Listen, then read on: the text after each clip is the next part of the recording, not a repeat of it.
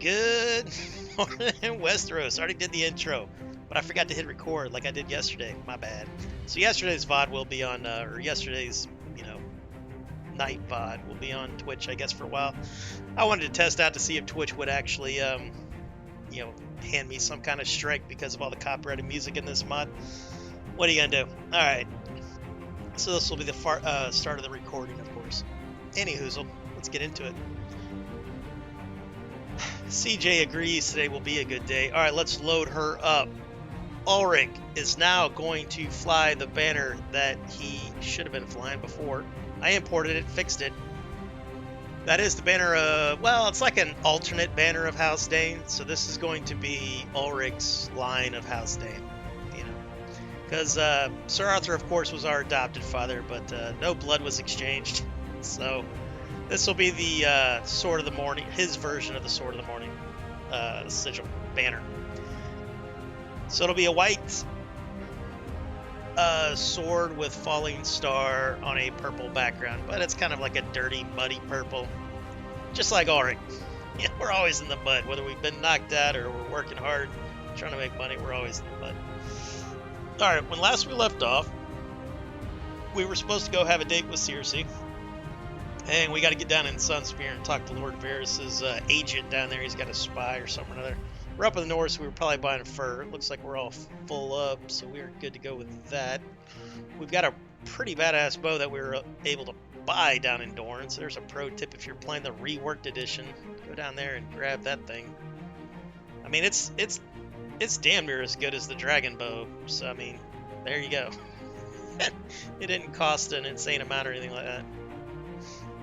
Alright, I believe I've upgraded all this stuff, right? Alright, so the heavy crossbow, I gotta get bolts.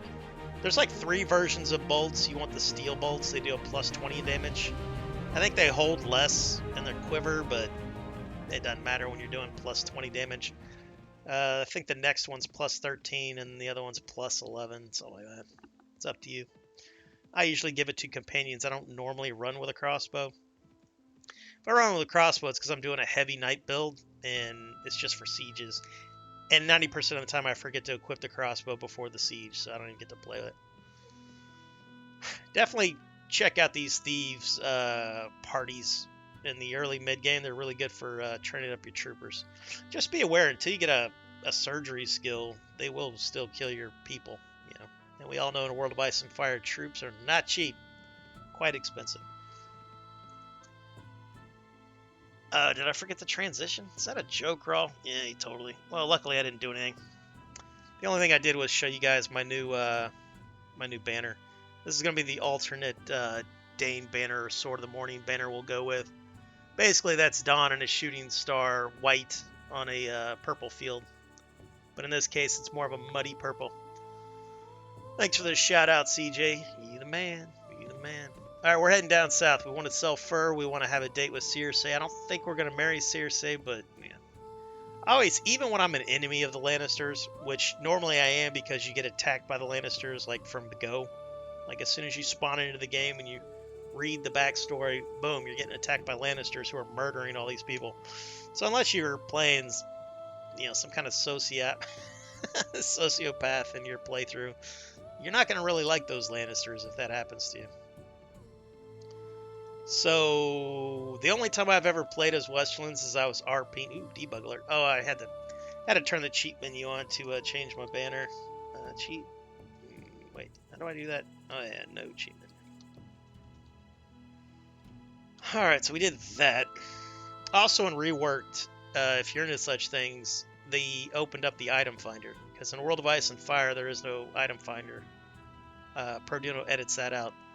But in Reworked, the item finder's there. So if you want to cheat yourself, all the gear, it's all you.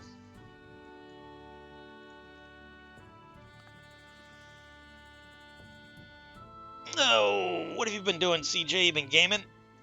If you have been, what have you been playing? Anything cool? We're all looking for new stuff. Bannerlord's got a new exciting mod everybody's excited about. It's kind of a sandboxy MMO thing where you can like farm and make money and play with people. We're definitely going to be checking that out.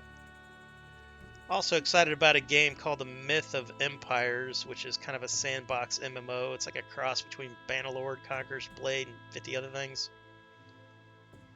Hopefully that's as... Because usually when they do an announcement for a sandbox MMO, by the time it comes out, it's not a sandbox any longer. Because theme park MMOs make more money. Actually, I think MMOs are almost going the way of the dodo. I don't think people are really into MMOs like they used to be. They like the arena, PvP games or what have you. I think it's because MMOs were kind of like the catch-all for digital social interaction, and now people have social media. So people that were playing, let's say, World of Warcraft just so they have somebody to chat with, now they're on like Twitter or Reddit or whatever.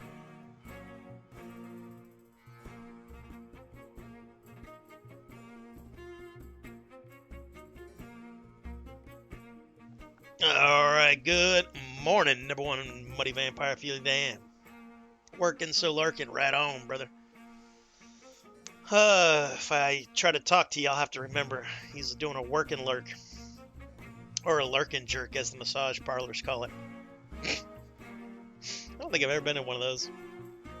Ones that would do that. Okay, we'll get there.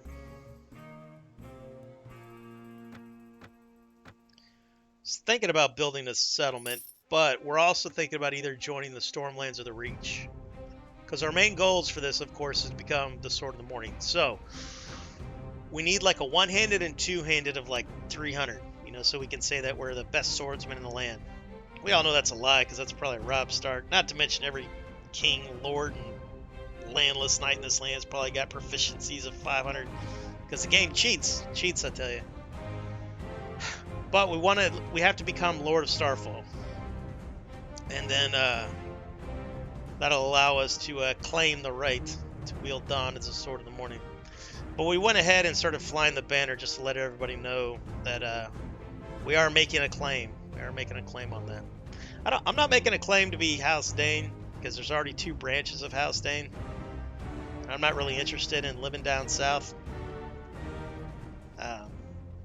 But we were raised at the court of Dane from the ages of like 4 to whatever our current age is. That's our backstory, of course. Alright, looks like they have not refreshed. We want to get a Mordau sword, or a heavy knightly greatsword.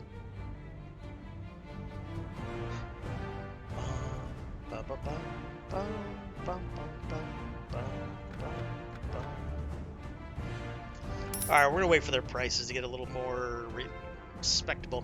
Tell you what I want to do. I want to go over here to the Westerlands and see how their economy's been doing. I want to grab some iron. I might take a taxi boat over to Lordsport, because they have a really good ironworks as well. I'm always at war with those guys, but that's because I'm usually north or Riverlands or something or another. Depending on what I'm in the mood for. Alright, so you can't get the good iron here. You can also get hides. So if you're willing to travel to Cohort, like once you get your ships, and you've got a decent ship skill, so your ships are faster than walking, it's not too horrible to take a bunch of hides over there. But what you'll need to do is get get yourself like a brewery or whatever, whichever one's the best in Cohort, and start stacking them, because they suffer like 800-900. So you won't be able to empty it all out. And then whenever you think about it, if you're over there near Cohort, because you'll go over there a couple times, especially if you're looking at Valerian weapons or whatever. But I'm not going to do that. There's really no need. It's just if you want to like switch it up, or if you're trying to do like a min-max trade route, I like to because I know guys, they break out the... All right, Padre Pran wants to talk about the Golden Tooth. Never thought I'd see that again. I used to serve my lord here. Tell me more. Sir Lorimore, a skilled man, but not a wise one. He used to train me every morning. I thought I'd be a knight one day under his tutelage. I'm sure my father would be proud of me now. Hell yeah. Don't you worry, Pod. We'll knight you once you've earned the right. Hell, we might knight Braun. You remember Braun? He was kicking ass. He didn't even have good skills, but he was laying waste to some baddies. But hey, what are you gonna do? That's Braun. All right, let's grab these guys. That'll up our morale. You don't get good loot from thieves, but you get a lot of it. It's the only party where you get a lot of loot.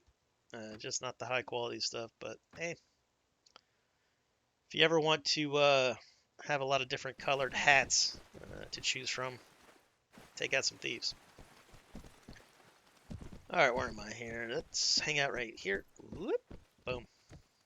And then I want you guys and you guys to do this, please. Bum, bum, bum, bum. Do I have skirmish?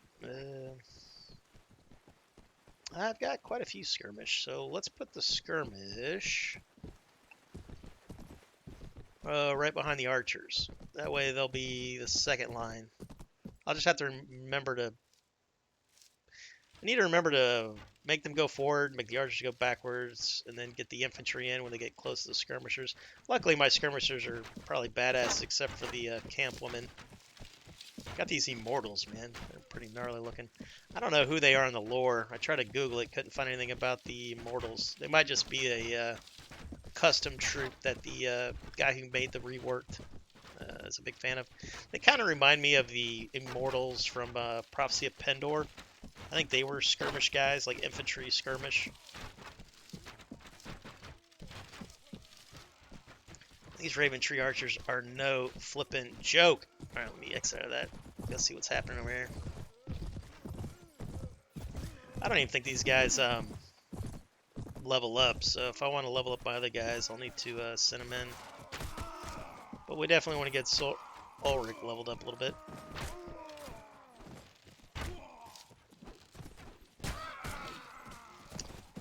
Well done.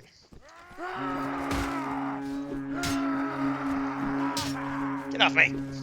Stupid thief, I'm giving orders. Can't you see I'm busy? That one tried to kill me. Did you see that? Not very nice of him. Does he not know who we are? I think he does. Or actually, he probably doesn't. Well, I think the legend of the Donkey Knight's getting around. Ooh, this guy found his confidence. I think I finally did put a point in horse archery. I don't normally like to do that. I like skills that help me out in all combat, not just one version. Oh, we went ahead and did it anyway. Whoop. Whoop.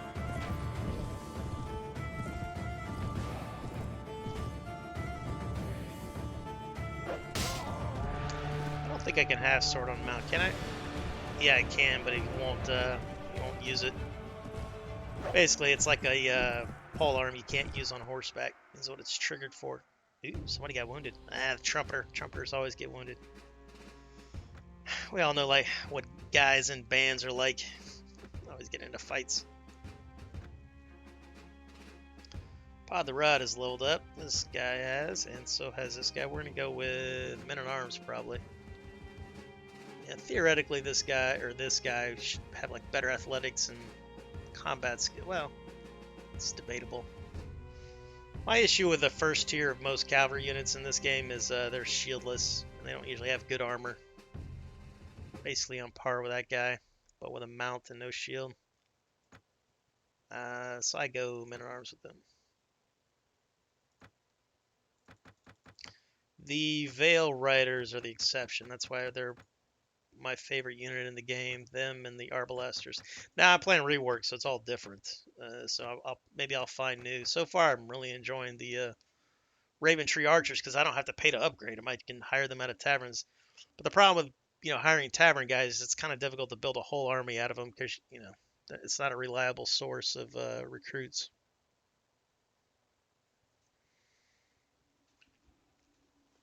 I don't think I read the Raven Tree Archer lore. Well, I remember reading something like whatever battle they were in, but I do know that that area was known for it, whatever those woods are called right there. I also think those woods are being fought over by two Riverland houses.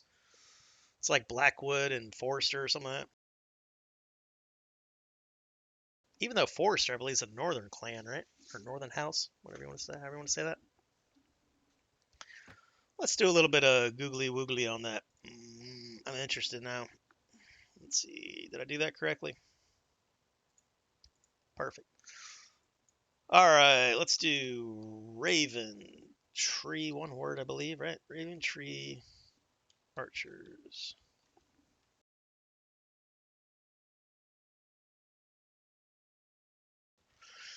So the first thing that comes up, of course, is a Clash of Kings. That's what I remember. I remember when I was playing a Clash of Kings, the Raven, because there I don't remember if you had to own the castle, but if you went there, you could hire, unique troops. There's a bunch of them. You had the real Lancers, White Harbor Knights, all the goodness. I believe White Harbor Knights are coming to World of Ice and Fire. They're already here, one or the other. So maybe Raven Tree Archers aren't necessarily a part of the lore. Maybe just the men from that area are known to be good archers. But Raven Tree Castle is part of some pretty heavy lore. Or I guess it's Raven Tree Hall. Apology. Oh, that's a cool looking hall. So you basically have the outside, crenellation walls or whatever, crenellated walls. And you got almost like a, 8-story, or not 8-story, 5-story longhouse. That looks pretty cool. Oh, let's see here. The Blackwoods made Raventree their seat in the Riverlands after they were driven from the Wolfswood. Okay, so the Blackwoods used to be a northern house, and then maybe they were driven from the Wolfswood by their nemesis. The Blackwoods claim that Raventree's great weirwood was poisoned by the Brackens. Oh, maybe it's the Brackens they didn't like, because the Brackens. The main thing I know about the Brackens was the fact that King Aerys slept with one of them, and that was the mother of Bittersteel. So Bittersteel was half Bracken, half Targaryen, and then he was also a part of the first Blackfire Rebellion because his half brother was Daemon Blackfire, the first Blackfire. Storm King Aerion III Durrandon married the daughter of Roderick Blackwood beneath Raventree's weirwood. I wonder if there's a weirwood in Raventree. There should be, right? Let's go check that out. All right, let's share the loot to get the morale boof. Boof. He said boof, not buff. Nah, words are overrated. I prefer the language of love. You guys want to see me speak in the language of love? Ooh, we upgraded. Nice. What do we got here? Attributes and skills. Looks like we were pumping all types of stuff. And do we want to do? And we probably want to take intelligence to 10 at least, because then I think at 10 or 11 we can read all the books. Yeah, let's do that. And then we're going to work on persuasion's a good one, but honestly, I don't really try to persuade people to do what I want until I know I've got a very high chance, regardless of my persuasion skill. We need inventory management. That's what we need. Because the bigger my army goes, the more food we'll need. And I don't have any, or nothing to speak of. Foraging. Foraging is really good. Especially when you start getting like armies that are like 3, 4, 5 plus 100. You need that stuff. I also need a 4 in Sailing Master because I need 7 ships at some point. 7 ships will allow you to sail 630 troops. Because the biggest boat is a cog, which holds a 90 per. What is that? That's charisma? It'll be a while. We will get charisma up. Once I hit in 12. I'm going to go. I need Power Strike 6 because I can't get through plate armor a lot. So I'm going to have to get strength up to 18.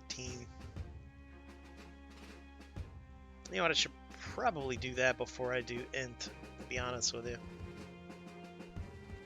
That'll put me at level 20 before I'm working on int, though. That's a long ways away. Ooh, tough choice, tough choice. Trainer, I should probably do trainer. Nah, inventory management and then trainer. Luckily, if you're doing a warrior build, inventory management is based off your strength attribute, which is amazing. Most times that's, I think, intelligence. Just super annoying if you're doing a warrior build. And then we're going to work on our two-handed, so when we wield Dawn. Luckily, Dawn's a bastard sword, so we can do either one. And then I can level up two-handed in like tournaments and what have you.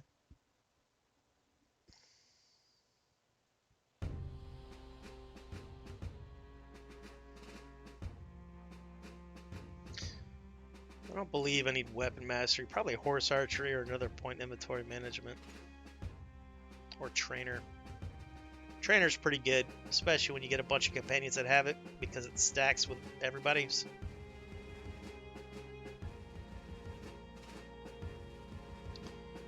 We want to be a great leader of men.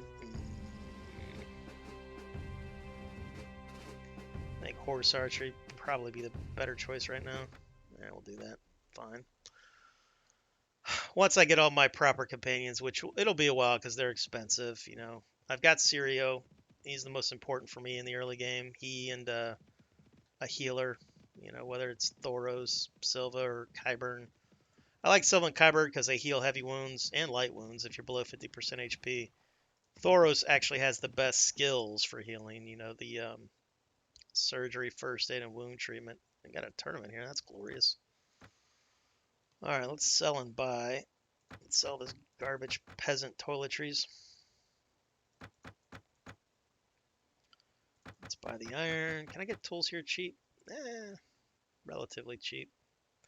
Hides. I tell you what, if hides are in every like village and town, this would be a good place to collect hides and then go sail them on over to Qohor. I kind of miss being able to get hides from cattle. That was a good time. Oh, you guys are just staring at that, aren't you? You're probably yelling at me too. I didn't look at chat. Apologies, apologies. Professional streamer. Luckily you guys weren't paying attention. Alright, good, good, good. Alright, you didn't see that. Alright, armor. What do you got for me? Anything new and groovy? Alright. Oh, I need bolts. Gotta remember to buy bolts. Alright, let's do this and that. A little bit of this. That's not gonna fit. This is all normal stuff. I would like to try out a poleaxe in a siege. But missile attacks are very damaging in sieges, so you kind of want to have a shield up. These are the crappiest of all bolts. They do have the most bolts in the quiver, but... Do you still call a bolt carrier a quiver, or does it have a different name? We're going to go ahead and buy it because it's cheap. Might as well.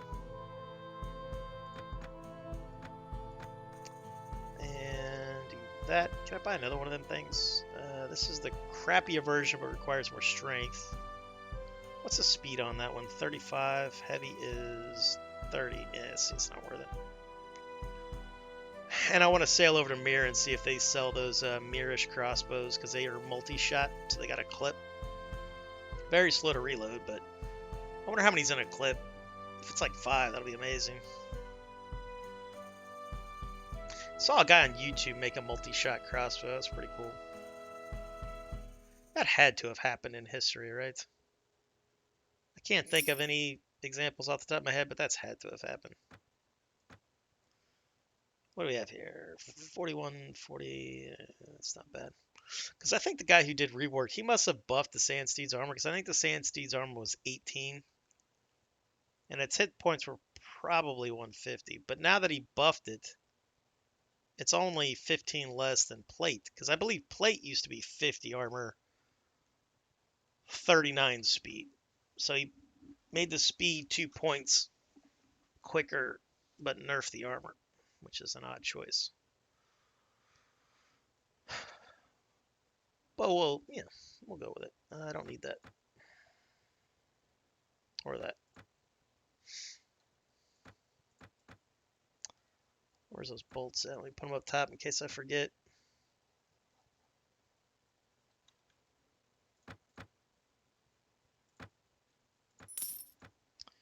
Now let's join the competition. Now this guy, I believe, used to be able to, or he used to be a prick. I don't know if he's got a dynamic personality off the top of my head. But we're gonna do the thing. You guys are probably still waking up, but we're gonna do a prediction anyway because it's fun. All right, will Sir Ulrick win the tourney? Oh yeah. Or hell no. You can bet raw bucks on that, which is cool. All right, I'll give you 2 minutes for that. Boom. I like these new prediction thingies. It's kind of fun.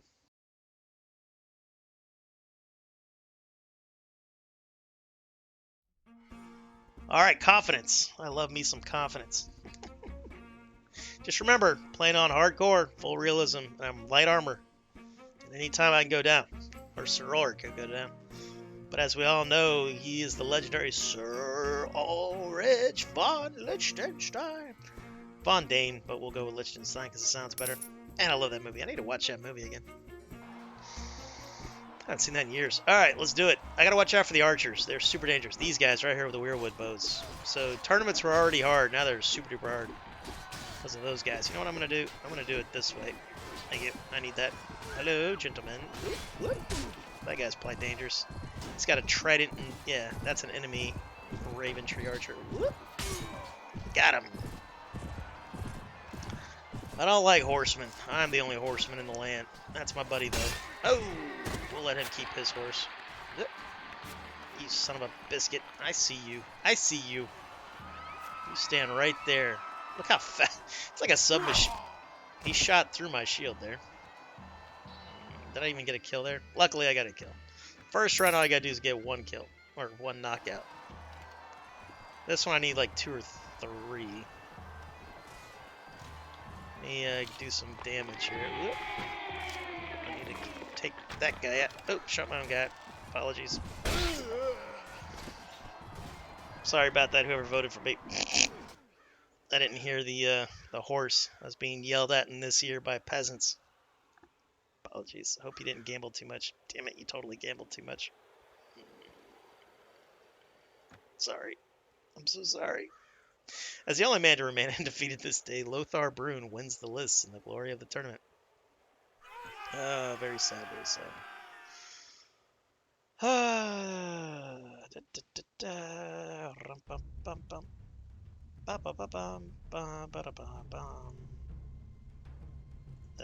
does this work? Are you sure hell no is the correct outcome? Yeah, it was definitely a hell no. Once you choose the outcome, viewers who have chosen the correct outcome will be awarded 2,994 channel points. You will not be able to reverse it. Well, I don't think anybody betted on the other one. So let's go back and go, oh yeah, yep. He who wins the fight chooses the history. Complete prediction. Nepotism. There you go. You lose no points. I think it goes by who bets against you too. So if you bet 3,000 and nobody else bets, you don't get anything.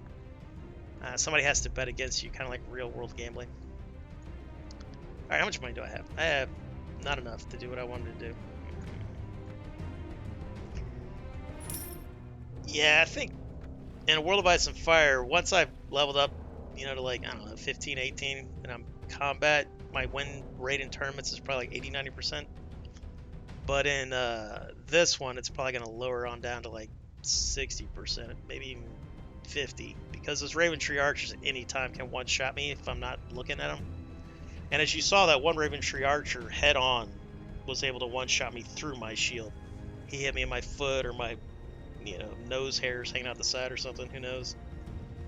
So yeah, those are not guaranteed for sure. I wonder if those guys probably spawn into Essos too, because the way the guy's got the tournaments now, he's got like the Raven Tree Archers and the Red Wine Knights. That's why I thought Lord Redwine was in that tournament. That wasn't Lord Redwine. It was a Redwine Knight.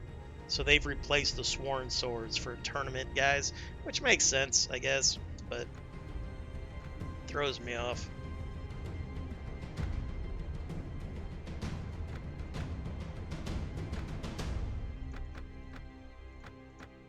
Do I have fish? I do have fish. Do I have grain? Yeah, bread. Glorious. All right, bought the iron. So the iron tool trade, FYI, is not too shabby if you're doing like a Westerlands run or whatever. Take it over to the Riverlands or over to the east. You'll do all right. Oh wow, we can buy the Kingsguard shield here. Missing an apostrophe there. Technically, you could call them the Kingsguard, and with the plural of kings, but if you say history, throughout history they've been their guards. That is that. That requires a strength of 11. I do want to oh, that's the arbalest. So that's going to do the most damage, but it's not the multi-shot. We want to get the Mirish multi-shot. It's got an accuracy of 100 though. Wonder what its shot speed is. Its shot speed's probably like 80 or more, because the regular crossbows had something like that back in World of Ice and Fire. So we'll keep an eye on such things. All right, I do want to buy these bolts though. These are the best bolts. I believe he increased their stack amount. I believe the plus 20 only had 20 in their quiver, but I guess I could be wrong. Hard to say. We'll go throw that in Gold Town until we can get one of them other ones. Ooh, that's a good one. I'd like to give that to Pod the Rod. Yeah, let's do that. Thank you. That'll be our crossbow until we get the ones that I really want. The light ones aren't bad, but they do cutting damage, so they don't pierce as well as the other ones do. So we'll hold off on that. Does anybody need that? I don't think so.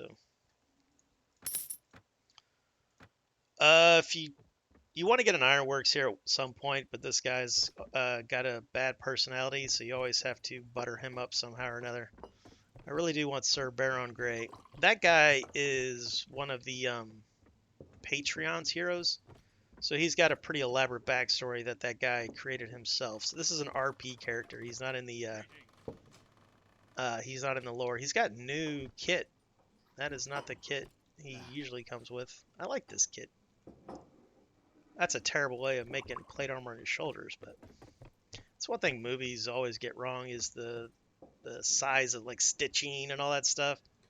It's like those people could sew back then better than probably modern seamstresses, because they did everything by hand and they did it for their entire lives. If you ever look at like old school medieval stitching, it's hard to find. Usually it's only like the super fancy dresses from some high lady, because that stuff goes bad, it rots. But it's very well done stitching. All right, Sir Baron Grey, let's have a chat. He says, I'm looking for a cowardly group of Dothraki that looted, raped, and murdered the tenants of my father's fief while under the banner of the Brave Companions. I don't know why Dothraki would have been under the banner of the Brave Companions around Derry in the Crown Lands of Westeros, but that's the lore, so we'll go with it. I've already cut down 6 of them, but they killed my horse, squire, and my father. Yeah, Dothraki would definitely kill all those people. Sir Garibald Grey the Fourth. So these guys were a vassal house to House Derry, and House Derry has the Castle Derry and the Crown Lands. Anyhoozle, they ran away. All right, sorry, I have not seen any Dothraki because I'm in Westeros, and what's her face hasn't raided yet or invaded. Baron says, I fear the bastards have gotten away. Apologies, my name is Sir Baron of House Grey. Well, greetings to you, sir. I intend to find the Brotherhood without banners to avenge the crimes against House Grey and House Derry. So that means he wants to attack the Brotherhood without banners. Interesting. There also needs to be a space right here. I'll have to fix that. Screenshot. Good to know. I don't suppose you have seen the Brotherhood without banners or know where I can find them. I see them all the time. But in fact, I think one of them's in my party. He says, I may not be able to get revenge for my family's tenants, but if you pay me enough stags, I could ensure they can buy enough supplies to get back on their feet. See, I like that. I like that, because you always have to pay your companions gold, to hire or whatever. I like it when they are using the gold for that kind of stuff. It's pretty nifty. He needs 9,000, because some guys are like, hey, I drank and slept with prostitutes. I need 25,000 stags. It's like, how many drinks and prostitutes did you go through, friend? All right, it's a hefty sum, but a knightly deed's a knightly deed. All right, he says, give him a few moments, and he will prepare to move. He's a pretty good bowman. Pretty good bowman. He's not an guy, of course, but he's got some good support skills as well. Let's see, what does he got? Oh, well, the only thing we're currently going to be using him for is first aid. That means my other companions beat him out on the other ones. It just kind of depends on who you get. But he should be all right. We'll give him something fancy. I could technically give him the dragon bow because your companions won't lose equipped items.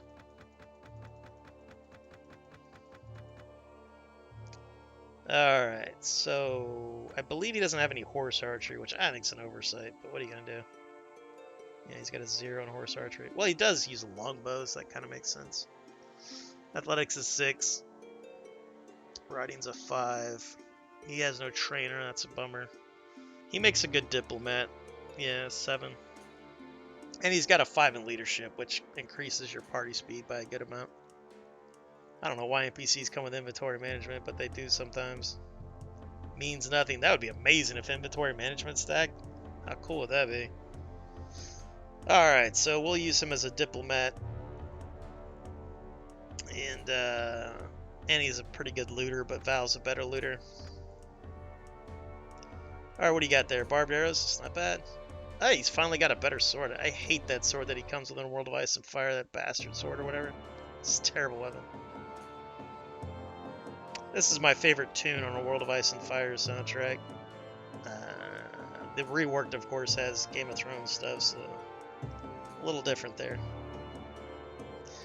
So if I give you a horse, he won't be able to use his bow, so I have to either... You know what I'm going to do? I'm going to go buy him that composite bow, and then I'll throw him on a horse. He doesn't have horse archer, but what are you going to do? Alright, Baron, for now, you're going to be in the archer line. Boom. And then Padara needs a little bit of an upgrade. Alright, Padara, let's get you up to strength. I should give you leadership as well to help out the party. Let's do that for now. Because theoretically, you could do that. Just pump charisma and then pump leadership and entertainment. Entertainment, what it does with your companions is when you lose morale because of fatigue, when you wait in a town, every morning you get a bump to morale.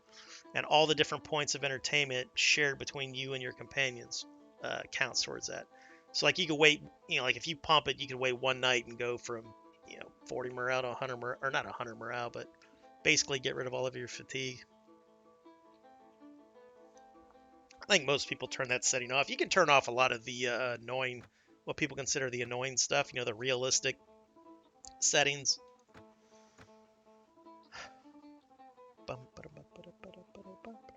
This is probably my favorite non-Game of Thrones soundtrack on Reworked right here. Or not soundtrack, song on the soundtrack. What is the name of this ditty? I had it saved somewhere. Where did I have that saved? Custom or music? Somewhere. Let's try custom. Where would I have put it here?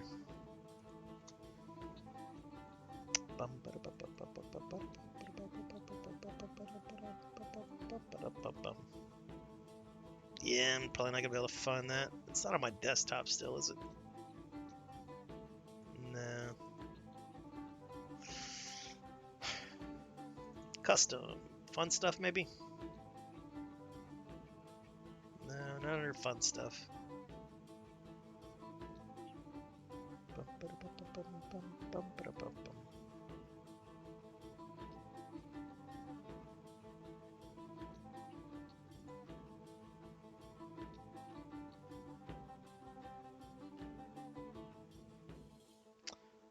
Which video was this?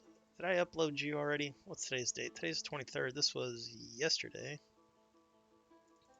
Hold on a second. Let me see if I uploaded this video. Oh, my screen crashed. Apologies. Let's mute this for a second.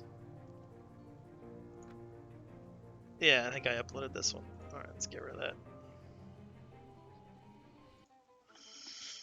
Oh, don't want to lose footage, man. We want to get the entirety of Sir Ulrich's playthrough. Because I always regretted not getting Captain Agor's playthrough going. Alright, whatever. Oh, you know what? I could probably go through my messages on ModDB, because I think that's where I talked to the guy. I believe it was ModDB. Alright, ModDB reworked. And I probably got it on one of my playlists on YouTube as well. There's nothing worse than listening to a ditty type song, one without any lyrics, and then trying to Google and find it. It's so hard. I've done that on a few. There's been a few warband mods to where I was trying to find the song. There's this one video. It's this weird video of a guy getting a scalp massage on YouTube, and it has this crazy song in the background, and I have no idea, because it's probably an Israeli song or something. And there's no way to get the answer to that.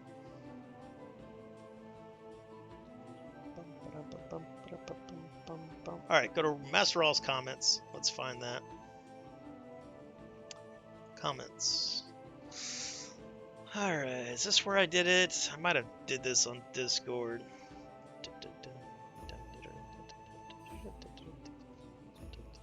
Yeah, it must have been Discord where I private messaged him. Yeah, it's hard to say. All right, let's go to YouTube. Let's go to this. Let's do, hopefully I just threw it in music. Sometimes I like to put it in other places. What do we got here? Nope, nope, nope. Not that. That makes me sad. Where else would I have put it? Fun stuff, maybe. Cool stuff. Negative, Red Leader. You know what? I don't even think I went to YouTube to find it. I think I just downloaded the file and put it somewhere. That's very sad. Because I'll listen to that thing 10 times in a row, just put on a repeat. Scratch the itch. And we'll hold off on that. All right, enough of that. Did I do all the things I need to do here? I do believe so. Boom, and boom, and boom.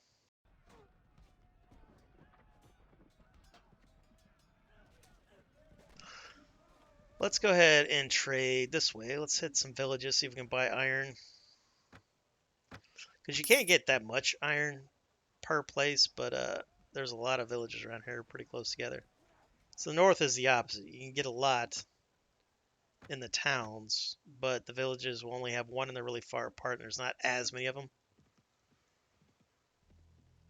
So you can do that. That's also a gold mine there. You can take prisoners there and turn them into basically slaves. You lose a little bit of reputation every week, but you can easily counteract that.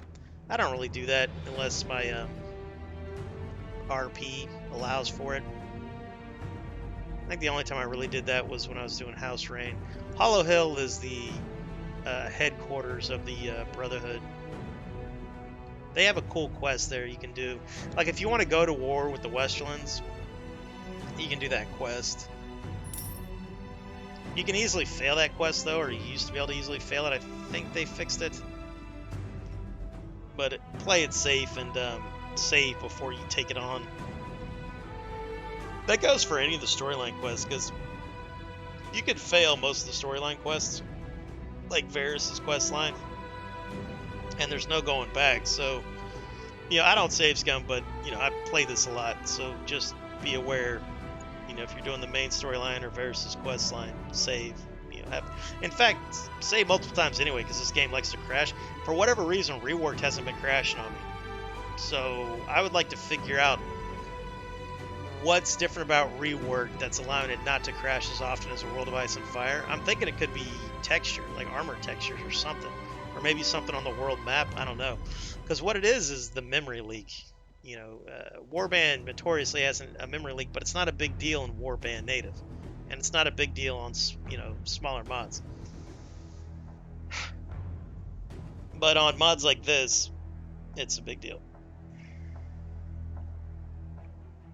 I think the worst for me is Sieging, King's Landing, or Lease. Lease is a really bad one for crashes. Or Lice. Lease or Lice. It's not a very good price. Sell the salt. And then buy absolutely nothing.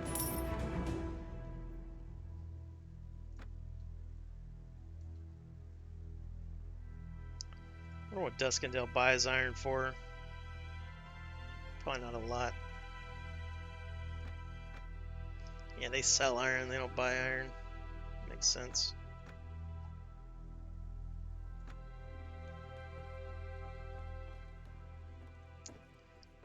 We got Dirk again. We keep seeing Dirk. I don't know what it is, but you end up seeing like the same companion over and over again, and there's, you know, half a dozen other companions you never see. There's random, of course, but it feels like that. Because sometimes the people that travel from taverns, it does feel like they're kind of following the player along.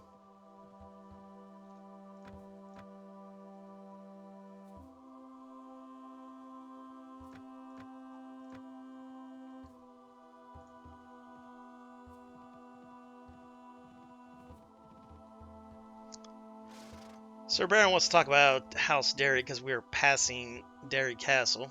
He says, my family owes allegiance to House Derry, though recent events have released me from my oath. I don't see why the events that happened would have released him from his oath. I guess because House Derry wasn't able to protect his house and all that kind of stuff. Anywho, the Lannisters started this war by letting Sir Gregor Clegane, the Mountain, ravage my families and our liege lords, Raymond Derry. Wait a minute, what? Letting him ravage my families and our liege lords, Raymond Derry, land. I don't know what that... Oh, fine, whatever. I intend to fight until I get justice and as long as I can continue to provide for my tenants. I used to care about my personal honor, and then I saw what the brave companions did to my family's tenants. I now know what should matter to a knight. I always try to get Baron Grey a castle, you know, for him and his tenants. Most times I get that done.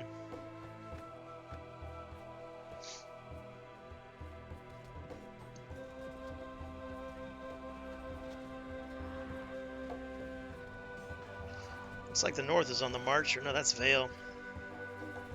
What are you Brohams up to? They are currently at war with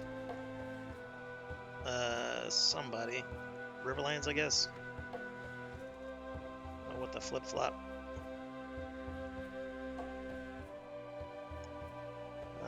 Why is Saltpan's not telling me stuff? Fine. Do it this way. Riverlands, yeah. Because, of course, I turned Static Wars off a couple weeks after the Red Wedding, give or take. Usually about a month after. And this one, I think I waited 2.5 weeks, turned it off. Because that's the end of the Song of Ice and Fire part of the story, or the Game of Thrones part of the story. Other than, like, Varys' quest line.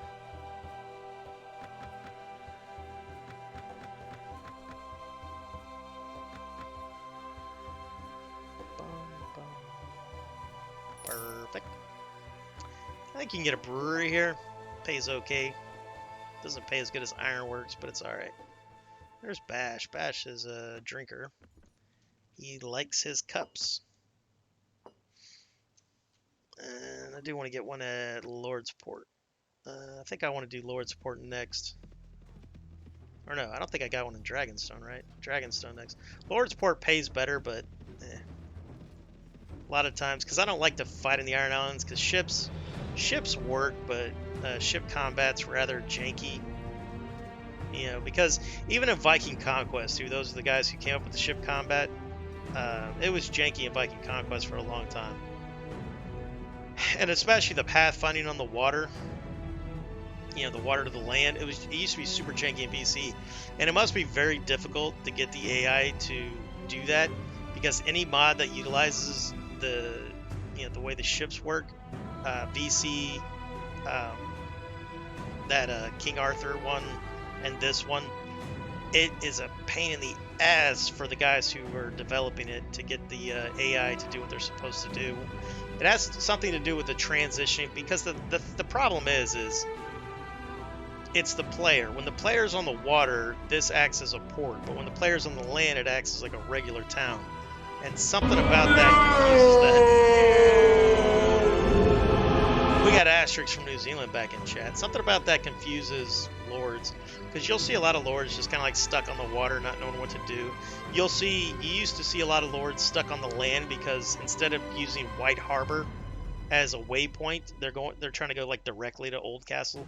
So even the player, if the player's on the water and he clicks Old Castle, it'll go right there in a straight line and then get stuck on the land.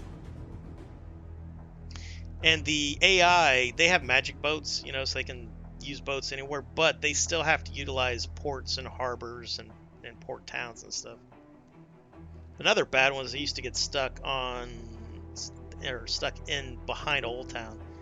You used to see like 20 lords stuck in this waterway here, and they couldn't get out, which is really annoying. I think that's been tweaked at least half a dozen times. Empower says, I'll take what does the game say to ship movement for 1,000, Alec? What does the ship say? Boom, boom, boom, boom. Good morning to you guys. Or good afternoon, I guess. It's afternoon for me now. Westland still owns Grey Water Watch. Let's go to Barrowtown. Actually, no, let's go to Castle Black and get rid of these guys. Send them to the wall where they belong. Ooh, we got some more future Night's Watch. Some people call you thieves. I call you Night's Watch recruits. How goes it, friend? Let's do the dance of men. And not the fun kind of dance. Well, I guess it could be fun for some people. Alright, ladies and gentlemen, let's line her up.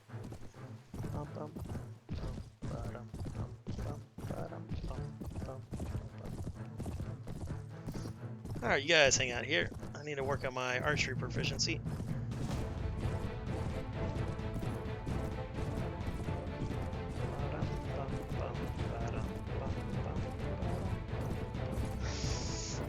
Greetings, fellow Night's Watch recruits.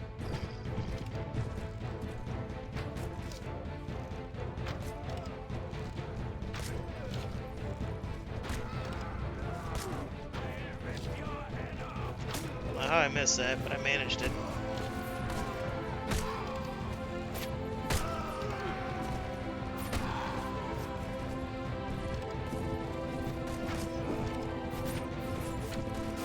There you go. Now we're talking.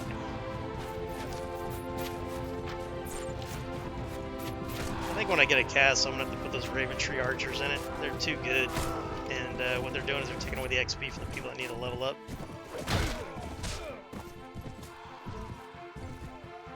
Alright, you guys and you guys advance. And then skirmishers, go ahead and advance.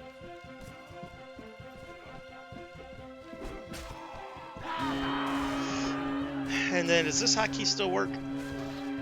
Skirmishers avoid melee. Perfect. F8 is a hotkey for the skirmish command, meaning they'll charge, but they won't engage in melee combat, theoretically. Sometimes it works, sometimes it doesn't. Let's see. Why aren't you a skirmisher? You're supposed to be a skirmisher. She's in the infantry. I guess she doesn't have any rocks. Huh. Usually even the tier 1 women, or peasant women, had rocks, which automatically triggers them for skirmish. How you doing, Empire? What are you playing? What are you doing? You working? I think most guys are lurking and working. Greetings, fellow Night's Watch recruit. That one died. That's sad. Who are we chasing? Somebody stuck on the wall? Is that what's going on? A lot of battle scenes have the glitchy walls, so the bad guys can't get out. Or they get stuck on trees or rocks like that. Hello? Managed to split the uprights there twice. I'm just gonna shoot you in the man boobs.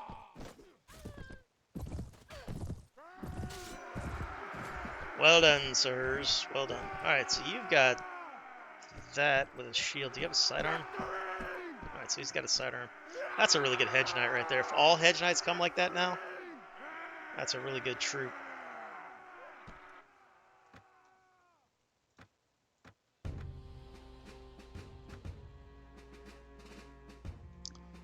Let's give that hood to Sir Baron. And then, because he's an archer, so I'll try to find him a nice, probably the hat that I'm wearing. Baron doesn't like Kyburn, so we're going to support him on that. I usually just kind of support whoever's talking, just to shit him up, move him on.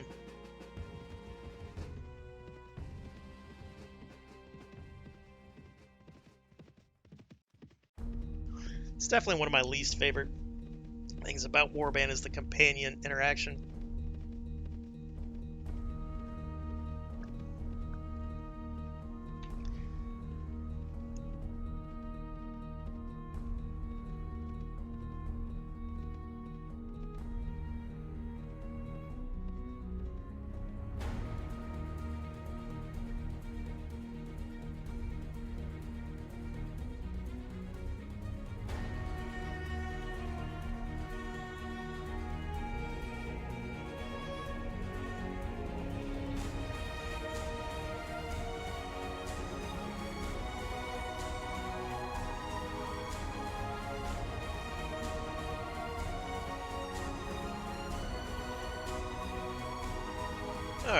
A little bit of a coughing attack. Sorry about that. I think I muted that in time.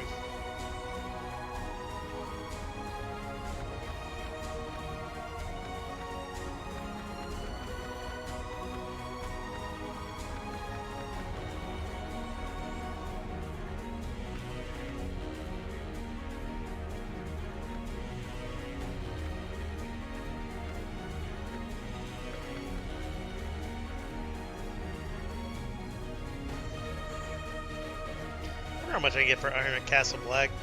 We're gonna keep one. This music, it's from this mod, right? Oh yeah. This is the loud one. Some you can barely hear. This one doesn't have that issue. That's a pro tip for anybody importing music into mods. Level that music out, man, so you're not constantly having to futz with it.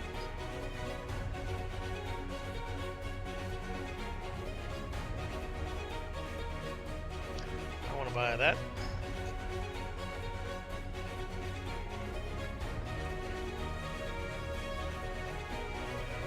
I think I want to buy that one as well.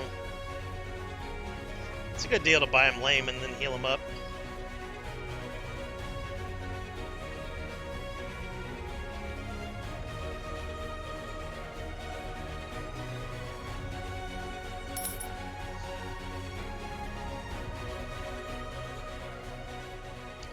Alright, we can just run these guys over to Owen here. Hey Owen, how's it going? I got some men for the wall for you. Says the Night's Watch will be thankful for it. Right on. You know, I don't make a lot with the thieves, but, you know, 1734 is 1734. I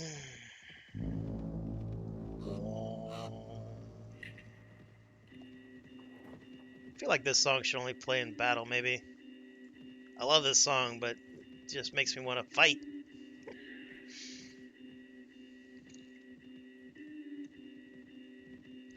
Where are you guys heading to? Winterfell?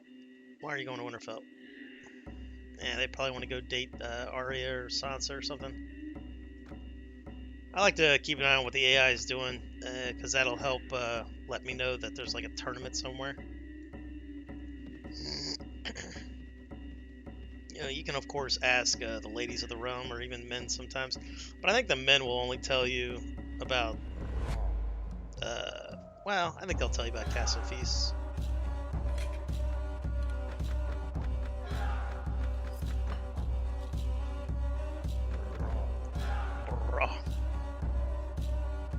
How much for taxi boat? I got a lot of guys.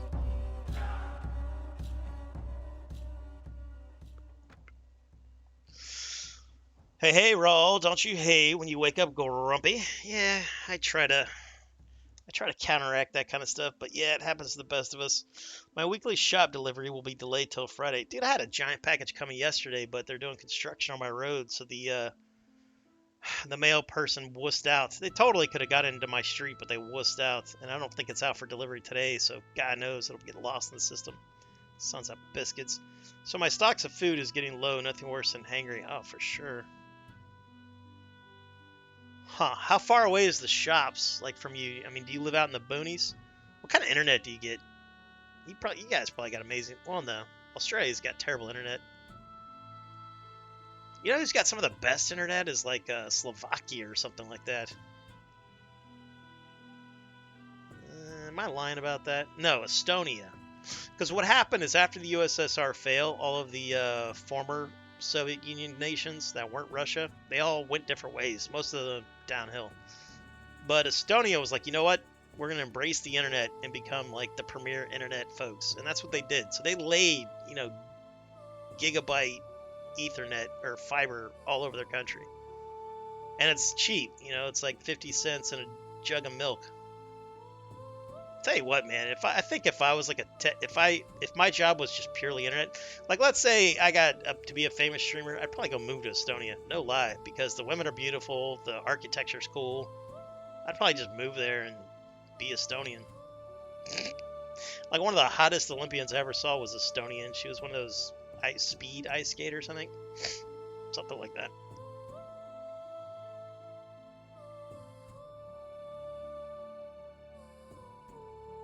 I mean, as it is, the only thing that keeps me where I'm at is like family and friends that I grew up with. Ba, ba, ba, ba. Ba, ba, ba, ba. But I hope you get your package, man. Can you order other stuff? Do you have like an Uber Eats type scenario? Except for when the whole country got hacked and shut down for a few years ago. Yeah. But that was the government, right? That wasn't like, well, I don't know. Did they hack their internet infrastructure? Is that what it was? That was basically just Russia being. Russia is like that crazy ex-girlfriend or boyfriend. You know, they don't handle breakup well, and so they're constantly trolling their former spouses. Oh man, what a shit government that is. I'm not a big fan of any government, to be honest with you. I understand the need of government, but oh man. You'd think we would have moved past a lot of what still happens, but we are nowhere near. Like that coup that just happened in Myanmar. It's like, what the fuck, man? Are you jossing me? Ugh, what a gross situation. I think the Russians, no, they weren't suspected. They did it. That was a state-sponsored hack. They're constantly doing. I mean, that is the future of spycraft, right? Why train agents and fly them over when you can just figure out how to hack into them? New Zealand almost finished their fiber rollout, just connecting the last Wop Wop towns. What's the slang Wop Wop stand for? It's not that easy getting food at the weekly shop. I budgeted for it, like 60% of my fixed income. Is that because you're on an island? Like all food's expensive? Like anything you have to import, so food, fuel. Because Alaska's like that, even though Alaska's not really a island, it's basically an island because Canada doesn't really count. I kid the Maple Leafs. But yeah, up there I had a couple buddies, or I had one buddy and then his family, and they were talking about the cost of things up there. The worst is if you live in like the far north of Alaska, in one of those places you can't even drive to. They have to like fly Cessnas and stuff to you. It's super expensive there. But you'll get paid like, $30 an hour to be the, McDonald's person, or the, like a job here to where you'd be making less than $10 an hour. Up there you're making like $30 an hour, so that helps counteract it. And then they have, natural gas. And I think if you're Alaskan, you get a payment from the government, or not the government, but the state, for the oil. But they haven't been getting very good payments because, oil's been crashed for a while.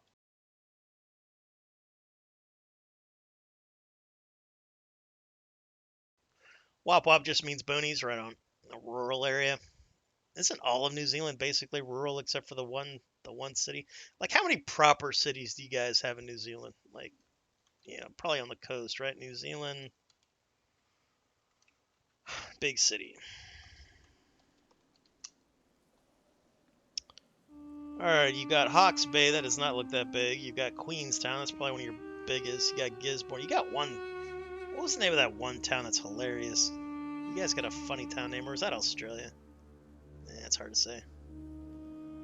Wakatan, Warra, Dunedin, Rotorua, or Rotorua, Wanganal, Masterton, New Plymouth, Colonists. I don't know, you got quite a few. More than I thought.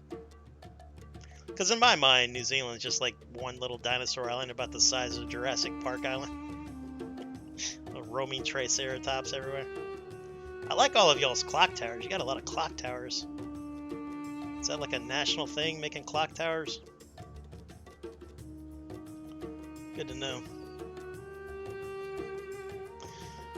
Empire says, I like the capital of Alaska. I have to fly into it. That and bad government spending controls. I mean, hell, the population of Alaska is what, like 300,000 people, 400,000 people? I got more people in my county than I think y'all got in your entire state, or not your state, but Alaska. We overproduce, so food is kind of seasonal. That's interesting. What I'm saying is I do one big shop a week, then spatter in small stuff when needed. My bulk buyer 3 days late. What I want to do is live in a walking city. Like my buddy who lives in the Netherlands, he lives in a large village, I guess. It's like south of Amsterdam. It's a really like medieval looking place. It's beautiful.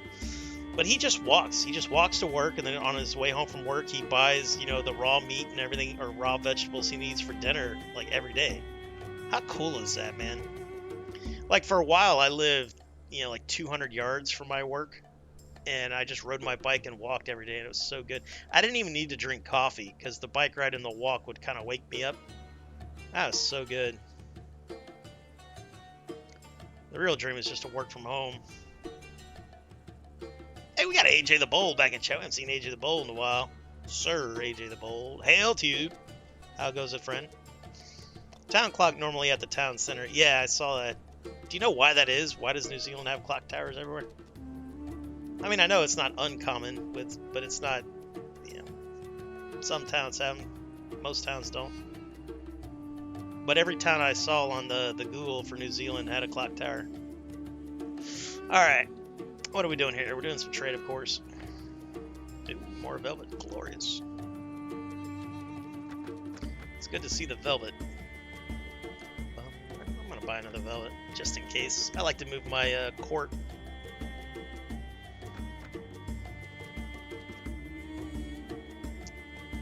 Alright, do I have all of that stuff? Yeah, we got all that stuff.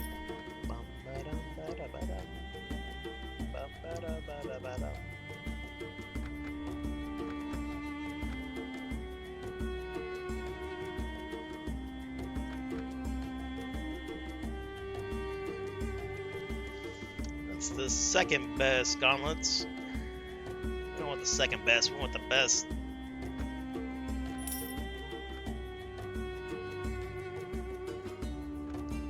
Alright, let's go to Dragon's. I may or may not have enough to go to Dragonstone. Well, I have enough to get there, but I'm saying, like, to buy the ironworks.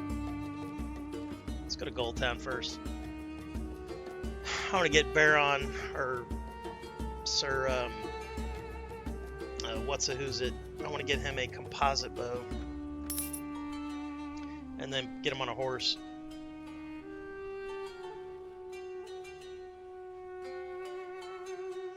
Town clock before the internet. You set your watch to the town clock. Right on. That makes sense. So that's probably what that is. Like any town older than, like, you know how banks used to always have the clock and the temperature? Well, they still do. So it would have been before that. So before that time, you know, towns probably would do the clock tower thing. Because in the United States, our towns built out, you know, not up, like old world. In the old world, they built up more than out. But in my country, most of our cities, of course, would be considered like modern cities. So having a clock tower at the town center is not going to help the majority of the population. All right, we got a competition. Ooh, sweet, sweet. Lost our last one, made me sad. Some damn archers, man. They are no joke in this reworked edition. No joke, I tell you.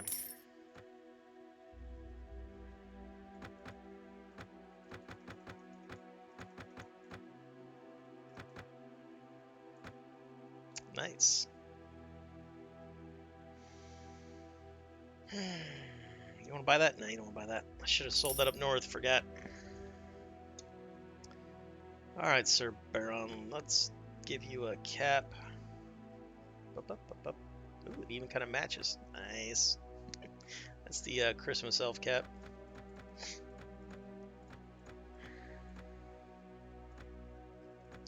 All right, let's go talk to the Master Smith right here and drop some stuff off and see if I can't kid anybody out. All right, Baron could probably use that, possibly. I could give somebody that thing. I could give Baron the strongbow. I could also give him the dragon bone bow, but that was a gift from Sir Arthur Dane to us in his will, I guess. I forgot that I had it in the game. I think I was testing it out if the guy fixed it. He did not. Let's give this to Pod the Rod. Or Val, maybe Val. That would affect her power throw, though. And then I'll give him these large botkins. Does Val want a polearm? I don't believe so. I could give that to Kyburn, but I don't remember if I gave Kyburn a 10 in strength. I may have. Is that 44C? I can get this up to like 38P maybe, or not 38P. I could probably get this up to 36P. Very slow speed rating. It's got a 99 accuracy, but on a horseback, you won't be that accurate anywhere. I don't remember what its shot speed was off the top of my head. I think it's less than a longbow.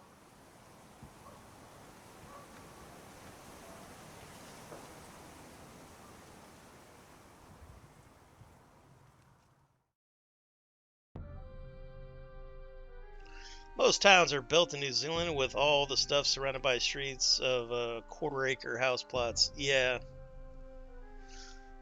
Yeah, from what I saw on Google, a lot of the towns look like, large villages, I guess. We have towns similar to that, like up north in rural type areas. Like my sister, her family lives in a rural town, and it looks like that. And I think they have a clock tower. Or that might be the bank. Something like that. I don't go to that town often because it's close. It's like an hour drive to get to like a really big proper city. And it's a 45-minute drive to get to their, like local town because they live way out in the country. So we just go to the big one a lot of times. Then like every center of those subdivisions may have a corner shop, hairdresser and stuff. Yeah. All right, let's do a prediction. Will Sir Ulrick win the tourney? Let's go with that one. You have two choices. You have to gamble for this one. So we're going to start the prediction. Boom. All right, let me make sure my kit's proper. Proper enough. Let's ride. 3 teams with 3 fighters each. Round 1 fight. Okay. Luckily, they're archers on horseback, so he can't use his weirwood bow because he's on horseback. We're going to keep him on his horse. Get off that horse. Only I get a horse. Alright, is that my archer or your archer? Let's go figure that out. He's the most dangerous to me right now. Are you bad guys or good guys? You're bad guys. Yeah. I'd like to introduce you to this bad guy over here. I think you're on the same team. Possibly. A lot of these scum suckers, man. These red wine knights are everywhere. Alright, so he is against them. So we'll introduce him to this guy over here. Let them fight it out. I'm going to hit that guy in his stupid horse face.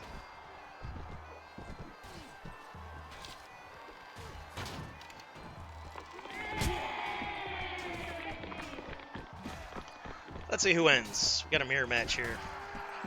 Or no, we don't. That's one of the unique named guys. That was Lord Piper. Or A Piper. I don't think it was Lord Piper.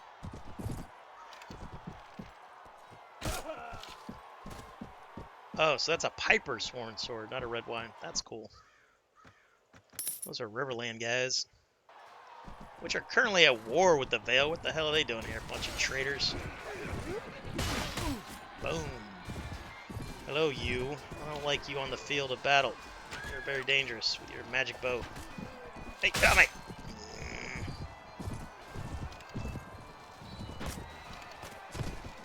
Try to hit me in the back. What do you think this is? It's a Mormont, man. I'm stuck. I'm going down. Going down. Run away. Run away. All right, let's see who wins out of these two cats. Keep an eye. Ooh, one shot. Perfect. Very satisfying. What are you guys up to? Having fun? Doing stuff and things? Don't know who's who. I think that's my buddy on the right. Come on, we believe in you, sir. We believe in you. That was close. Oop, don't do that. Oop. Oop. Well done. Let's half sword his ass. Got him. I like that half swording. Works well. Adds 10% to my Pearson action. Just like prom night. AJ hates that joke. Round 2 or 3. Can't remember. Ammo.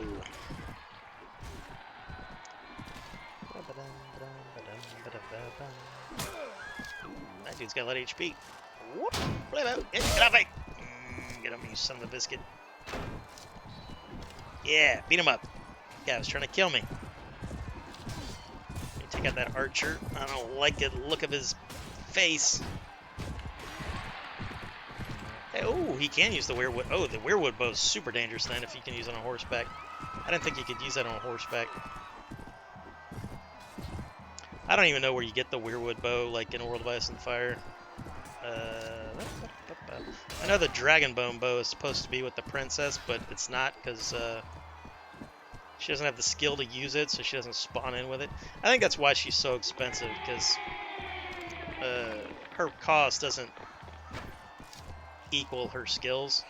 I always thought it's just because she's a princess and she has like a inflated idea of self.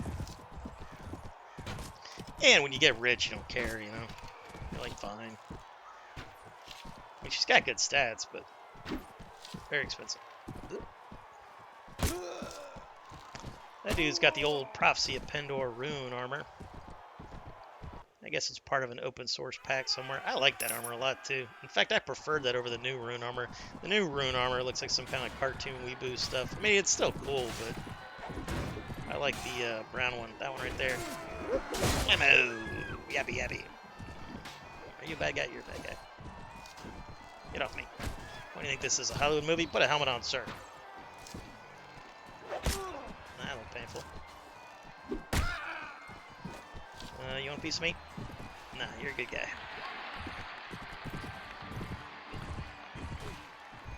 Who's who? You are my buddy, so we'll shoot that guy in the back. Nah, you guys got that.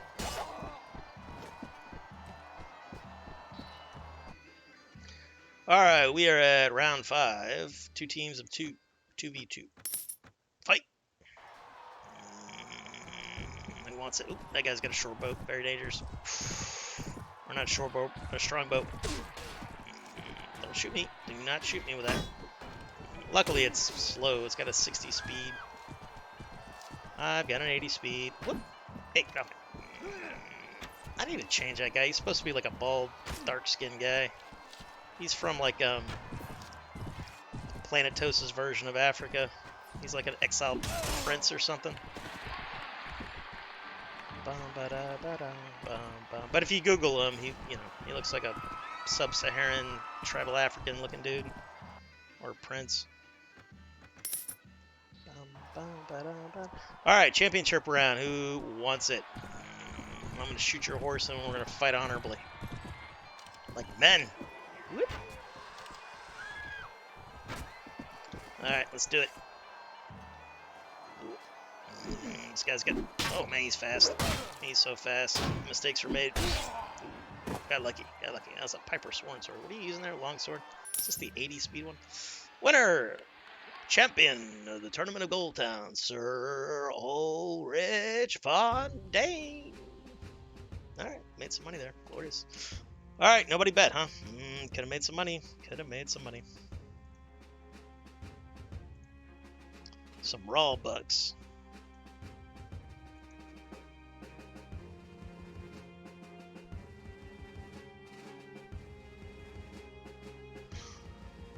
Oh, let's see here. Well, no, somebody bet. Asterix bet. Good for you, Asterix. Good for you. Or no, you said hell no. Eat it. Eat it, Asterix. But I have to say, the month I spent in Hong Kong back in 2010, I liked the apartment I had. I love the small apartments in East Asia, like Japan. I love the idea of those pod apartments. You know, cleaning your apartment will take you 30 seconds. You know, just spray some cleaner, wipe it down, dust a little bit, boom. I mean, I would need a little bit of a bit. You know, like tiny homes. You know, tiny homes was a thing. I could totally live in a tiny home. The problem is a lot of laws, especially my state, they passed to where you can't build a tiny home. Like, even if you have an acre of land somewhere, you buy a plot in a neighborhood, they won't let you build a tiny home. You have to build, you know, so many square footage, which I'm like, what kind of bullshit law is that? What construction company got that law passed in 1940? Go fuck yourself. Got me saying, oh man, R-rated today, I tell you. Did someone say Texas? Hell yeah, we said Texas. Welcome back in hail to you, Texas. Wait, can you marry female lords? You can now. You didn't used to. Now you can. It's buggy though. You basically are the lady in the relationship. Your wife will wear the pants in the family. It's like if you play as a female and marry a lord, it has that kind of stuff going on. The reason for that is because in Viking Conquest, you couldn't marry lady lords because there were none, and you couldn't marry your companions. It's the only Mountain Blade module that doesn't allow you to marry companions, because even in native you can marry your companions. My first wife in Warband was that blonde lady. You know, your blonde lady companion, the Nord, whatever the heck. And she sucked to marry her too, because she was always running around getting herself caught, and she's got a bad personality. Or not bad, I think it's like, you know, a martial personality. I believe she abandoned me once, and I tried to figure out a way to divorce her. I was gonna Henry VIII her ass. Man, never again will I marry thy woman. Oh. Empower says only one could bet. Well, if you guys want to bet, I can unmod you. I don't know why mods can't bet. That is stupid. I wonder if there's a way to fix that in the settings somewhere. Why the hell can't mods bet? You're being punished for doing a saintly job. But I don't think Asterix lost points since no one took. Yeah, you have to have a. So if you're the only one betting, you don't get anything. Yeah, whatever. I guess what that does, that keeps me from just giving you guys raw bucks, because I could just give you raw bucks. I could be like, hey, I'm gonna hit this, bet everything you got, and then you guys would have like billions of raw bucks. That's why they do that. Brrr.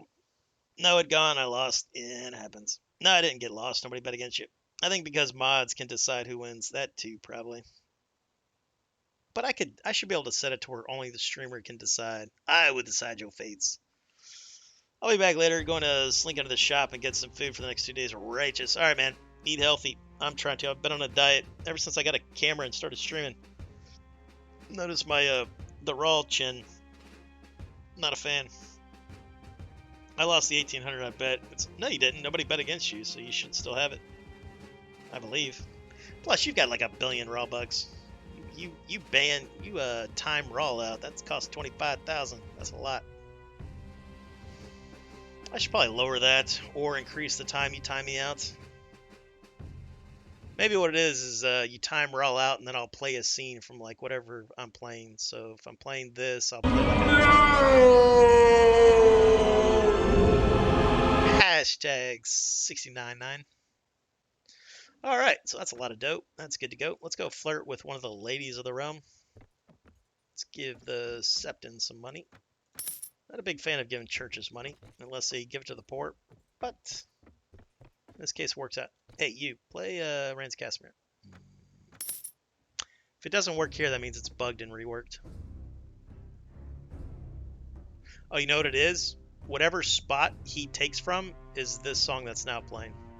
Not Rand's Casimir. Makes me sad. Because the guy did redo the soundtrack in this. Hello, madam. I'd like to dedicate the tournament to you. I believe you're married. Is there any feasts going on? The Reach, Cider Hall, Iron Islands, Night's Watch. I might make it to Cider Hall because I don't think the Reach is at war with anyone. Yeah, I might be able to make it there. Alright. Do you need help? No. Can you help me? Who is that? Red Fort? I don't care about Red Fort. I don't care about Royce. I think Keg Rocks. I only care about guys if they own a town, because then I need to get at least a 0 relation with them to get a workshop. Also, when I join a faction, I should be able to start buying acreage, which is very nice. I could have bought acreage if I chose a faction that actually owned land, but I chose Valerian for the RP. I'd like to go to Dragonstone, Sir Shipwright. Thank you.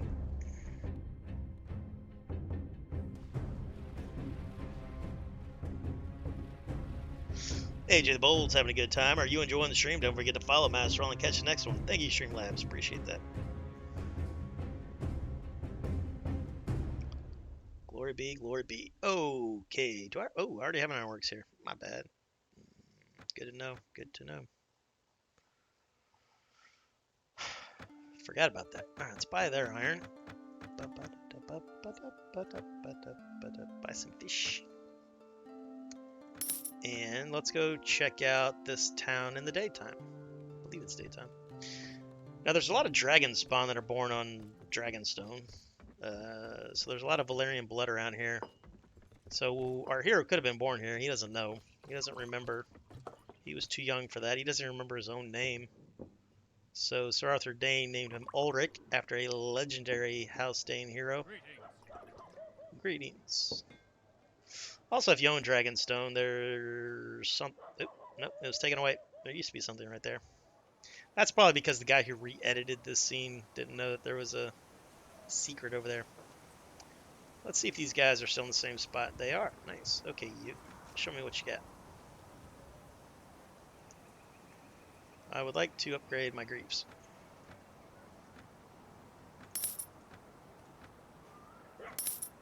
How much for Lordly? That's a lot. How much for this? That's a lot. I think I'm just going to stick with Reinforced. It's kind of a waste of money to go Lordly until money means nothing to me. Alright, let's do the Bourgeonet, or Bourgeonet, however you want to say that.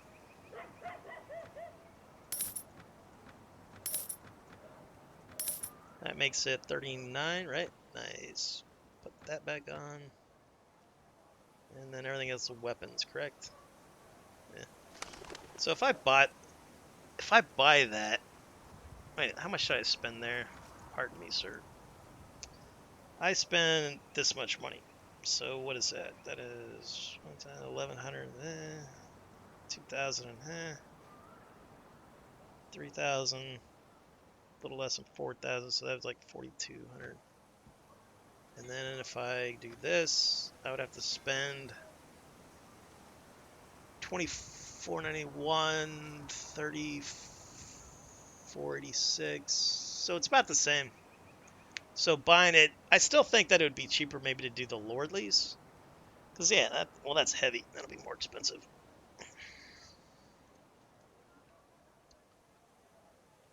So let's buy this for 2491. And then turn it into normal. That was cheaper overall, I think. But this one I think this one was more damaged. Let's see if my math was right there.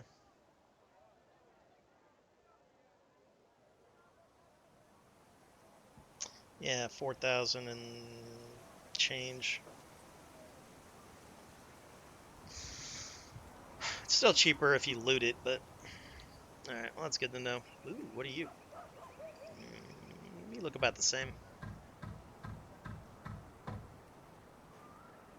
So this area is pretty much unchanged, but this area was fine. Alright, you. I would like to upgrade... No, I can't upgrade these, right?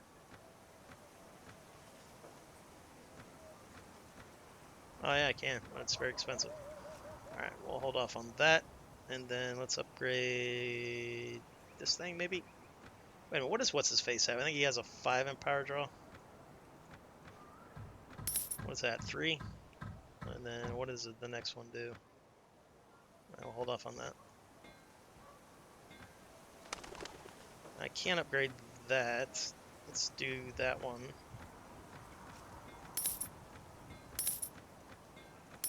I wonder if it goes heavy. No, it doesn't go heavy. Balance is better anyway.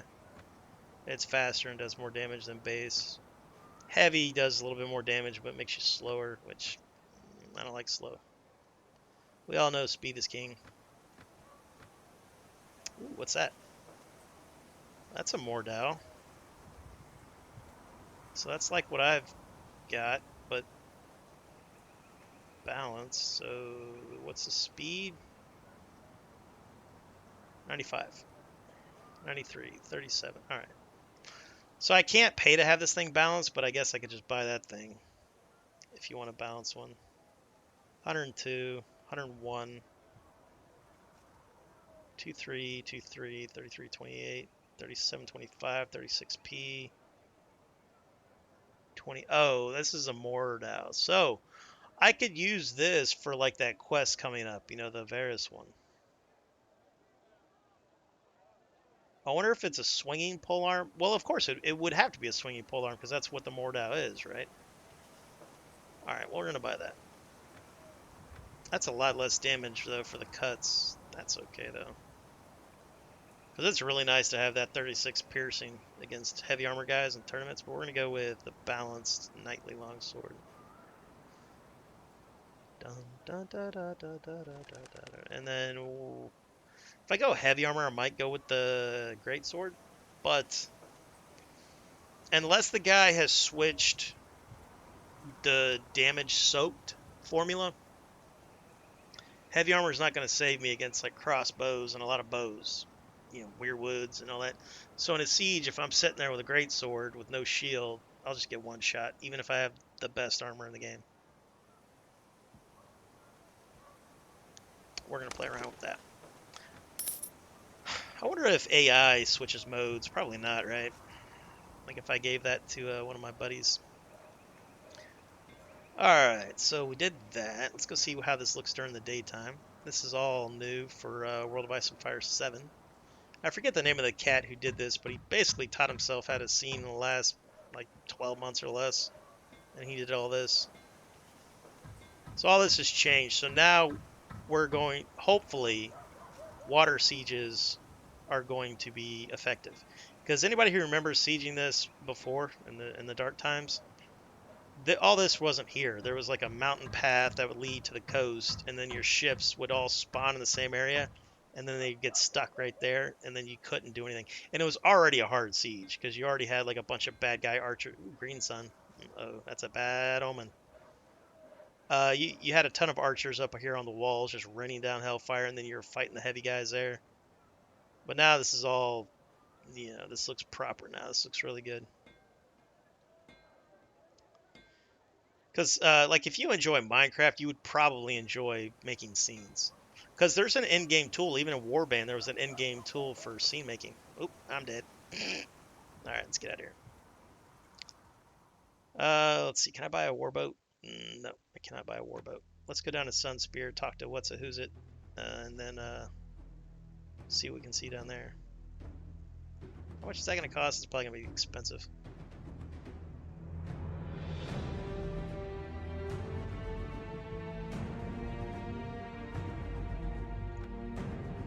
Yeah, it's expensive. Alright, let's go to... Let's go to Gold Town, and then I can put all my stuff away. Or no, it's Duskendale. Or no, we'll just go to King's Landing.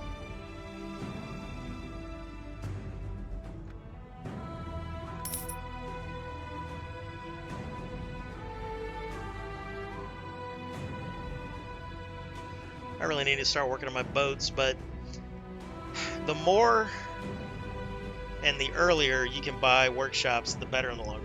You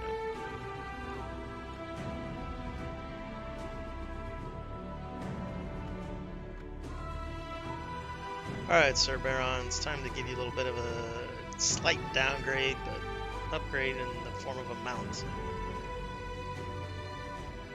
We got there.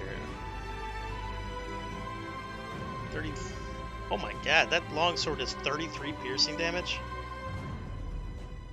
I think that was a mistake on whoever messed with that. He imported this. That's badass to have 33p. That's like, because that's what I do with Valerian weapons. I make their cutting damage, piercing damage, because they're supposed to be better than all other swords and cut through armor like butter. That is a badass weapon you got there, sir. I'll have to keep an eye out for this thing, see if it's for sale in the shops.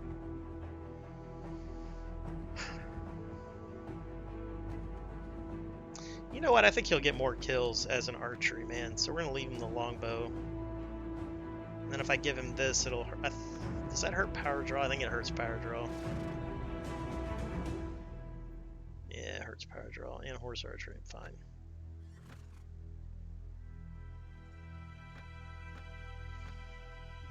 Alright, we'll leave him alone. He's pretty good. Alright, Braun. Let's give you strength. Power strike. Lots of this. Equipment. Let's give you a Bergenet. Actually, I kind of like you in that. It's like the show. Do you have piercing as well? No.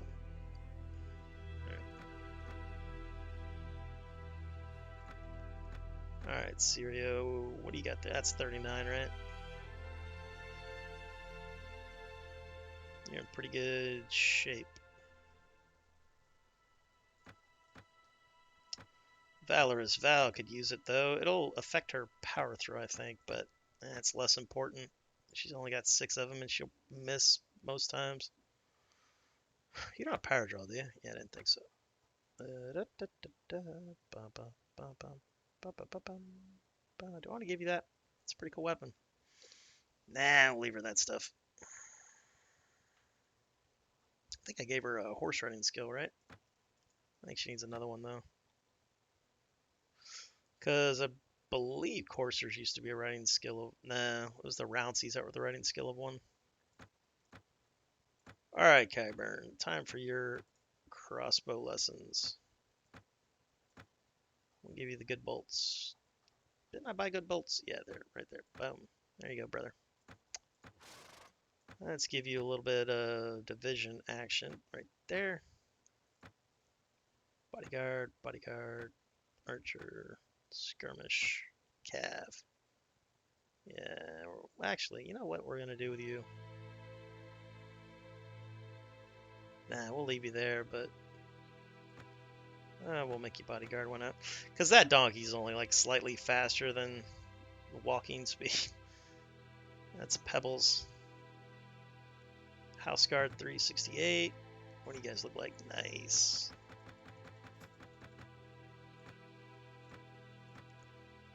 Gotta tell you, man, I do sort of enjoy not having to worry about the damn oppressive upgrade costs for tier 5 and 6.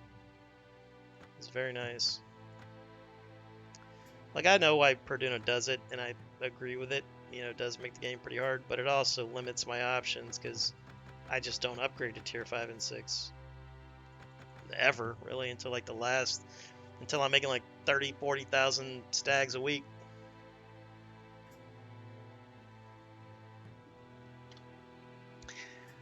Because I've had playthroughs where I've bought a workshop in every town. You don't have to do that, but it's fun. I was trying to see how much I can make a week.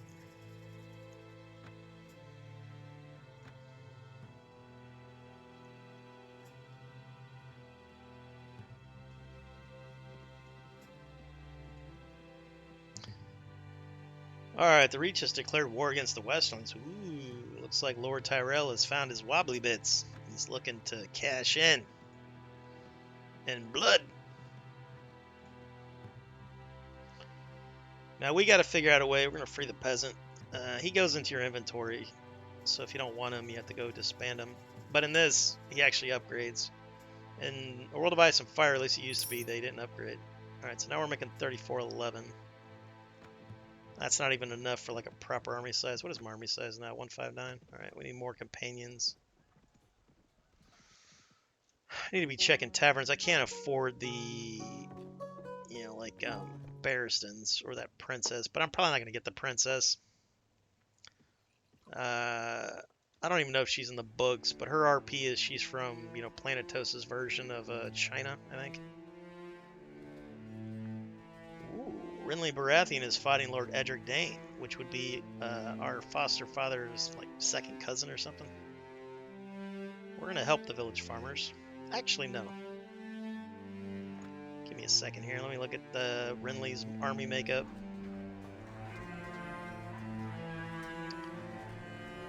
Alright, Renly's got 258 of probably badasses.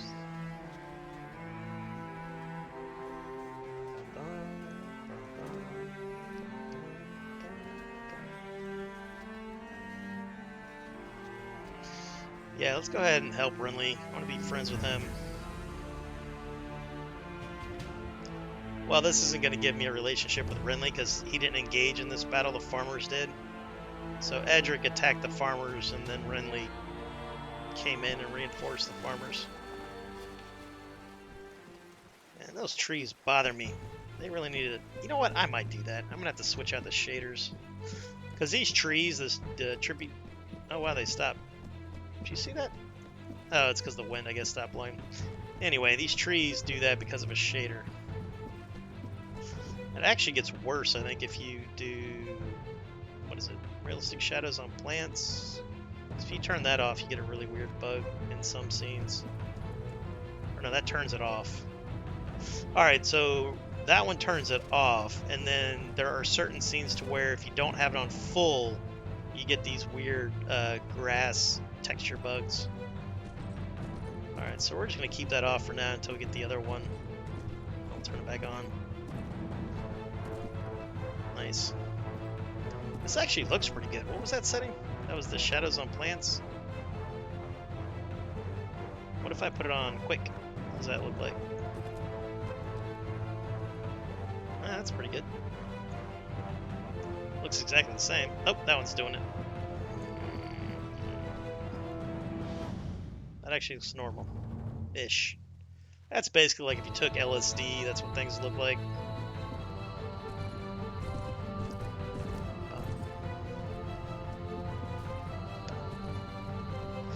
Who is this glorious guy? And that is King Renly Baratheon. Ah, he's got a helmet. Good for you.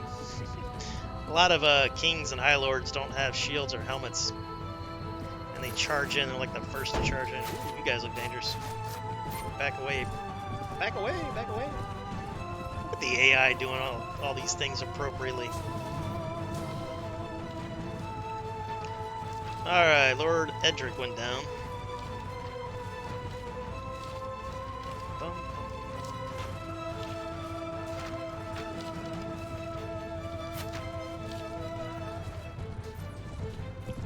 What do we have down here? Is that a mercenary? Why do you have that shield? Yep, you're a pirate. Hello, pirate. He's very dangerous. So are you. Shoot him in his foots.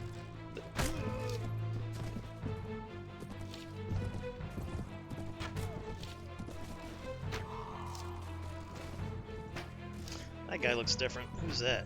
That is a spearman. Maybe a knight. Yeah. He upgraded these guys a little bit. They have the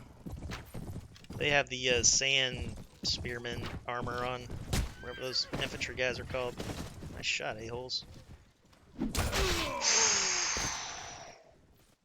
How did he hit me in the back? I hate that hitbox. That's a bullshit hitbox. So basically, he stun blocked me with his mount, and then he swung, but he missed me. But the game registered it that he hit me in the back. That hurts my feelings. What's the hotkey? Okay, that's the hotkey. Alright, so now my guys are going to charge in like weirdos. That is one of the best things about Bannerlord is that AI. And when you go down, the AI still fights appropriately. Or you can just give command over to the captains and go do your own thing. I won't let that battle play out.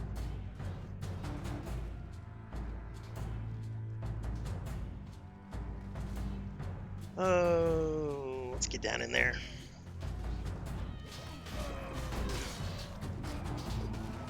Lost one of my peasant women. That makes me sad. I need to turn off that. Q turns off the thing where you follow terrain. R turns off the camera setting to where if you're looking down, you move forward, you actually go down. And then your numpad keys control the battle speed. Go fast. There we go. These guys are gonna do some work.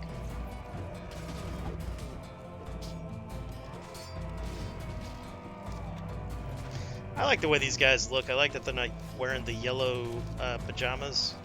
I like the yellow pajamas, but not on everybody. I don't like a full army of yellow pajamas.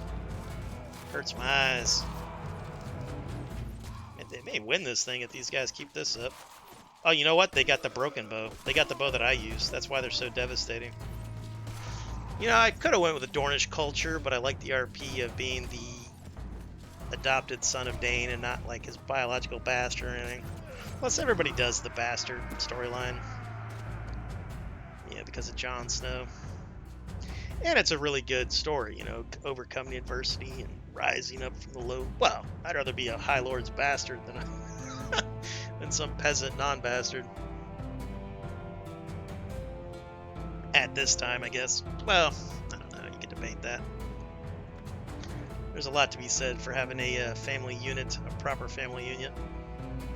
But some bastards were raised well, like Oberyn's bastards. He raises them like any child, and in fact, he'll raise the bastards of his lovers. You know. So if he's got a girl or a guy that he's into, and they've got kids, he'll raise their kids too.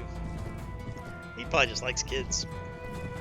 Kind of like those people that adopt 20 kids. I think that's a brain disease, personally.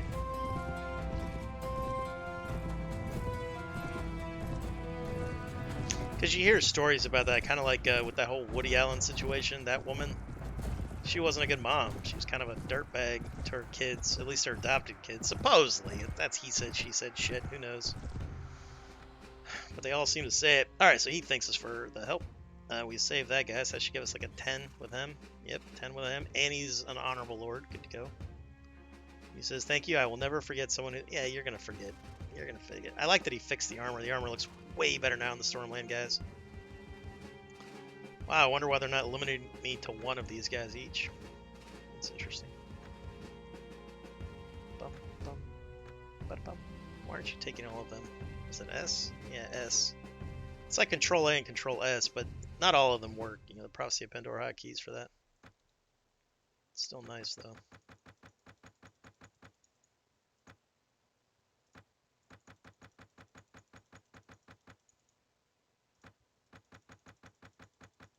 Why I don't upgrade women is their troop tree is pretty crap. And, you know, they cost as much to upgrade as anybody else, and then they die. Because supposedly, I don't think it works, but supposedly if you've got like 30 or 40 women in your party, it helps increase morale. Because in Viking Conquest, there was a lot of mechanics for that. Once you got to a certain size, you basically built this giant caravan that would follow you around, so you were like a mobile city. And you had like weaponsmiths, armor smiths. You could buy food. You could do all the stuff that a real army could do. But you had to stay above a certain size. It was like 350 or 450, somewhere around there. And I believe that that peasant woman morale mechanic was attached to that. And it's not fully implemented in this.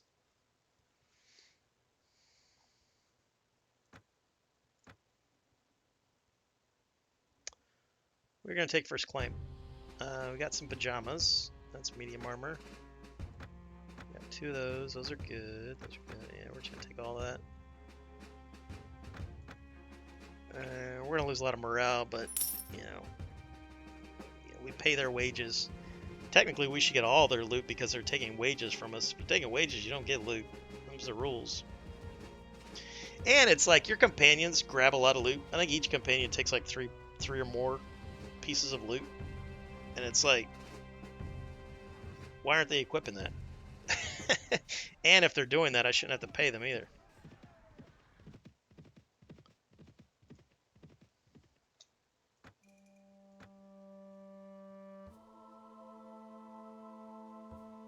Alright, let's see how much it costs to upgrade these scimitars, and that'll be 18. That's one of those, just all the faction shields have pretty much the same stats, no matter what they look like. Let's go to the inn and have a little chit chat with these people. Got any poems for me, sir? Nope. I know all of his poems. Whoop.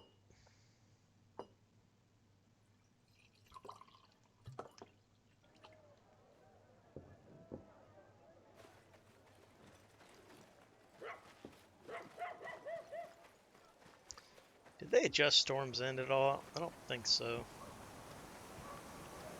Yeah, Storm's End is still the same.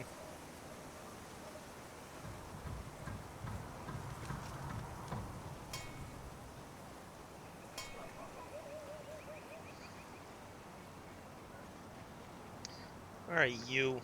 I would like... Ooh, that's pretty good. It's not as good as it used to be, but it's not bad. That's only in Reworked, though. I think in World of Ice and Fire that still does 37 blunt.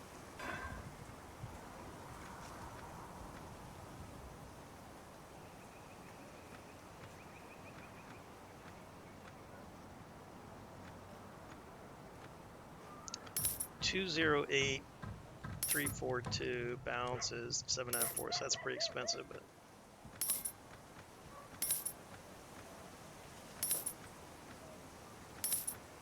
that gives me 30. Oh, yeah, that's a really good weapon.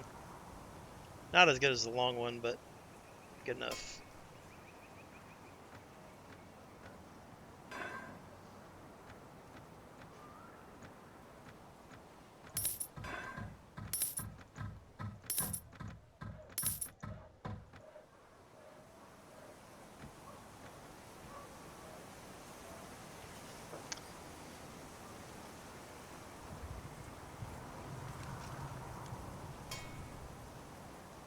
Does that affect anything? No.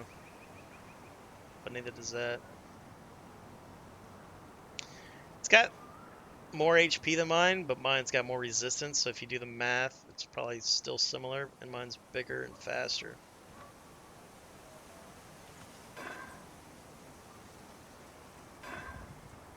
Let's upgrade those. What is that? The base on that is 21. If that's super expensive to upgrade, it won't be worth it. It'd be better for me to do the other ones. Alright, thank you for your services. 271. 271, and then probably won't be able to do Lordly with those. Oh yeah, you can. That'll only give me 26, so we'll just leave those at 25. How much are these? 54. These ones I'll only be able to do reinforced. Hard or hardened, one or the other. Yeah, so what does that give? 21. Eh.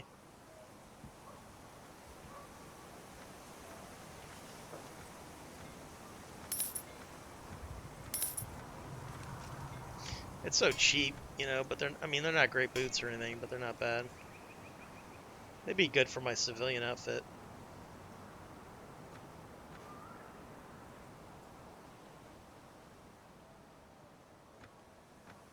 Perfect.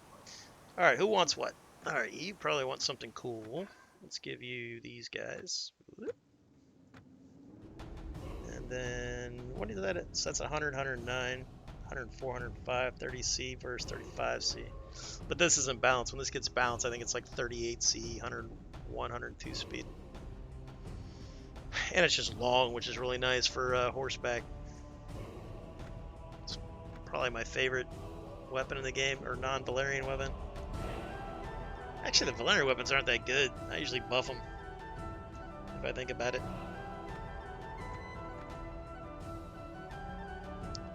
Dun, dun, dun. I really like her having a 33P axe.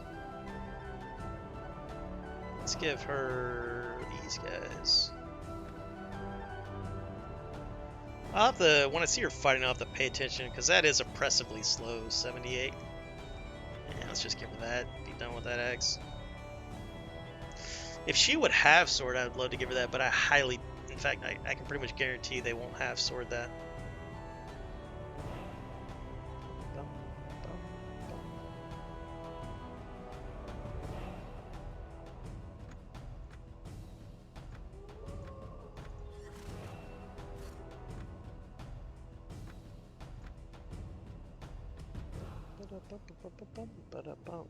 Plus 10 versus plus 13. We'll go with plus 13.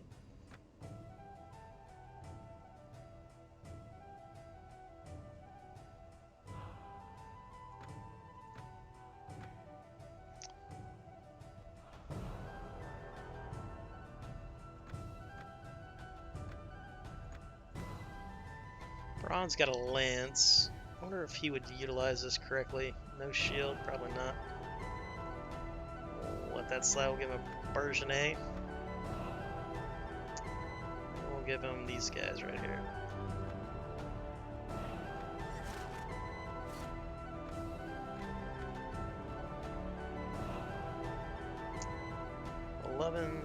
Give him those guys. What's that? 33-13. Alright, that's better. Boom.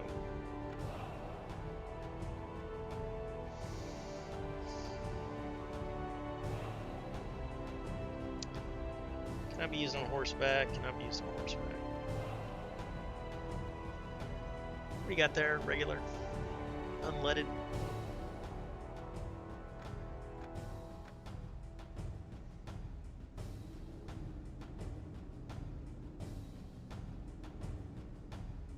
fine. Alright, Mr. Kyburn, what do you got for me? Let's give you that guy. We're gonna give you this guy. You got a scimitar? Here, I have a balanced scimitar. There you go. Perfection. I almost want to give him that and take away his... The thing is, if they don't have a one-handed weapon, they won't switch to their shield without a weapon in their hand. So if their only weapon they have is a shieldless weapon, they won't sheath that, whip out a shield if they're under fire. I like to keep him in these robes because it gives him a bonus to like persuasion or something if I'm using him as a ambassador.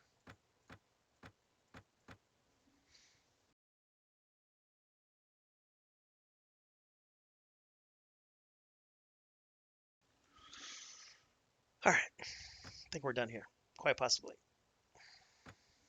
I also have really bad morale, so we're gonna rest up here. I don't believe there is a Lady of the Night here, right? Yeah, no. Let me see what's kicking my butt with morale. Character, party, lack of rest. It hurts, so let's rest. What time of the day is it? It is late afternoon. So we're going to start moseying our way over to Sunspear, and then we'll just camp out on the road.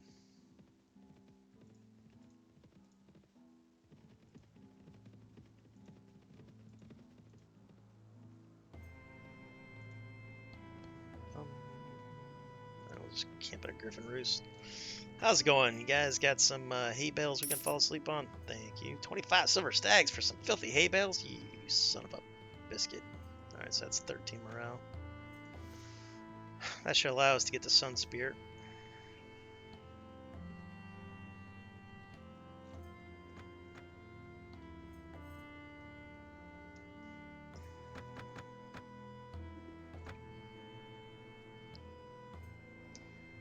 I think I can sell these for more at Sunspear.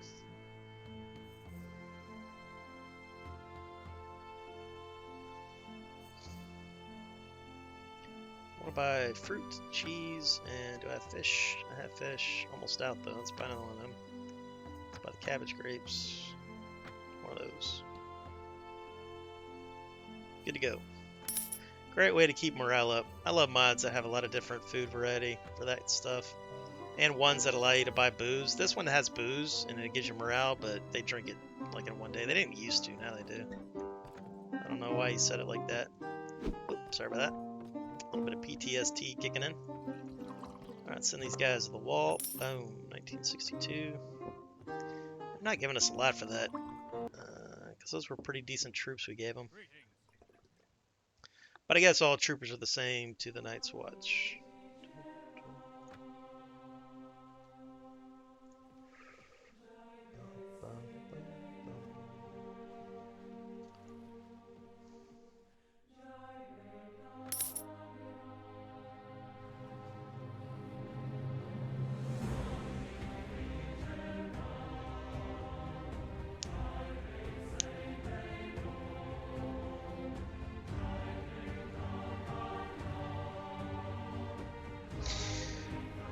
I think what we're going to try to do, join the enemies of Dorne somehow. Well, we'll have to do it by swearing allegiance. Because my goal is not to become King of the Seven Kingdoms or King of Essos. My goal is to become the Sword of the Morning. So what I can do is join... Because the Reach has been at war with Dorne for a while.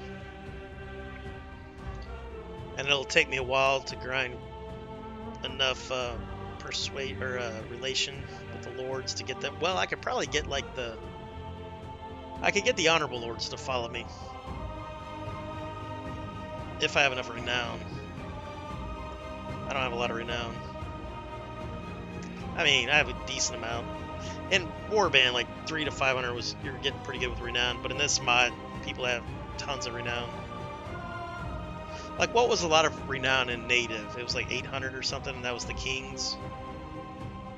High Lords would have like 500, 600, something like that.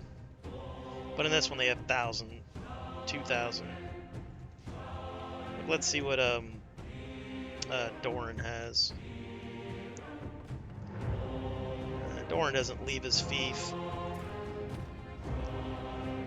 He is able-bodied, I guess. Alright, so he's got new armor. He's got 10-15. What kind of tasks do you want to give me? Alright, I'll go take him out. Let's you and I be friends. I like your armor, bud. Alright, you're a bastard. I don't need to talk to you. You can always tell they smirk at you. Alright, I would like to donate to the Septum. Oh, I didn't get anything for that, did I? We're getting bad scripters. Yeah, I got my bonus there. Error is this. 2281 invalid party ID. Alright, screenshot that. I'll see if I can fix that.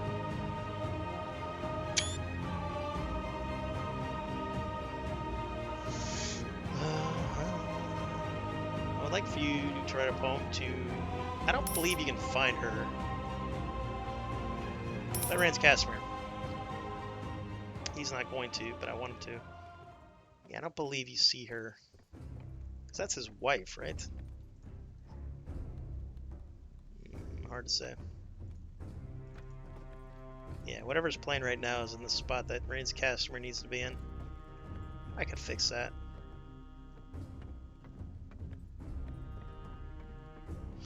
It would take a while because I'd have to go find it because the files aren't named after their song a lot of times. They're named after what they do in the game, like Atmospheric Westerosi Music number 5, something like that. We've got 17657. I think I get a brewery here sometimes. Let's bribe that guy. Let's go talk to Lord Varys' little bird. It's actually a big bird. I think it would be more fitting if the person you spoke with was a child. Well, not really.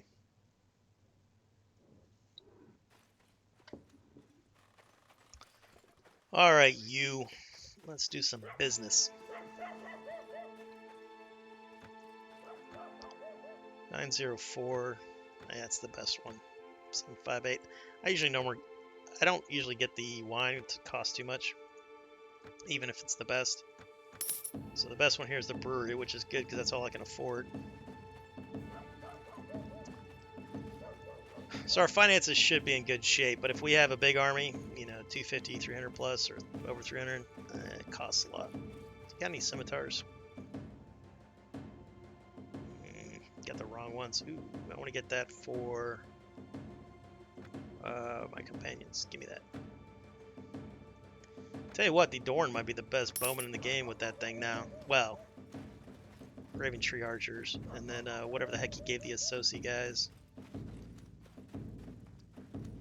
Ah, crap. You gotta wait till the daytime. Forget about that.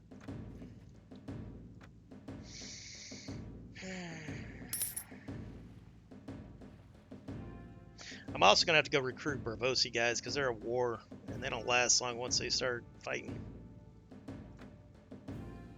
Luckily, they're not at war with Volanus. They're at war with Pentos, I believe. Because if that happens and you're trying to do the Varys quest line, you'll have to like attack caravans that have skilled Braavosi in them, which is very annoying to try to do because it's not guaranteed. And like half their caravans used to be made up of skilled Braavosi, but I think Broduno fixed that. He must have heard me talking about that one day. And then you need 12 of them.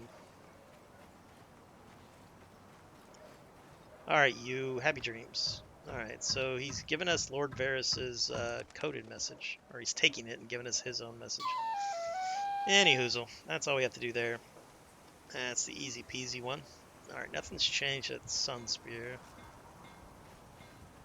It'd be nice if Sunspear got the Water Gardens treatment, because the Water Gardens are beautiful. That's another reason I probably should have went with Dorn.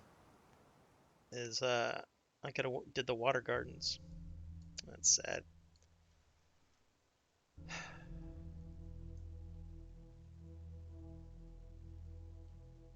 Alright, so you guys are still at war with Stormlands.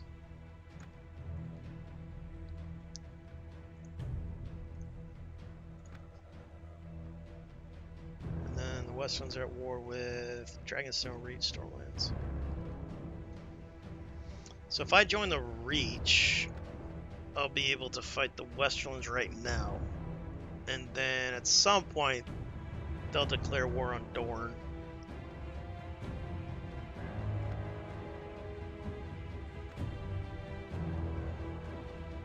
So we were saved by Sir Arthur Dane when we were young. So we were raised probably at Starfall.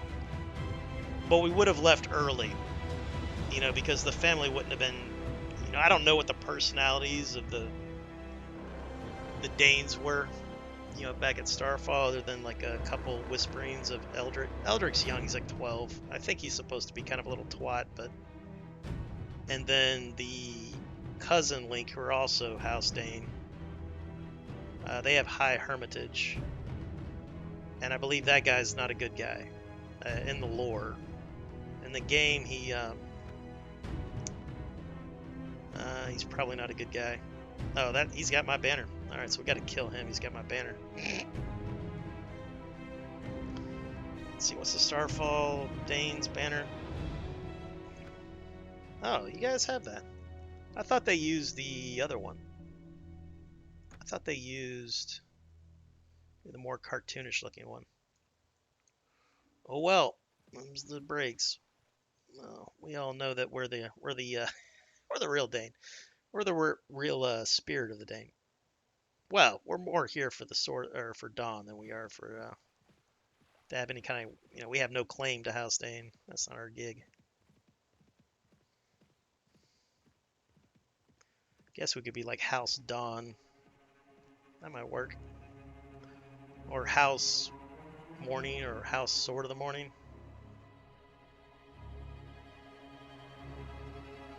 Honestly, I'm not really interested in starting a house with this guy. I think that'll just be our... We'll just be Sir Ulrick, the Sword of the Morning. Also known as the Donkey Knight by the small folk. That'll be why the small folk loves us.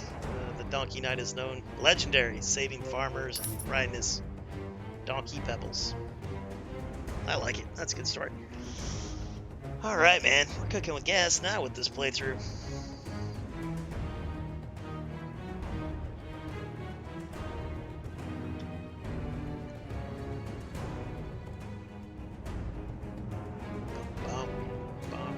I think I need to get an ironworks here.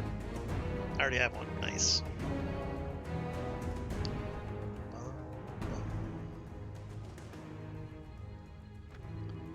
I can have 159 max, but I never want to have my party maxed out because then I take a huge morale debuff. It's really annoying.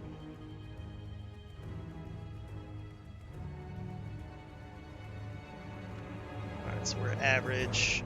That's one reason to get your settlement going, because that's got the best prostitute in the game. She gives you a lot of morale. She's the only one that gives you more morale than the cost. Because usually, if you're paying 100 silver stacks for 1 morale point, that's a good deal. And then she gives you 20 for 1,700, something like that.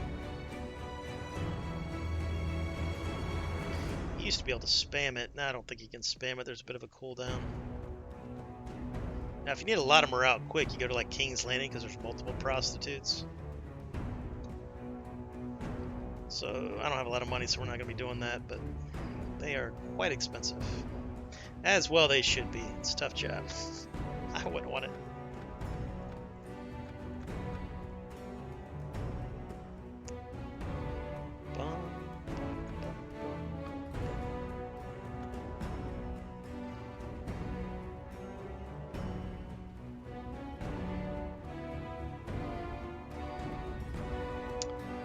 Need to find a wife. Is there a wife in Antlers? Yeah. You are not a wife. You are Lord Brendan Tully. What are you doing here? Poor guy. He got kicked out of the Riverlands after the Red Wedding, so he joined the Westerlands. That didn't seem appropriate.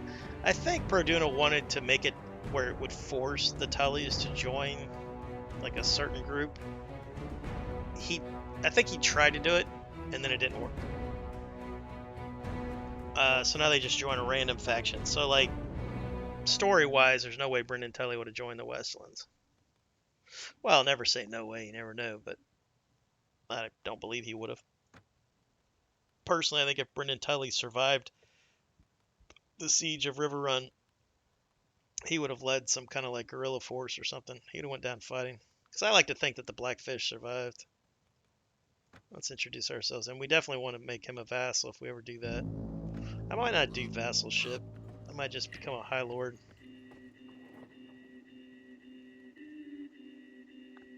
We shall see, though.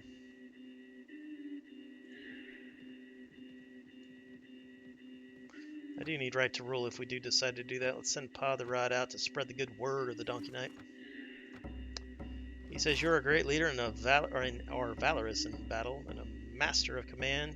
You do deserve a throne. He says, I would follow you in your campaign for the Iron Throne, but you should give me your word that you will do your best to guard the innocents from monsters like Sir Gregor Clegane. Dude, I'm already doing that. What are you talking about? A good ruler is strong, but also honorable and just. Yeah, I sort of agree. I totally agree. All right, then I shall meet with other squires and tell them how life will improve with you on the throne. They will spread it across the realm, and young squires like myself will support you. Right on. Gotta love Pa the Rod. We're gonna knight him whenever we see him do something heroic or knightly. All right, Kyburn, let's level you up. We're gonna go full intelligence with you now. Of course. Can't even do anything. That sucks. Give him leadership while we wait for that to upgrade. That'll help with party size, and then work on his crossbowmen.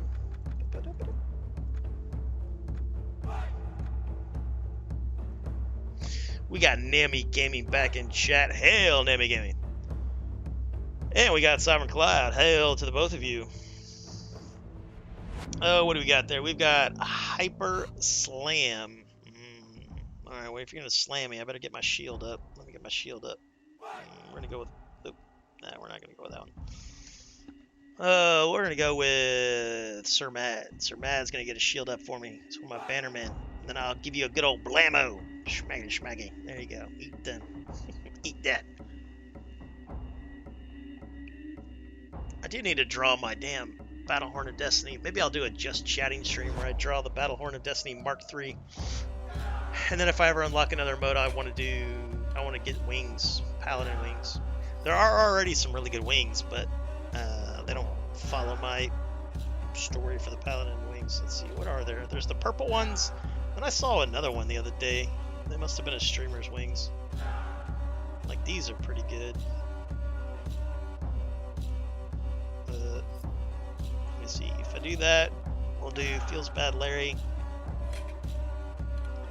And then the other side of that. Yeah, those are cool.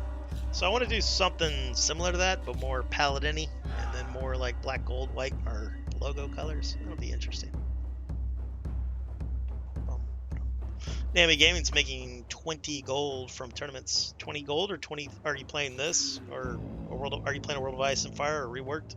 Yeah, you make 19,900 plus 200. It's a good deal. It's a good deal. But if you play on full realism, you're never quite guaranteed to win.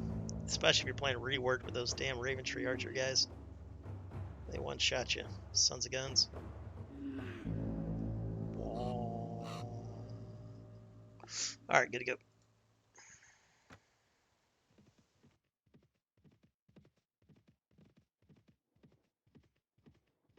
But yeah, tournaments is a good way to make money once you're able to do them. Well, I mean, if you've like lowered the difficulty settings and turned off the stats effect or armor effect stats, turned off endurance and all that, then tournaments are not as bad. Just depends on your settings. Whoop.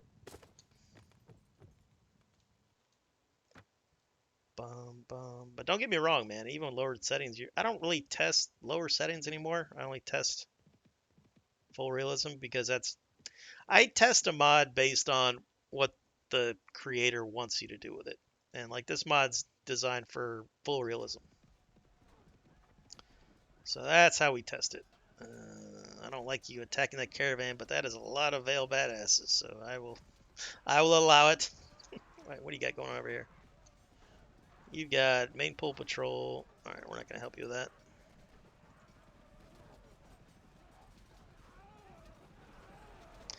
That's another thing you can do. Like, you don't have to join a faction to get in on fights. You can just kind of like go around the map, following armies and helping who you want to help. Some mods you can do that, some mods you can't.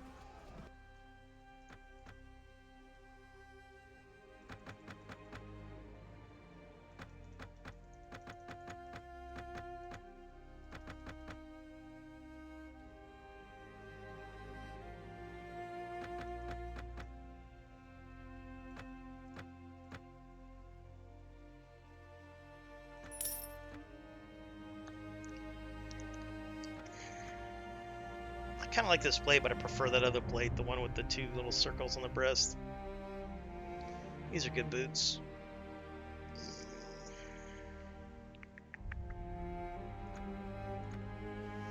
World of Ice and Fire, I practice in the arena too much. Yeah, there's no such thing as too much practice in the arena, because at least in Warband, practicing in the arena gives you weapon proficiencies, unlike Bannerlord. Let's see here. I practice in the arena too much, but that's just another 200. Yeah, winning the arenas. Yeah, for me, the only time I do the arena is like the first couple weeks in game, and I'm just trying to like get my like archery proficiency or one-handed, because you know when you spawn into the game, no matter what your choices are, you have like the worst skills ever. So it's really useful to just sit there and spam arenas and watch a movie or something. The only problem with the arena is you can't choose your weapon. So if you're trying to like upgrade, let's say two-handed, you know, you have to wait until you spawn with a two-handed or pick it up. What I do is like try to pick up the weapon I'm trying to train into. But yeah, I always recommend arenas, you know, at least do, I don't know, half a dozen of them. Like, get your proficiencies up to like 100. Once you get to 100, you're, you know, you still feel like you're fighting underwater, but, you know, it's not as bad. I need to upgrade that. Give it to somebody. There's the piercing weapon. Look at that. It's slow. 86. 35 piercing's a lot. I think that's a boo-boo. When the guy imported it, he boo-booed that. I should probably fix that. The only people that should have like swing piercing would be like Valyrian weapons. It's very strong.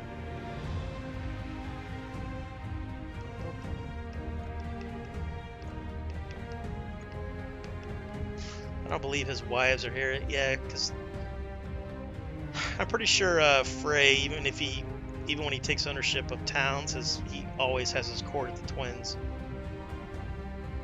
Because he's a craven, right? So the Twins is one of the strongest castles to siege in the land. And it's a lot safer to be at a castle like that than like a town that's open to everybody. Because he knows that he's got a lot of enemies. Hey, check it out, competition, nice. Alright. We like the 1v1 competition until they hit us in the back. Alright, so nobody's on my back there. Bum, bum, bum. See how dangerous those guys are? Super dangerous. And they can shoot through my shield. Look at that, right through my shield.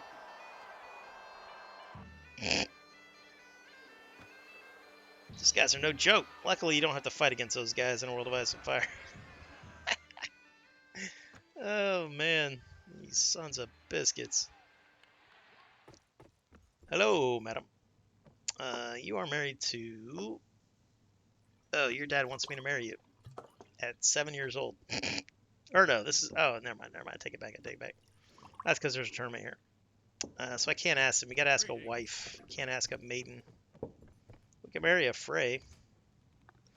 Walder Frey, what are you doing here? Aren't you married to Roosy Bolton? Or no, that's Waldra Frey or something like that. What's your wife's name? Walda Frey? Well, isn't that how the Frey did it? Like they all had the same, a lot of them had the same names. I mean, whatever. Anyways, I don't think we're... How old are you anyway? You are 16. I guess we could marry a 16-year-old, but we don't really want to. Let's talk to you for a second. What's going on, Walter Frey? I heard what you did at the Red Wedding. Alright, so we did get a +3 with him. War will be the end of us all. So that means his personality is... Good fortunes to you, my debauched, probably. I think it's probably debauched. Like a debauch, you start out with a 0. There's only one personality where you start at a -3, and I think it's the quarrelsome personality, which that's the worst one. You never want to do quarrelsome. You can work with a debauched person, but you can't work with a quarrelsome person. They're just the worst. I think executing quarrelsome lords should give you a bump in reputation, not a nerf. Alright. We got a bad RNG roll, having to face off against an archer at long range like that, especially an archer that can magically shoot through shields. Alright, let's head up north, make some money. Alright. How much am I making a day or a week now?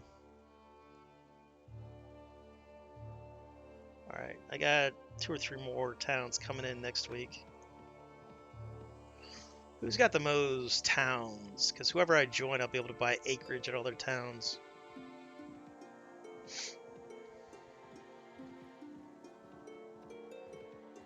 Also, I need to check the lore for 1 second. Make sure...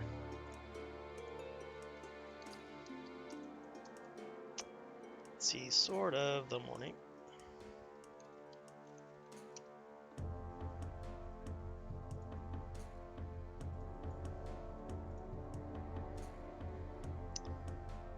I want to make sure you don't have to be the lord of anything. I don't think so. You just have to be the best fighter in the land and be in... The Sword of the Morning is a title of House Dane bestowed on the knight who bears the ancestral greatsword Dawn. Only a knight of House Dane who is deemed worthy can carry it. For this reason, the Sword of the Mornings are all famous throughout the Seven Kingdoms. If there is no Dane knight considered worthy, the title lies dormant. The last to bear the title, of course, was Sir Arthur Dane, a famed knight of the King's Guard.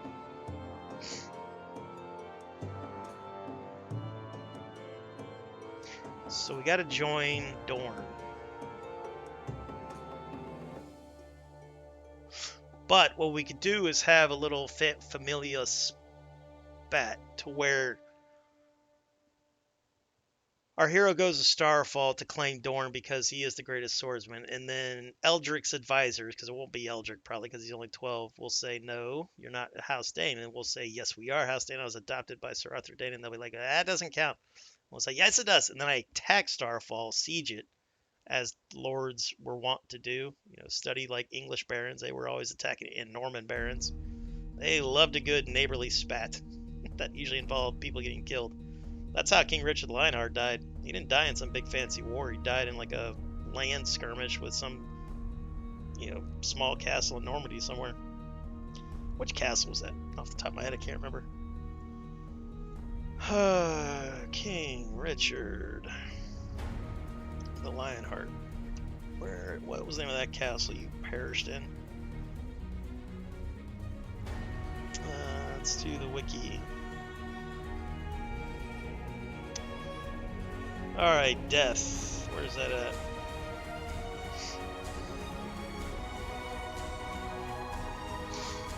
Alright, in March of 1199, Richard was in Limousine?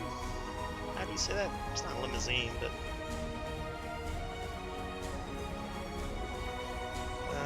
copy.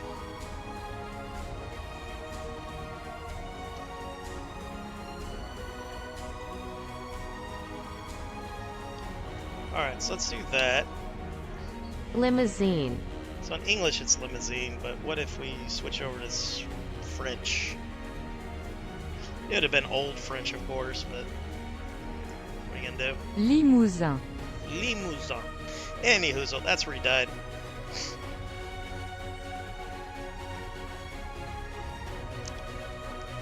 Alright, so he was suppressing a revolt by the Viscount Aemir V. Although it was Lent, he devastated the Viscount's land with fire and sword. Alright, so he basically... Richard probably wasn't even that much of a Christian. He just paid lip service to it, like a lot of people. He besieged the tiny, virtually unnamed castle of Chala-Chabral. Some chroniclers claim that this was because a local peasant had uncovered a treasure trove of Roman gold. Anyway, back on the 26th of March, Richard was hit... Alright, song. I get it. You enjoyed the loudness. I gotta adjust that volume on that song. That song, and there's like one other one that just like, boom, hits you in the ear holes. All right, so Richard was hit in the shoulder by a crossbow at that siege, and the wound turned gangrenous, so he died of sepsis. Richard asked to have the crossbow man brought before him, called alternatively Pierre. We're not sure, but either Pierre or Peter Basili. John Sabros Dudo and Bertrand de Gordon from the town of Gordon by chroniclers. The man turned out, according to some sources, but not by all, to be a boy. He said Richard had killed his father and two brothers, and he killed Richard in revenge. He expected to be executed, but as a final act of mercy, Richard forgave him. So that means he probably was Christian. He was trying to get into heaven. And a lot of people get spiritual on their deathbed, foxholes and what have you. Wow, I forgot about that part of the story. It's been a long time since I've read that part. That could all, of course, just be tall tales, you know. All right, so supposedly he forgave the kid, pardoned him, and then said, "Live on, and by my bounty behold the light of day," before he ordered the boy to be freed and sent away. So supposedly Richard had his father killed and his two brothers. Yeah, I mean, you got to respect that, especially if you live by the sword. You're like, you know what? I respect that.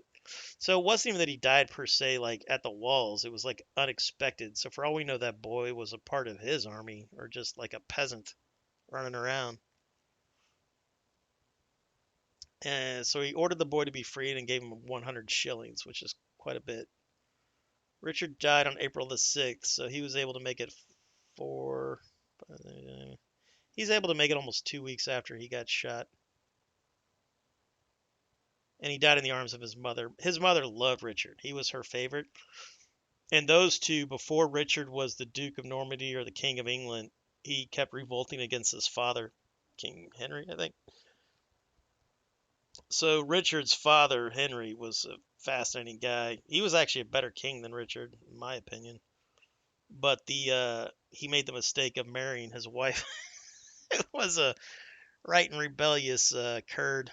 The hell was her name? Eleanor. Yeah, Eleanor of Aquitaine, of course. Mother of Sir Richard Lionheart. Wife of one of the unluckiest kings out there. So that guy had to keep putting down rebellions with his three sons and his wife. And he kept beating them too. He just kept forgiving them and not throwing them into a tower. I think he would throw them into a tower for a while, then he'd feel bad and let them out, and then they'd rebel again. And then he died. That's all he did to King Richard Lionheart's father. He just fought in wars to like repress rebellions all over the place. But that's what you do when you're king by conquest, because it was his grandfather that William the Conqueror, I believe. When you take over a country by force, there's going to be a lot of rebellions. But he's also always fighting rebellions with his own men in Normandy. Or I say his own men, the Normans. Interesting stuff, that. Anyway.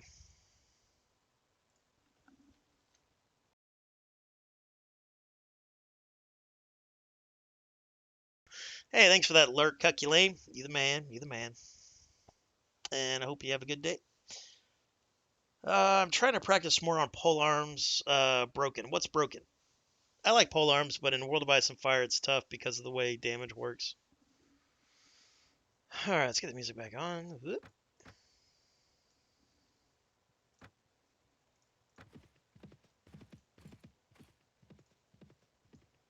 Didn't he?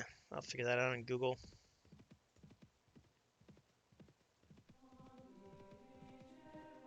Yeah, see, like this song's not loud enough. What do you got there? One bandit leader, 7 brigands. How fast are you? 5'5". How fast am I? 5'8". What is my party pathfinding speed right now? 6+1. I thought there was a companion that had more pathfinding. Who would that be? Maybe Angai. I've seen Angai, but I couldn't afford him.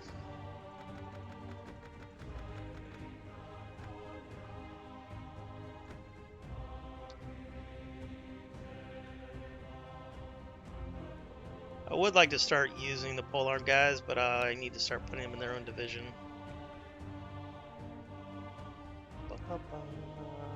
I do like a hammerman though.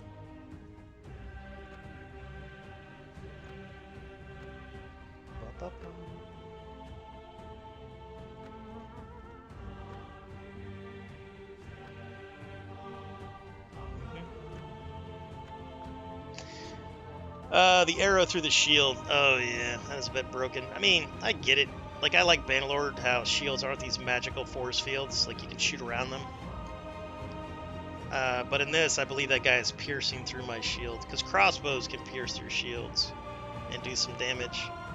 And if you shoot me in my tootsies, I get it, but that guy didn't shoot me in my tootsies. He shot me somewhere else. I don't have that great of a shield skill either, I don't think. Yeah, I've only got a 3 in shield. If you get your shield skill up to like 5+, he probably wouldn't be able to shoot me. I might have to do that if I want to do tournaments, because those damn Raven Tree Archers with their Weirwood bows. Weirwood bows do like 40 piercing or something like that, or plus 40 something piercing.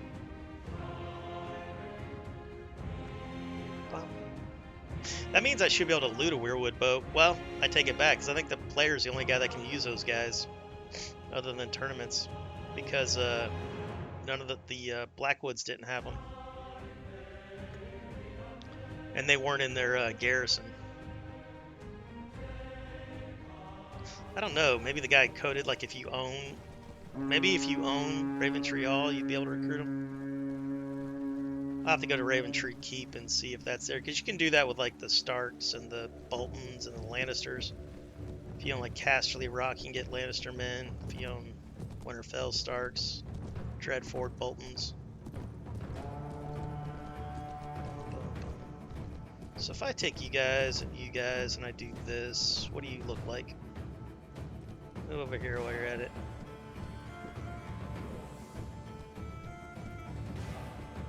Alright, skirmishers, hang out here, but I want you to skirmish. Don't get in their way, you sons of guns.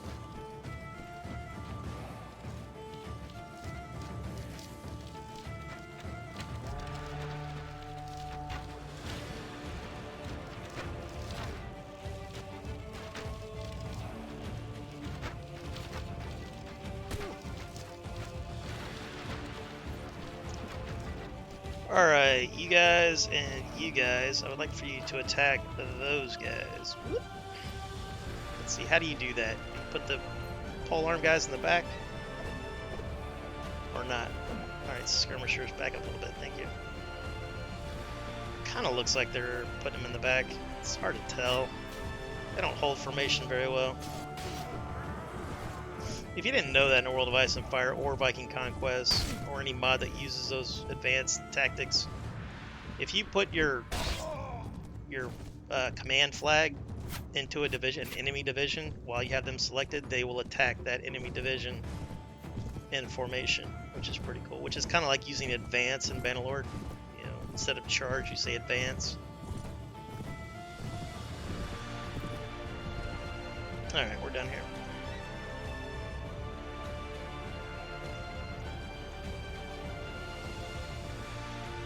That's not bad armor. It looks like crap armor, but sometimes it's small ring. You can't really tell. It looks like just like a farmer's tunic. But if you put it on and you walk around, you'll see the chainmail. This is actually really cool armor. I dig it. Like the look of it. It doesn't have great stats or anything. There's better medium armor than that. And it has the medium armor modifier, which is like decreases your athletics. And cool thing about medium is it doesn't take away a power strike. Heavy armor takes away a power strike, which really hurts my feelings. So it's very rare that I wear a heavy plate chest or anything like that. And also, the heavier armor you use, the more it fatigues you. So if you're in a siege, you get tired like almost instantly, unless you have like a, athletic skill of 10 or whatever. And even then, I've been winded. I've had an athletic skill of 10, and still like a quarter through a siege, I start getting winded. So that's another reason I like light armor. Now, of course, you can turn all that stuff off. I don't think you used to be able to turn it off on World of Ice and Fire, but now you can.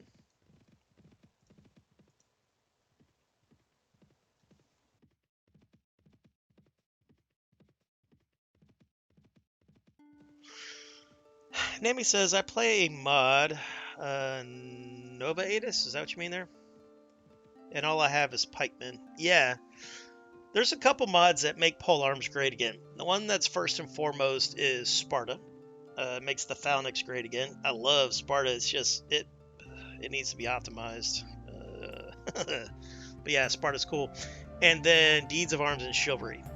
Deeds of Arms and Chivalry takes place in the 15th century during the 100 Years' War, and they have appropriate pikes and pole arms and all that stuff, and they're super long and super good. That's probably my favorite looking mod when it comes to like texture, shading, because that guy's an artist. You know, the guy who does Deeds of Arms and Chivalry. I keep forgetting to go sweet talk him and see if he's interested in doing like other stuff, because he basically uses Deeds of Arms and Chivalry as like his canvas to make these beautiful warband ad sets. Because he'll even take a brigandine that we all have, you know, it's in the open source pack, and then he'll paint them and, you know, turn them brass and then shade them properly. That's like my favorite like chill out mod. You know, just relax, go play with my Don Quixote character, try to marry Joan of Arc, because the music is super relaxing and it's just good. And it's pretty easy. Like, I won a tournament day one, level 1. Day 1, level 1, I just went in there and went blammo. Yeah, you like to use gunners. I like to do that in Gecko Kuyu. Have like a full army of musketeers with like a honor guard of samurai cavalry. So I'll have samurai gunners, and then I'll have samurai cavalry as my honor guard that just protects me. And then I just lay waste like ba-boom, ba-boom, ba-boom, ba-boom. And then I take my mounted units and just flank. That is just so much fun. I love Gecko Kuyu, but it looks like shit on stream because of the pixelation. There's something about the, because it's got a ton of foliage. And if you don't know, when you're streaming at a low bit rate like Twitch, pixelation can be a problem unless you got like a NVIDIA, because NVIDIA is really good about that because they have a chip dedicated to it.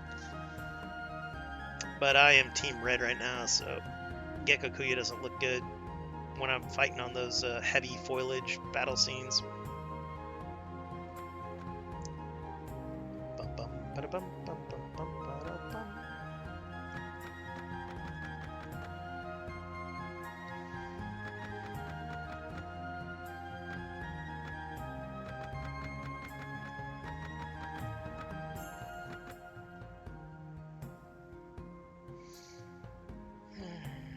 Buy a couple of those, good price.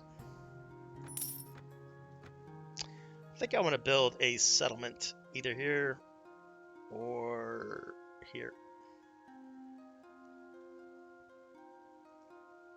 He moved salt pans. I used to build it right here, but now I think it'd be too close to salt pans.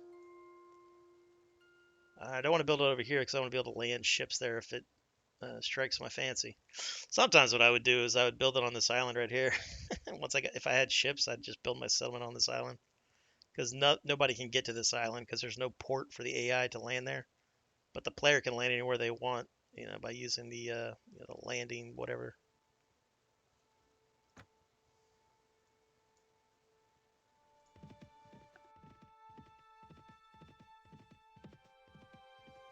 I enjoyed Nova Aetas, but it didn't really click with me. It's for one thing, it had a lot of bugs. It had really cool mechanics with like the crafting system and the logging and all that. And all that was really good, but I don't know. For some reason, I didn't like the way it fought or something like that. I also like the religion, all the religion stuff. Like, it has that Pope in that one town. And I also didn't like the fact that it was a Calradiac map. I really wish Nova Aetas was somewhere else. Because Nova Aetas is, technically, I guess it'd be a Calradia Plus mod. It's basically like Calradia in the future. So Bangalore takes place in the 11th century, Bangalore takes place in the 13th century, the 11th century. Warband takes place in the 13th century, and then Nova Aetas is supposed to take place like during the Renaissance. So I guess it'd be like 16th century, somewhere around there.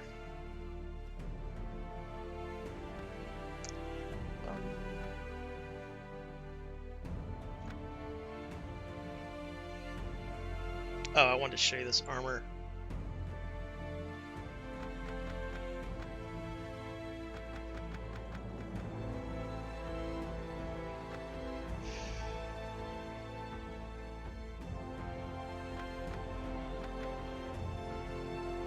I got way too much crap in my inventory. Here, let's sell some arrows. Sell those.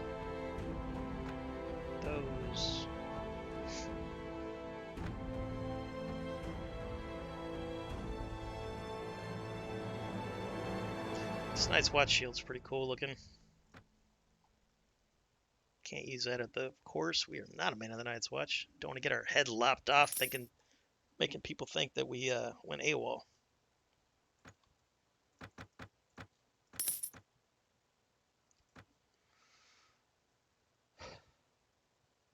But I enjoy the utilitarian look of this armor. There's like two versions.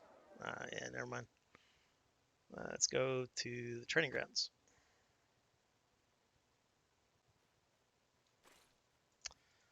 Hello. Yeah, see, so if you zoom into it, you can see the actual chain links on it.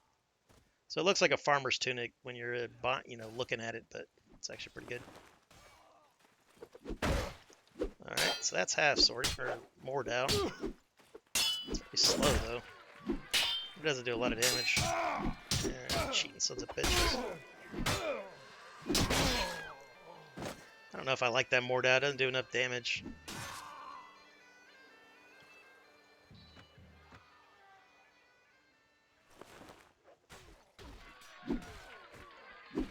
Yeah.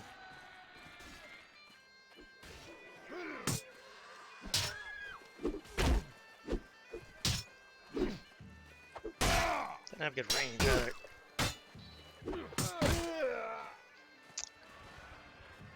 These guys don't even have good armor.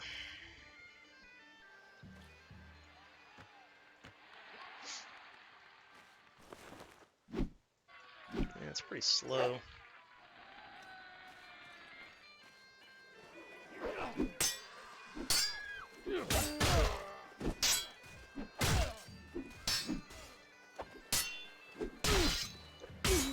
Come on, raw. God damn it. I'm sucking at parrying right now.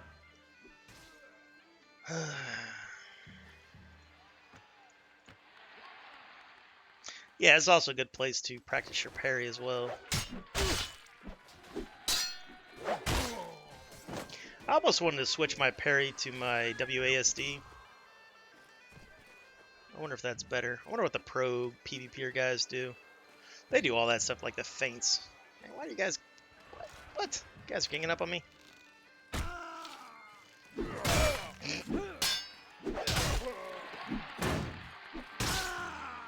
I was trying to fight all honorably and stuff, and you guys are picking on me.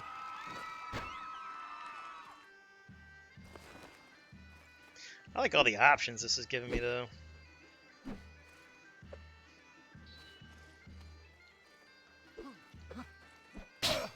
I blocked that.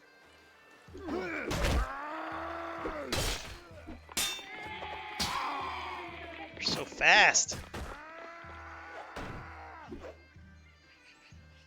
The other issue with parrying in the single-player campaign, though, is the bad guys move a lot faster than players move in PvP. So it's even harder to parry sometimes. Well, it's easier in the sense that they don't feint as often. They do feint. Like, if you set the AI, to advanced or whatever, they will feint, which is interesting.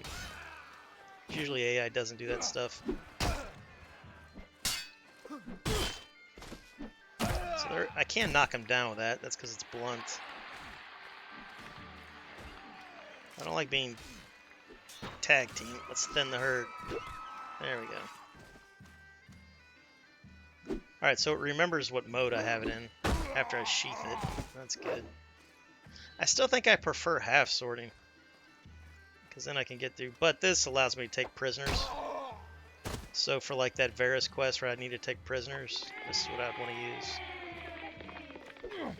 I wonder if I can use this on horseback.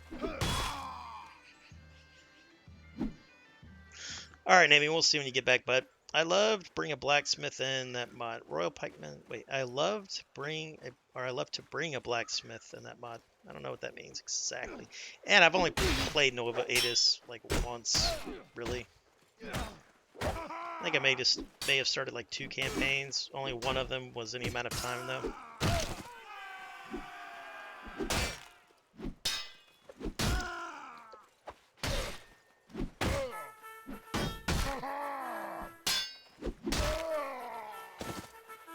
Alright, we're getting there. We just need a little warm up, I guess. The stabs are the toughest for me to parry. I don't know why, but I have a problem parrying down.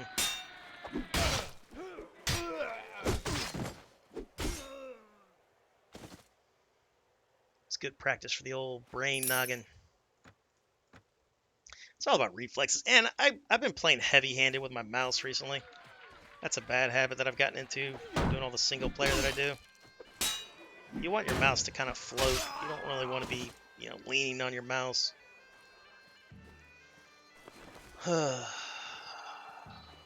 Thinking about going with one of the ultra lights, but then I'd have to get used to that again.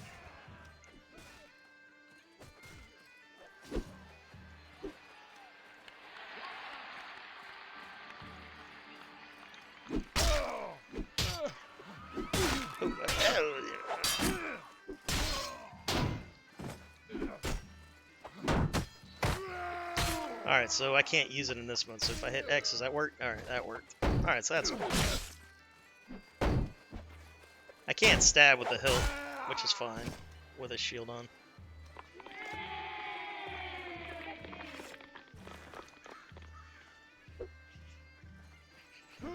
I was able to one-shot that guy, finally. If this did, like, 10 more blunt damage, maybe? I don't know. 5?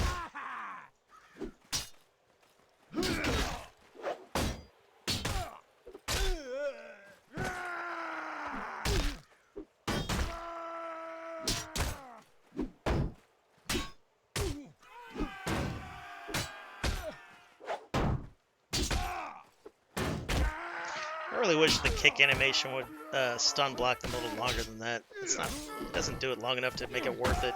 And the range on that isn't good. I know PvPer guys like to kick, but I don't think it works that great.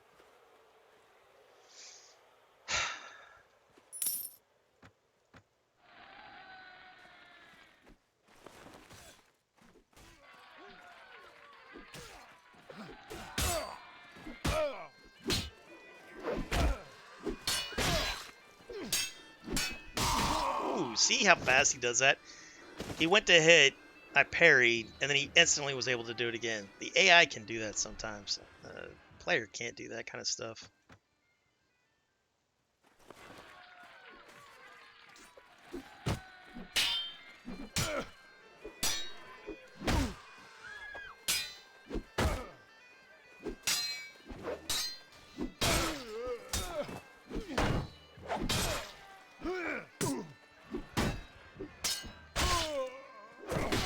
I hate that. That, like, what's it called? I guess it's a parry, but I guess technically, like, when you're manually doing it, that's a block, and then what they're doing is they're doing an attack, but if they do the attack at a certain time, it parries yours. The AI also cheats with that. They'll do it from, like, behind. They'll do these, like, magical parries. I've had a guy facing the other way, and then, like, his arm reached back and, like, smacked me as if he was facing me.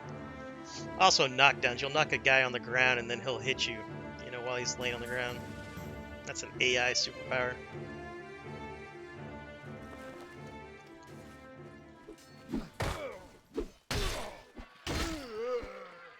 We're just going to go with swing spam.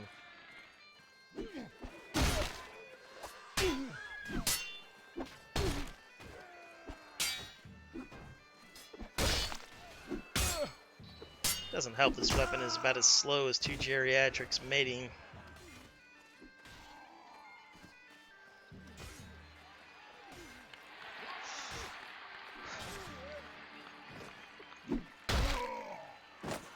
Good headshot seems to work.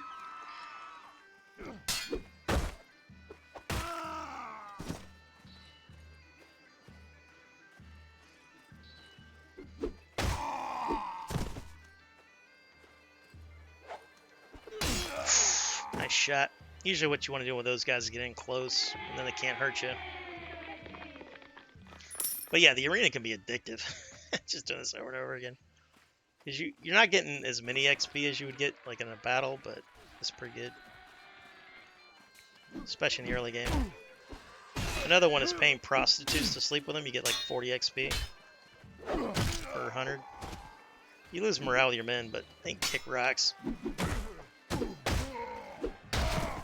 I guess the theory of that is like you're paying the prostitute to sleep with you, but not them or something. But it's like, you know, I get the prostitutes for them as well. All right, so we improved our polearm proficiency.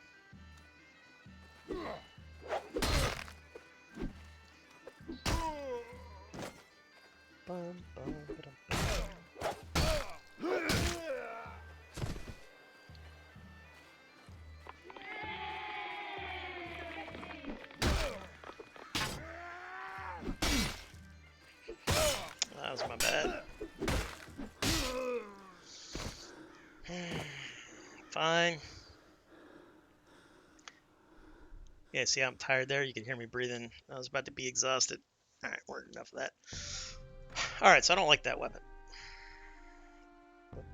But I'm going to hold on to it until I do that Varus quest line. Then we'll move on to something else.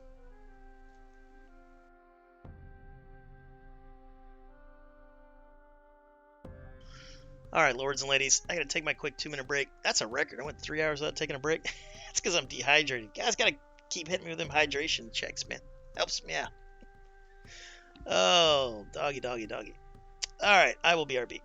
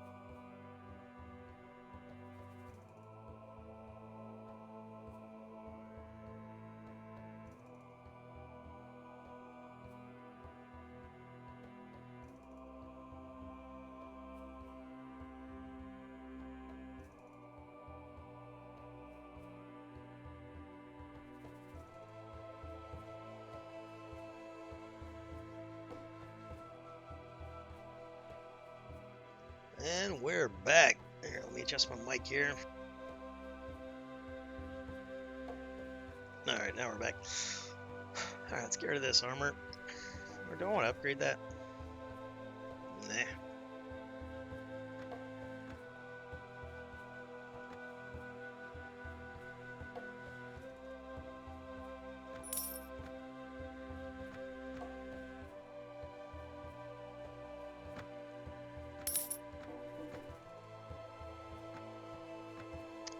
Alright, let's go ahead and put the noble jerkin on. We're getting kind of noble. I think we're officially sort of healed from our wounds. Gonna have to take that thing off.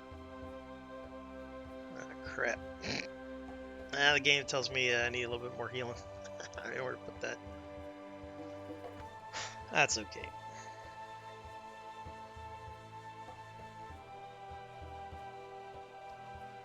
Alright, let's see how close we can get to that area and build that settlement. That flippy flop. Oh man. These wages are killing us. And Weeping Town and Sister Tenant aren't making a lot. That can happen sometimes. Your ironworks will just crash.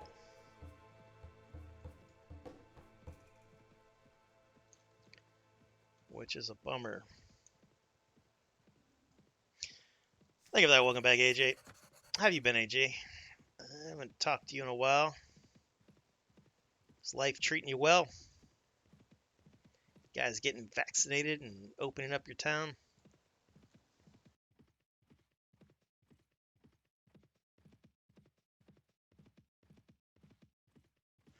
I also added a lot of new sound alerts if you're into that thing, AJ.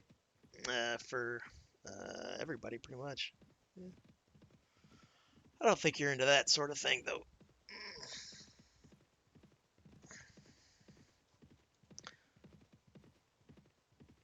I'll definitely keep you updated on Zed Palos 1257. I don't think it's been updated. It'll take him a while. Hope he fixed some of those like classic bugs. All right, we're gonna give these refugees some coins. We feel good for helping them. We're chasing. We're not gonna attack these northern clansmen, but they think that we might. We're gonna turn them into the southern clansmen. I always like that about Warband. You would see like a random bandit party that was way out of where they should be, and it's because somebody chased them all the way down there. So you'd see like a Wildling party or Northern Clansman party down in Door. Now sometimes it's a bug and they're not supposed to spawn there, but like I think I've seen that before. I've seen Northmen spawning down in Dorne and stuff, but that's just a bit of an oversight. Like a baby treats a diaper, says AJ. You're saying that's how life is going for you? Well, that's no fun. Alright, can I build my settlement here? Alright, so 5,000 stags, 6 hours. Yep. Nice. We'll call this the bridge. Works for me. Can't change the color either, damn it. That sucks. I can once I have a kingdom, but... Alright, I should have bought tools. Whatever, we'll get it there. For now, let's manage the garrison and drop off all the high tier guys. Max tier guys. There's my camel archer, who's not an archer. He should be a horse archer. That's probably because he's on a camel and somehow that messed it up, because when you make a troop, the game will automatically put them in a division that you, depending on their equipment.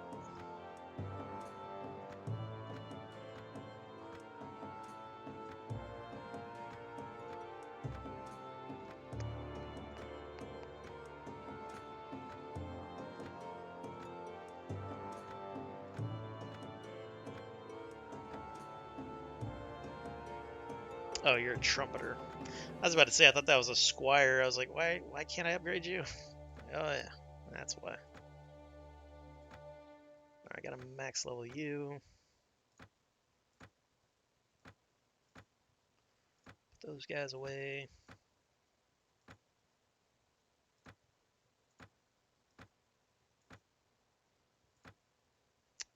Let's get some hammermen going. That'd be good.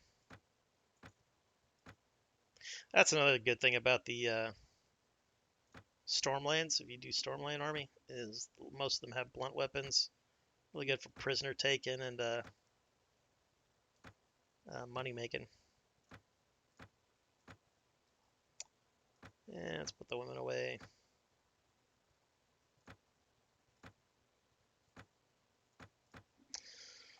That brings me down to 44. What does that leave in my settlement? I really wish there was a number here, but there isn't.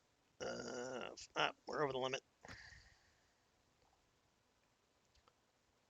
Alright, let's take the longbowmen, the vanguard, and the knights. 49, perfect. Can't hire anybody until we upgrade this joint. So pretty much all it is like a place to store troops. And you pay them the 50% wages as if you put them in a castle, so that's pretty cool.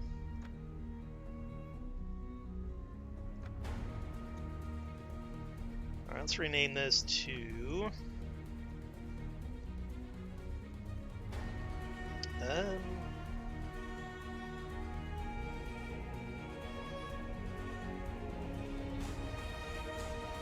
about Morning Bridge? Morning Bridge Keep. Does that sound good? Or no, let's call it... we'll call it a... Bridge of the Morning Keep. That's good. Bridge of the Morning. Nailed it. As best as I can remember, one of my few issues with 1257 is that you can't trade fiefs. Yeah, that's a diplomacy thing. If this new version you mentioned fixes that, I'll give it another try. Well, he'll fix a lot of different stuff for sure. We got the Chaucer back in chat. Hail Chaucer and welcome back. Booga Booga says he booga booga. You're too late. You're too late. I already typed it in. We're doing the Sword of the Morning playthrough, of course. So that's where Bridge of the Morning comes from. Are you a good guy? You're a new guy. I don't have the new guys memorized yet. Nah, he's not a good guy. He's got the cool armor, though. I like your armor, sir. I like your style.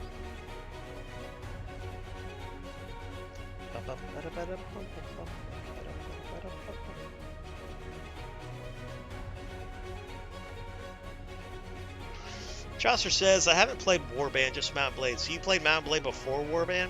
So you played in between 2008 2010? I've never played... Actually, I think I did crank up. Because when I first bought Mount Blade, I didn't know the difference between Warband and just Mount Blade or whatever. Actually, I take that back. I don't think I ever downloaded that. I just downloaded Warband. Because when you buy the package, it'll download Warband, but then you have the option to download Mountain Blade without the Warband. All Warband is a reforged Mountain Blade.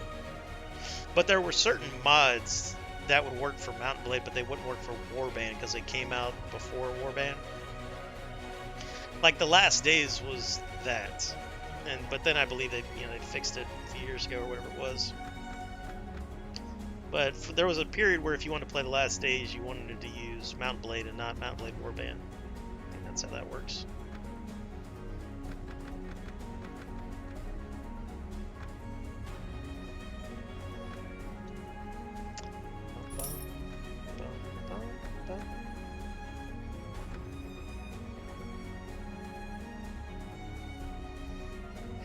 My Courser's lame. That's not good. You should be in good shape. I'm gonna buy the mule for Syrio.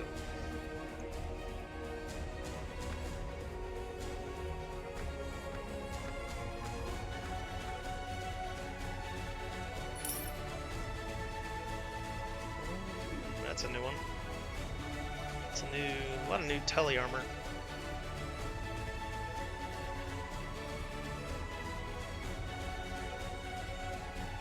I like the look of this armor, but I don't like its medium modifier. Alright, hell, that one's heavy. That's the worst of both worlds. Guess I could fix that, but and I also wish Kettle was medium. I basically wish anything with an open face was medium and then full face was heavy.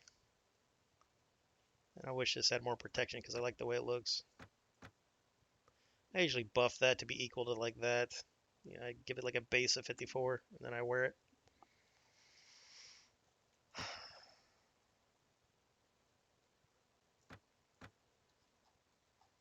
You know what? I don't need those.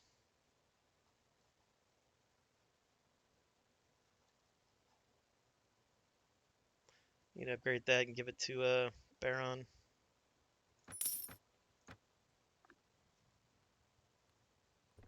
Do you play Warband, Chaucer? Did I say Warband? I meant Bannerlord. I meant Bannerlord.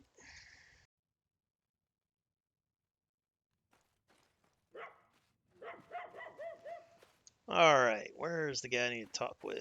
You? Nope, not you. You? Maybe.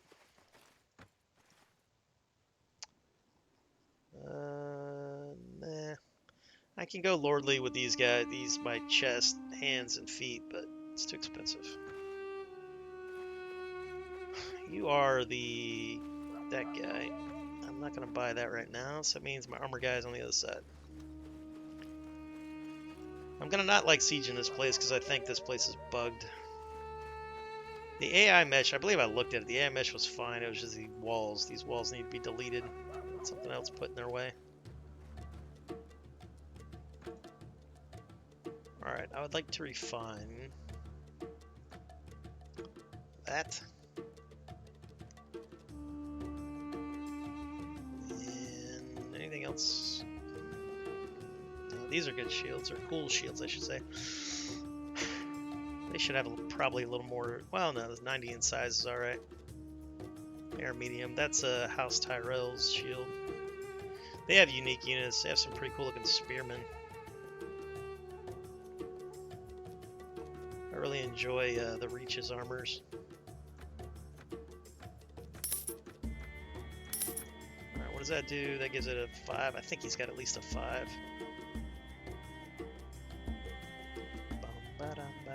I want to try this thing out. It's very pretty.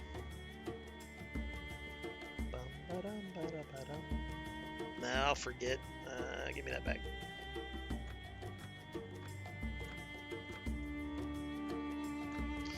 I'll put on my second outfit. That'll be my walking around pretty sword. Hey, we're looking pretty fly right there. Just gotta get these bandages off. There we go. Now we're looking like a proper lord. We're not a lord yet. We are a knight, a landless knight, a hedge knight, if you will. Or a fancy hedge knight. Here's a pro tip for you. Google Hedge Knight audiobook and listen to that. Try to find the one with the, well, the audiobook has more details, but if you can do the one that's voiced, the guy voiced the graphical novel. I like the graphical novel. I like to see the things. What do I need? 5? No, 11 timber, 5 tools, something like that. Let me go talk to the captain. Alright, the poem from Nymeria was not taken well. Yeah, she can kick rocks. Alright, let's do... Nope, I went to the wrong place. Let me go to the Bridge of the Morning.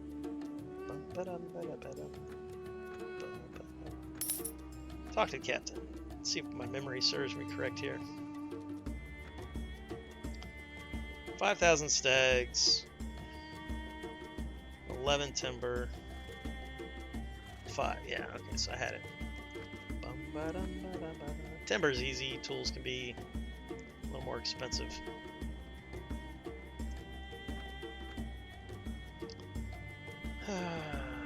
It's kind of expensive, but we'll do it.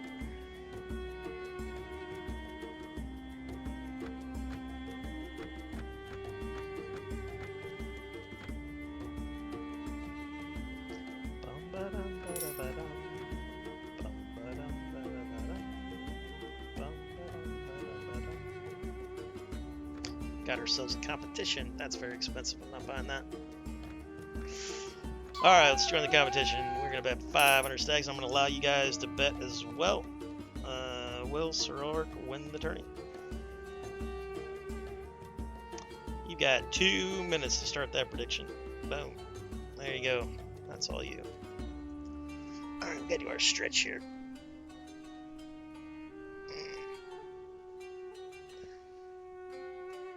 Alright. Feeling good about this one. Feeling good about this one. Alright, let's do this. Alright, what do you guys got? Kill the archer. Kill the archer. Thank you. You're not dead yet. That's a shame. I said, kill the archer. Alright, now we're good. Now we're safe. We're safe. Those guys are monsters, I tell you. Freddy Krueger and Jason Voorhees ain't got nothing on a Raven Tree Archer in a tournament. Alright, that guy's my buddy. I want to kill him.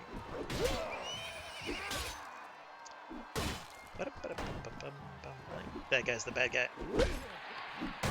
Tear him up. He almost got me there. Luckily, the Morning Star doesn't have great range.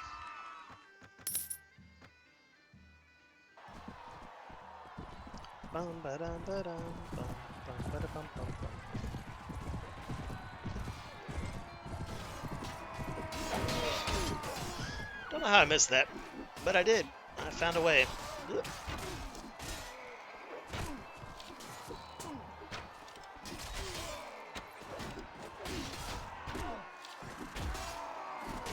Alright, let's let those guys figure that out. Is that a whole bunch of bad guys? No, those are buddies.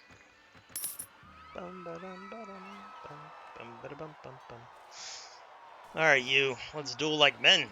Like men we will duel. One shot will pretty much kill me with this guy. Oh, that's not a two-hander. I thought that was a two-hander for half a second. I totally blocked that, by the way. Oh, man.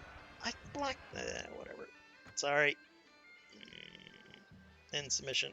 Choose outcome. Hell no. Complete prediction. Oh, that's a bummer. Who won that? Anybody win? Nah, I didn't look at the thing. Nah, hopefully you want some money there. Well, to win, somebody else has to lose, so you don't get anything if nobody else bets and goes against you.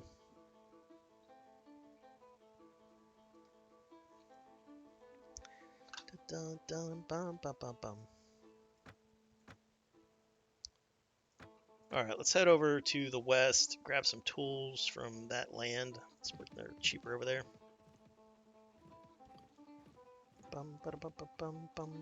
Hello, filthy bandit. Give me your strongbow.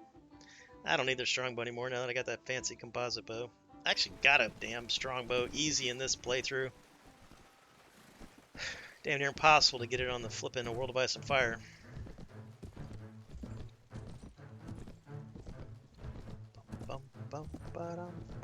How many infantry spearmen do I have? 26 spurs. Alright, let's advance you homeboys and see how well you do on your own. There you go. Attack them. Archers, come over here for a second. I would like for you to hold your fire, though. And I would like for you cats and you cats to join me.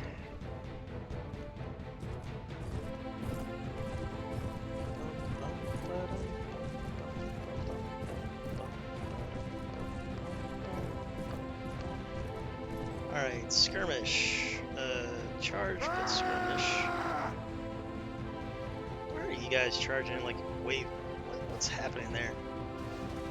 These guys are sort of staying in formation. I sort of like that when you see the low tier guys charging like that, because you could just say they got the bloodlust and they're untrained. So it sort of makes sense. Let's get the cavalry in here. Hello, sir. See how slow my cavalry are to react? Look at them. I have them on follow, but look how many seconds that took for them to move. So you can't really do what you do in most Warband mods and what you do in Bannerlord. Just kind of, lead them around, get kills. They're sort of worthless.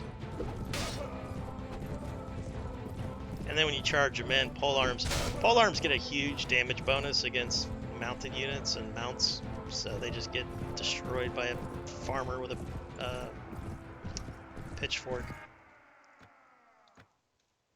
But if you got a lot of them, yeah, they'll do damage.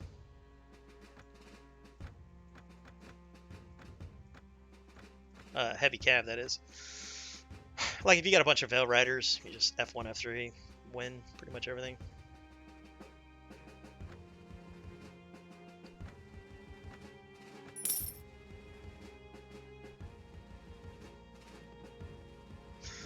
Who wants a padded helmet? You do. You do. We'll be giving that to Sir Baron Grey. Congratulations.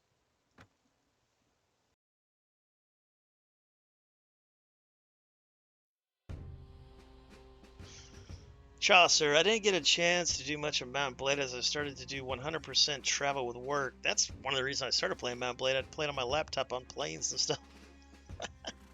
And it would play on my laptop, that and EVE Online. Travel with work, and it kind of took me out of any kind of gaming play. Oh, you're saying like work, you're always thinking about work and whatever, so you don't want to game. I'm like that sometimes. If real life gets chaotic or whatever, I don't really think about gaming. And then sometimes gaming is a nice meditative, relaxing relief from all that shit. I just never remembered to go back and play it until 2 came out, and I just started playing and said, nice. Only Twitch won. Yeah, it's usually how it works when gambling. Only the house wins, man. My gig was movies because my work laptop was shit. Well, that was the cool thing about Mount Blade. Like, I had a 2013 HP laptop. It was an AMD APU. It was actually pretty good at gaming for, it was like a $600 laptop. And I could, play some AAA older, like a 2010 AAA title or whatever at the time. And then that's 2013 is when I got into... Is that when I got into Mount Blade? I don't think I got into Mount Blade until 2014 or 15. I got into EVE Online in 2013. So then I would, if I had Wi-Fi, I could play EVE because it's an MMO. And then I wanted to find a single-player game to play without Wi-Fi. If I was in like a rural area or if the hotel had bad Wi-Fi. And then that's when I got into Warband. I believe that's how that worked. My gig, yep. Remember, this was in 2008, 2011. Yeah. Well, Warband came out in 2010, I believe. I wonder if a 2010 mid-level laptop would play. What would have been 2010? Well, because when did laptops start getting dedicated graphics? Probably forever, right? Because I think I remember there was like a dual GPU laptop back in the day. I didn't really pay attention to PCs back then, like pre 2013. Well, I paid attention in the like late 90s, early 2000s, and then I didn't give a shit for a long time. And then around whenever Star Wars The Old Republic was coming out, so that would have been 2010, 2011, then I started thinking about PCs again because I wanted to play that. So I had like an even worse laptop than my 2013 AMD. And so I was playing, like I would play that Star Wars The Old Republic at like the lowest of the low settings, still getting like 30 frames per second if I was lucky. And then, and I was like raiding and doing stuff. Or no, I wasn't raiding.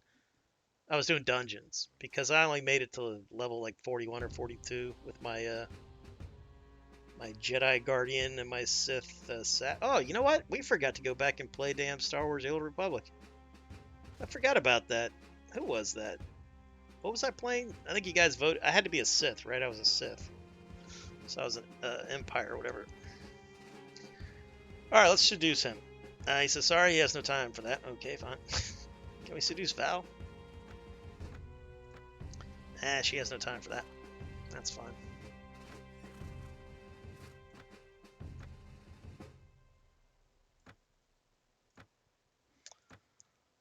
What are your stats, brother? You are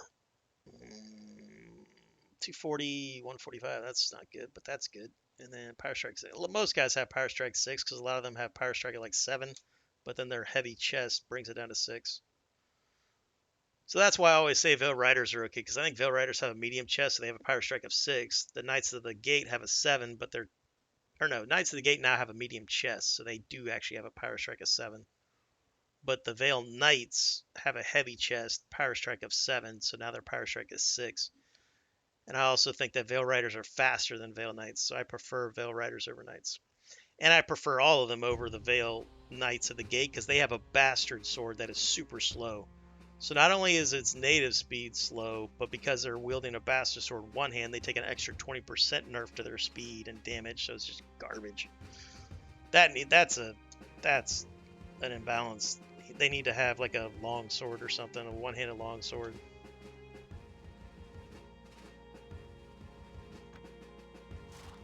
Let's see if the guy fixed it in this game.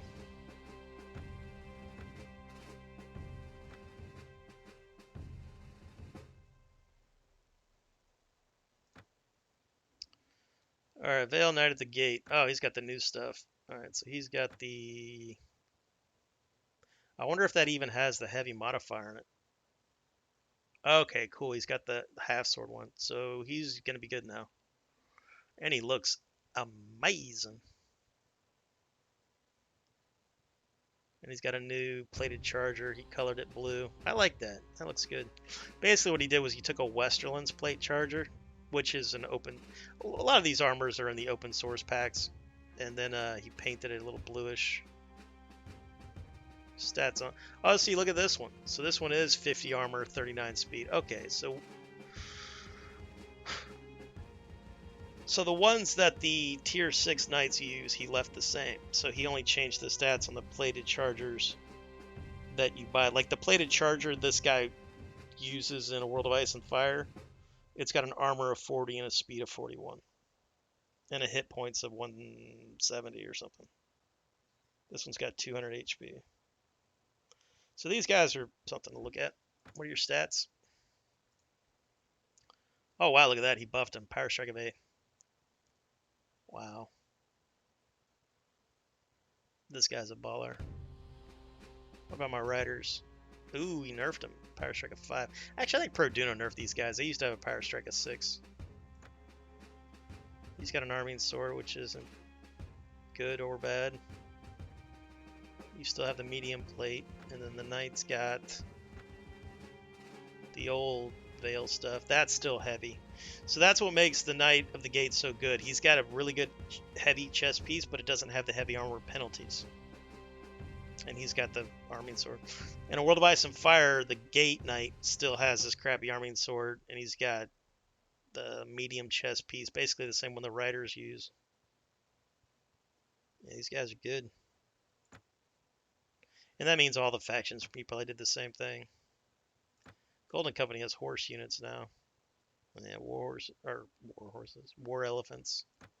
I have to go over there and try to buy one. They're probably cost forever. And war elephants are always a little buggy. Like you won't be able to do melee on top of them. All right, so you're 285. You also have a Power Strike of 8.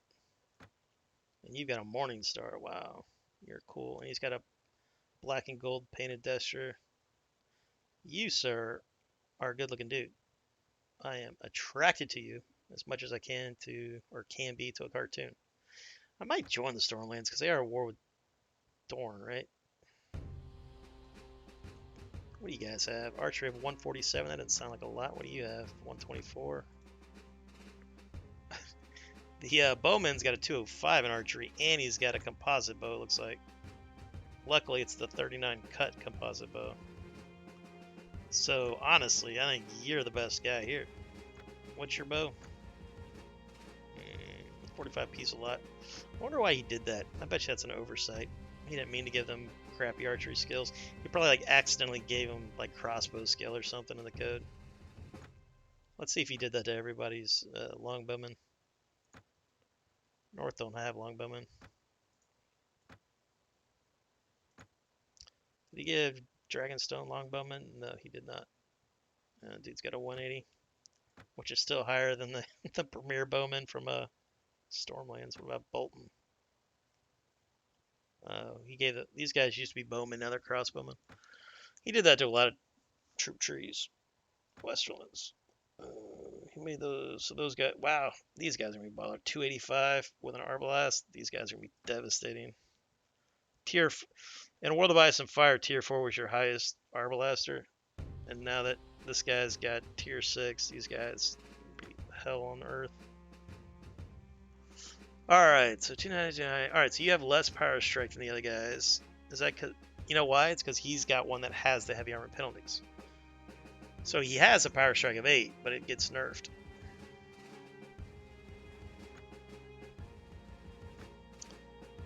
Alright, Reach, where you be? Alright, what are you doing with your longbowman? 175. And he's got the regular longbow. Alright, so he's unchanged. Stats wise, he's 175. What's your power draw? 6. So these guys are still kind of a paper tiger, which fits the lore.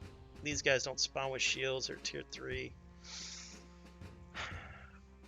Okay, these guys would be good because these guys are tier 4, level 23. What is your level? 17. All right, so these guys would be good for a tier 4. I would argue they'll probably be better than the Veil Riders now. Well, they have less power strike than the Veil Rider, but they do have a shield and a plated Destrier now. One good plated Destrier, the slightly quicker one. Wow, 240 in pole arm, power strike of 7, 40 cut, 84 speed, 205 reach. That's devastating. That's a halberd. 240, 5 in power strike. You got that thing. Interesting.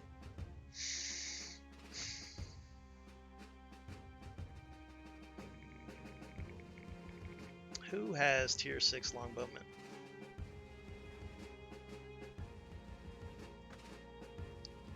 Tyroge has this guy, 135, 4. You got whatever that. Okay.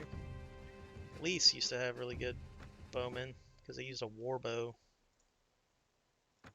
Now they use the long U bow. 225, power draw 7. Alright, go back to the Stormlands. Let me look at their power draw. Your power draw is 8. Alright, so this is an oversight. This should be in the 200s, maybe even 300s in the archery. You can easily fix that if you have Morg's Editor, but the problem is it doesn't take effect unless you start a new game. So you can't change it on the fly, but if you think about it beforehand, you can go rebalance it. I mean, these guys will still be devastating, like, yeah, 95 accuracy. It's just, arguably, these guys might even be better because of those proficiencies. Now, their power draw is only 5, which is no fun, but they'll be more accurate. And they've only got, well, they've only got 1 stack of arrows. You got 2 stacks? Nah, he's only got 1 stack. You got 2 stacks? No. See, I like my bowman to be Timmy 2 stacks.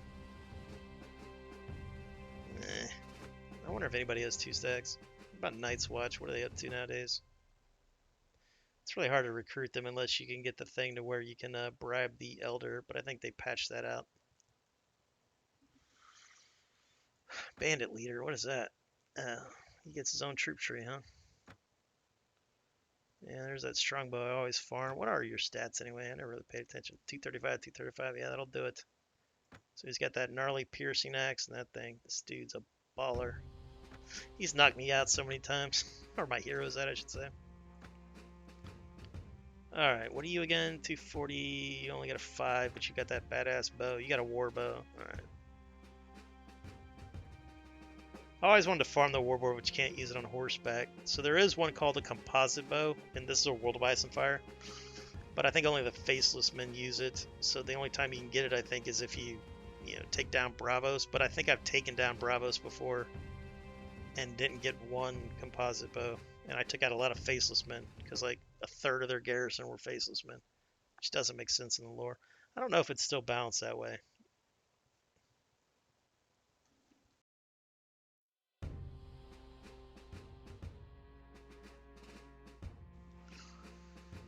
Oh, but you are playing Bannerlord, right, Chester? Now, like you got a modern gaming PC or whatever. Alright, so these guys also have war elephants, and it looks like they have a different kind of war elephant than the other ones do, so that's cool. We should probably go get some of these dudes just to check out their war elephants. The issue with these guys, though, is your unit is high up, and they have a tough time fighting in melee. And most times, the war elephants don't have large impact meshes. They just have the same impact mesh as a mount. So if the guy who imports it leaves it like that, then you don't even get the benefit of why you would use a war horse over, horse. I'm saying war horse.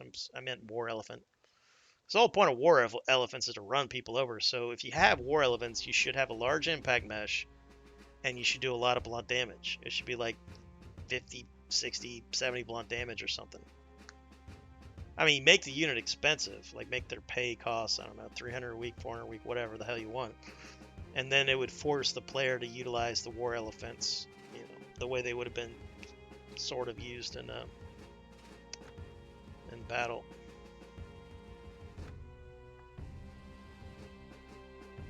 Perfect. Where was I? Alright, we need tools, and we need fur.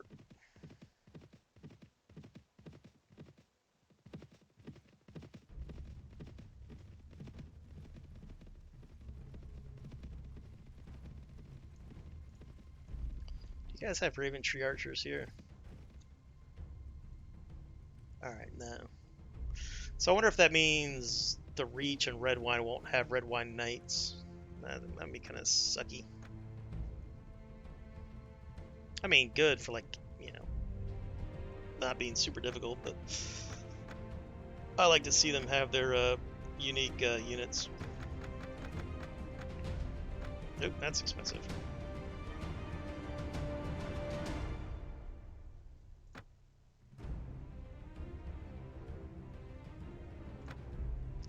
Forgot to drop some stuff off.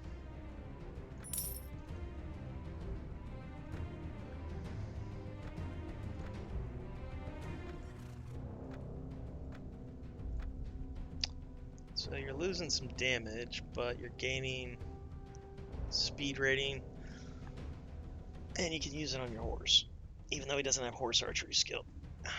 Alright, well, let's give you a mount.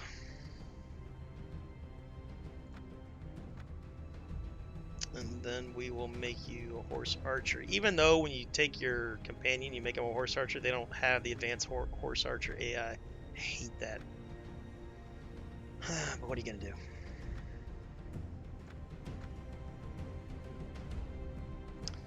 Alright, we'll give him a mule, take back Mildred. In a world of ice and fire, that's the best mount you can give somebody without a riding skill.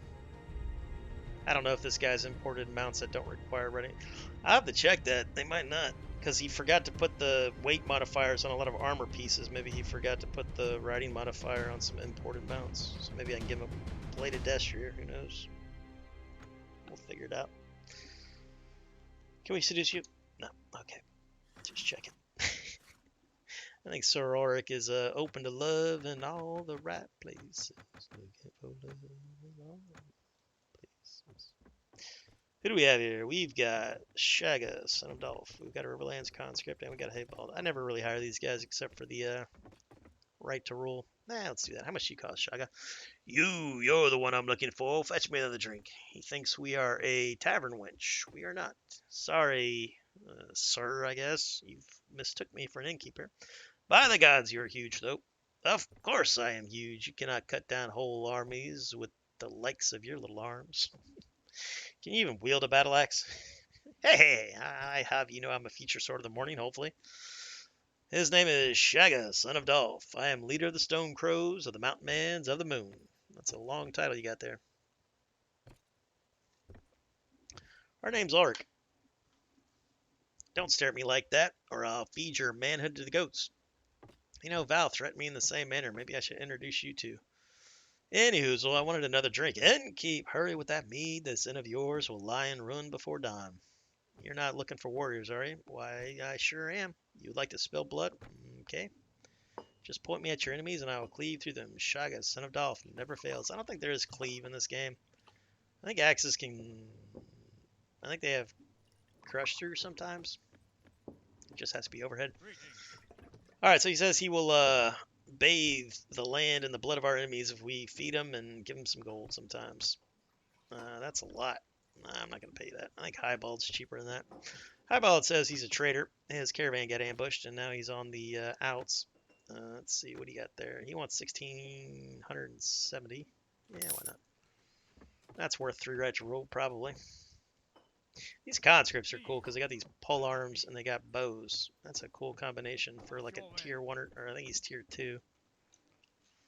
Alright, Highbolt. Go forth. Spread the word of Sir Ulrick. Bed for the throne, eh? That's a gamble that would... Ooh, we've got a sound alert for that. Somebody want to play that? Who wants to play the sound alert? I didn't bring up my dashboard for Streamlabs. Where do I hide that? Hide it there, right?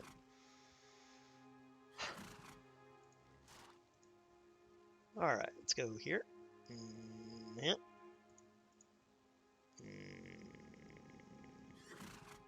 Oh, no, that's the wrong one.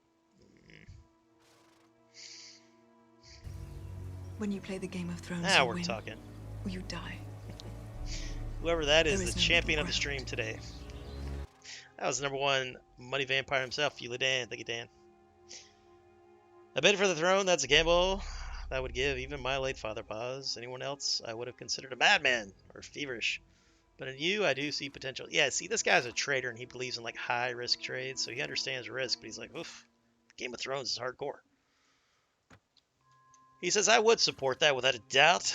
I know you to be a friend of merchants like me, and as king, I have saved quite a few caravans. And as king, I am sure you would respect us and protect our rights to trade unimpeded. Okay, we will try. If you promise to look after, we've already gone over this, Highball. If you promise to look after the merchants and to make the roads safer, then I will help you in your quest. I will meet with the merchants and traders and guildsmen and speak of your claim. With their support, your right to the throne will be all the greater. Farewell, then, leader, for a little while. Farewell, Highball, farewell. Well, our goal wasn't really to become a king, but yeah, everybody's saying that it's a good idea. Do kind of like that. 2412, see, it's just not as good. Just not as good. Best gauntlets in the game. They're very expensive, that's what we're wearing. If I make it lower, it'll give me a plus 18 to body.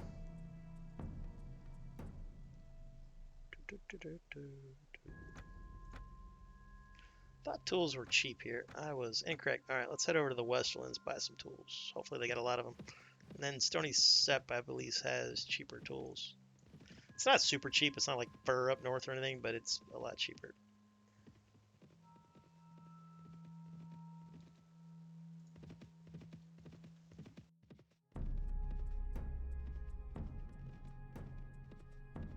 We got a new chatter, everyone. We've got Wilds. Is it Wild Car or Wild Scar? Probably Wild Scar. We've got Wild Scar LXRD. I totally crashed there. Oh man, we're doing so well because World of Ice Fire crashes all the time. But this reworked edition, that's the first crash, and this is like day 5 or 6 or whatever on this. All right, hold please. Let's get that back to working. Hail to you, Wild Scar. How goes it, friend? What are you up to? You playing Warband? Are you a Warband loyalist? Has Bannerlord gotten a little old for you? Do you play Bannerlord? What's your sign? What you doing? What do you look for in a spouse?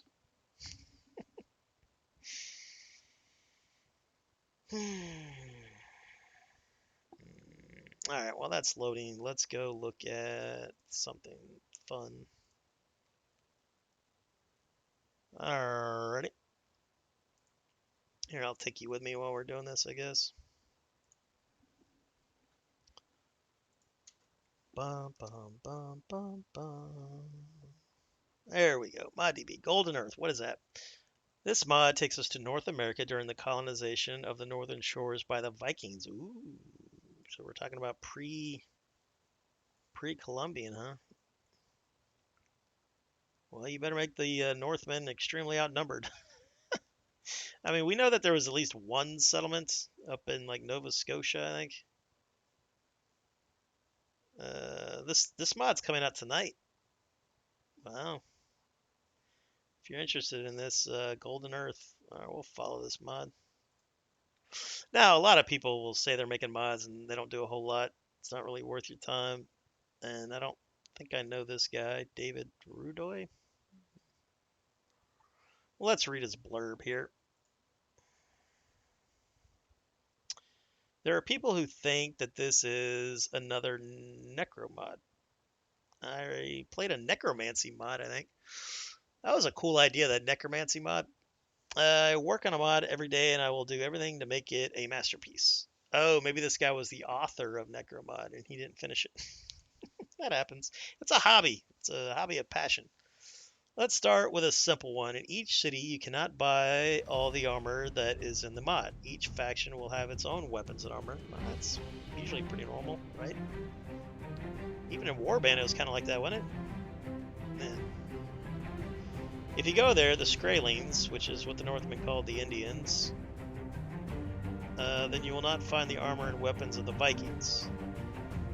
Only there. Well, those weren't really Vikings. Those were explorers, I think. And yes, only the Vikings will have horses. Which is right. There were no horses. You know what's funny? Supposedly, horses evolved in the Americas, but then they died out. So the horses evolved in the Americas, and then they took the ice bridges, or the ice passes, to like Asia, and then they died out in America. And then after the Ice Age, the passages melted. So that's really weird. I don't know if I believe that, but we'll have to see. Alright, so he's got a mini quest. And then for dessert, there will be at least 4 locations in fashion where you can find something or someone or nothing. I don't know what that means exactly.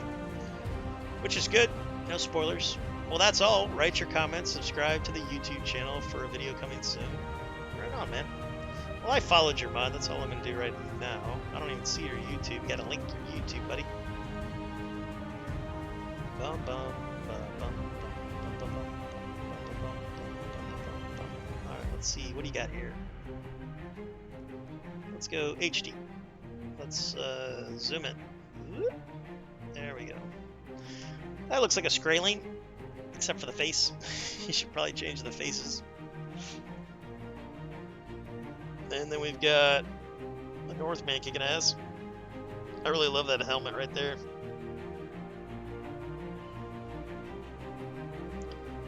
Alright, so I like the armor he's got going on there. That's the wolf armor.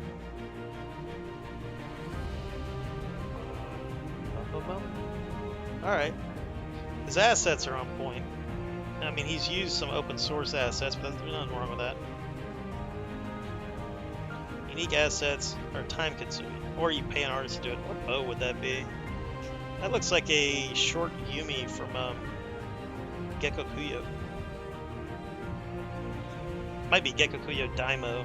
I think Daimo and then the other one, Sendoku, they would use this. I don't know if this was in base Gekko Kuyo.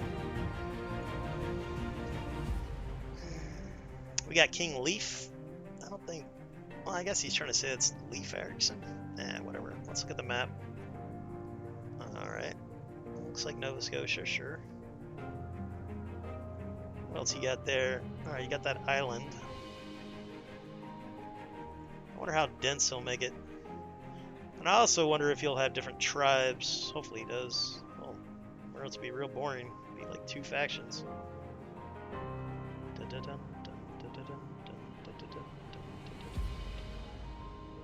Yeah, I dig the Skraeling's look. He just needs to take away all of the Western European face models and go with the darker ones. I almost want to say somebody made like a Native American looking face, but don't quote me on that. But it looked good. Because Native American, their original faces didn't really look like, like the South Americans and whatnot. Because South Americans have a lot of Spanish blood in them, a lot of other stuff. So the people that claim to be North American, or I say North Americans, Native Americans, like they're, like 30, 40% Native American. But they don't have that look. If you go back and look at like old black and white photos, you can see what they really would have looked like.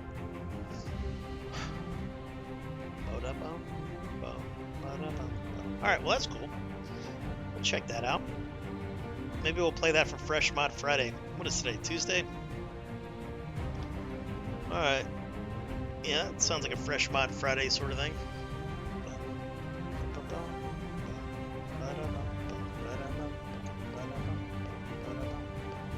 Alright, let's load Ulrick back up after that gnarly crash.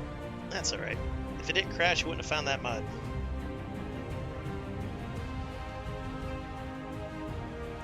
I really like this Froggered banner. The Vibrans. You'd think they'd have a Viper on their banner.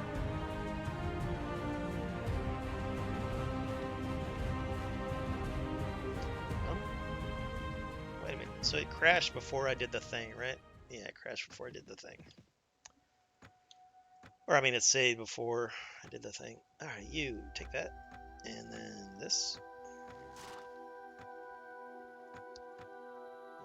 Baron gets an upgrade. Well, sort of a downgrade, but upgrading Cav. And he turned into a horse archer. Perfect.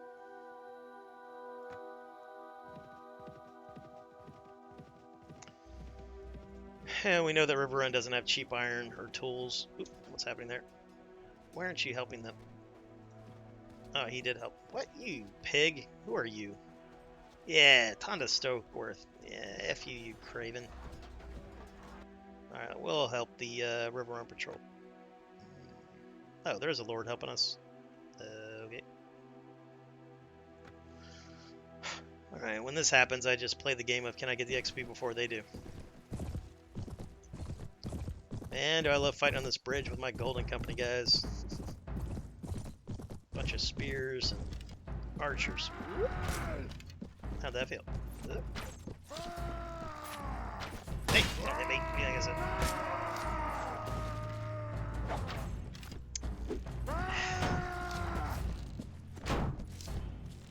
Shooting his tootsies. I think I got him. Nice. Alright, let's get rid of you and take you. Oop. Got a ball cap. I don't think we need a ball cap, right? Yeah, we don't need a ball cap. Alright, that's not a ball cap. That's like a Port Authority knitted, what do you call that? I don't know. Beanie. Most people around me call them beanies.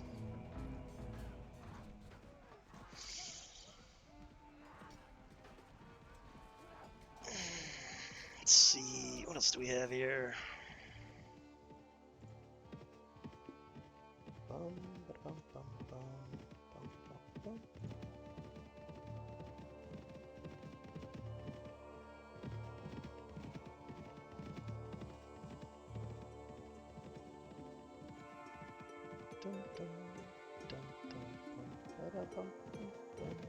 I forgot to record my stream yesterday, and I didn't feel like downloading it from Twitch, and it always looks like crap anyway. Ooh, what do you got there? I would like to fight some Iron Men. That's a nice head you have on your shoulders. He came at me too. I didn't have to chase him down. He says, today we make payment to the iron price. That's what we need. We need one of those iron price codes. What is that where Theon's dead? He's like, that quote where he was like, did you buy that bauble with gold or did you pay the iron price? Basically calling him a giant puss. What an asshole that guy was. Jesus.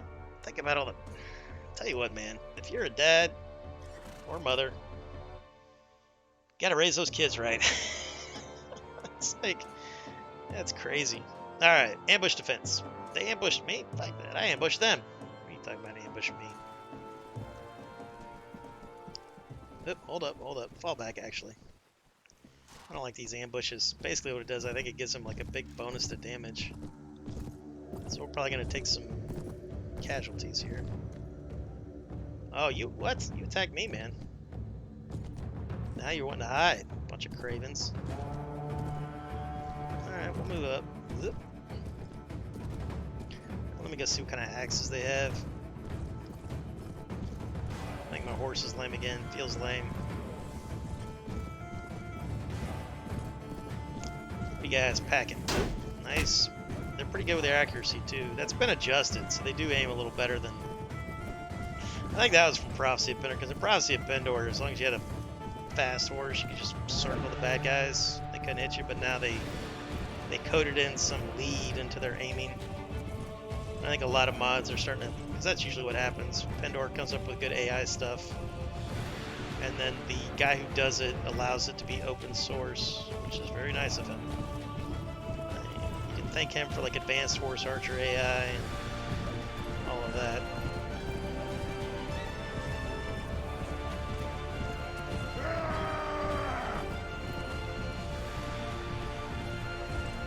You guys hang out there.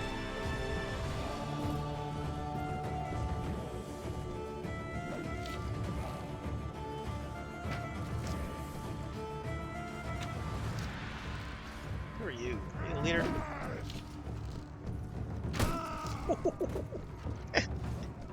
That was like that scene. That's one of my favorite scenes in, I've got a lot of favorite scenes in Game of Thrones, but the one where, Stannis just curb stomped the wildlings, and then Stannis is like walking up to, speak with Mance and all that. And then these wildlings jump out of nowhere and try to kill Stannis, and then these heavy knights just boom. It's like, it wouldn't have happened like that. You could hear the damn heavy guy come, or they weren't heavy knights. They're like light cav, well, light-ish cav. They had like medium to heavy armor on, but the mounts weren't armored. All the combat in Game of Thrones is very, very Hollywood, but that's okay. That's okay.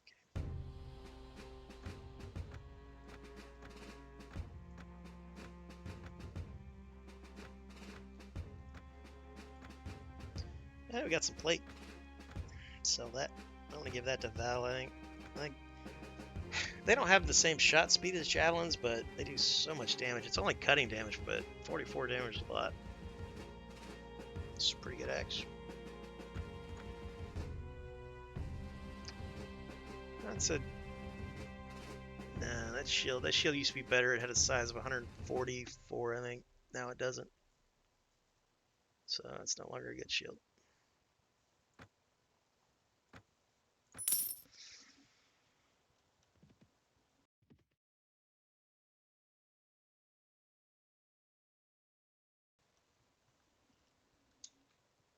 Let me get my chat back up. Perfect.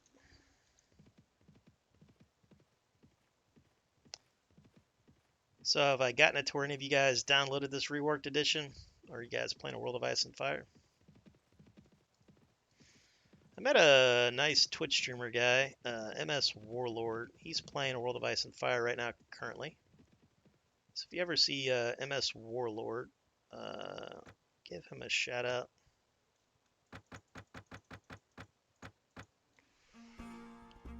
He's raising money for MS awareness.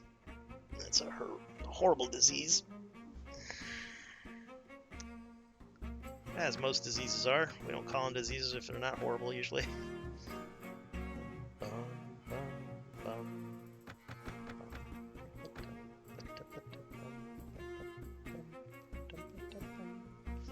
Let's give our guys a treat. We gotta get them some butter.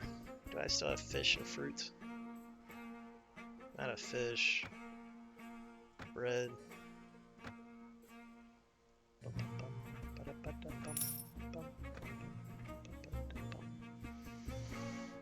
I want to get an ironworks here.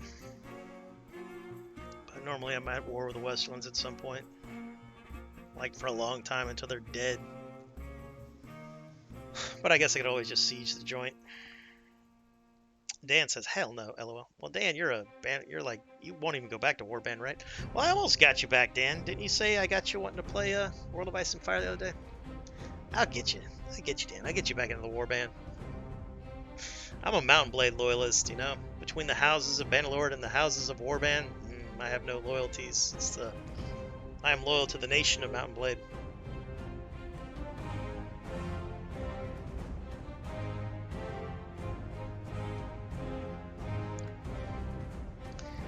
You got me wanting to, but I refuse. Nah, come on, man. Listen to that music. You know you want to. Alright, we only got 1902 for that, so he's giving me a crappy amount. You make a lot more money if you sell them to slavers. That's cool. I wonder what that's supposed to be. Probably Associ. That's probably supposed to be an Associ one. Alright, what else you got? Got another composite. Got that big old baller.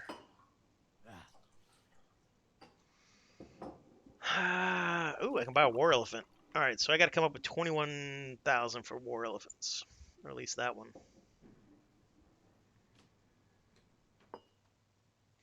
This armor would give me more body armor, but it weighs a little more and it has less leg armor, so I still don't think it's as good. And this is probably I love the way this armor looks. I wear it, I'd say 80% of the time. I'm usually doing light armor, and I'm wearing this.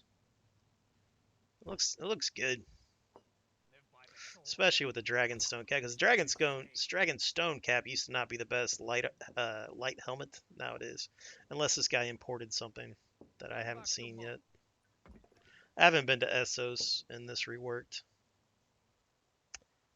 That's the best heavy shield, or at least in my opinion, that's the best heavy shield in the game because of its size, 144. I think that nerfs power draw and horse archery. If it just nerfed horse archery, I might wield it, but nerfing power draw and horse archery, it's like, ugh. We got Otto Von New, moderator extraordinaire and fellow streamer in the chat. Hail, Otto Von New.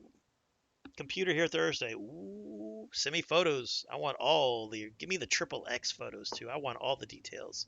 I want close-ups. I want the lighting, the shadows. Do that whole thing that professional photographers talk about where thirds, you want everything in thirds.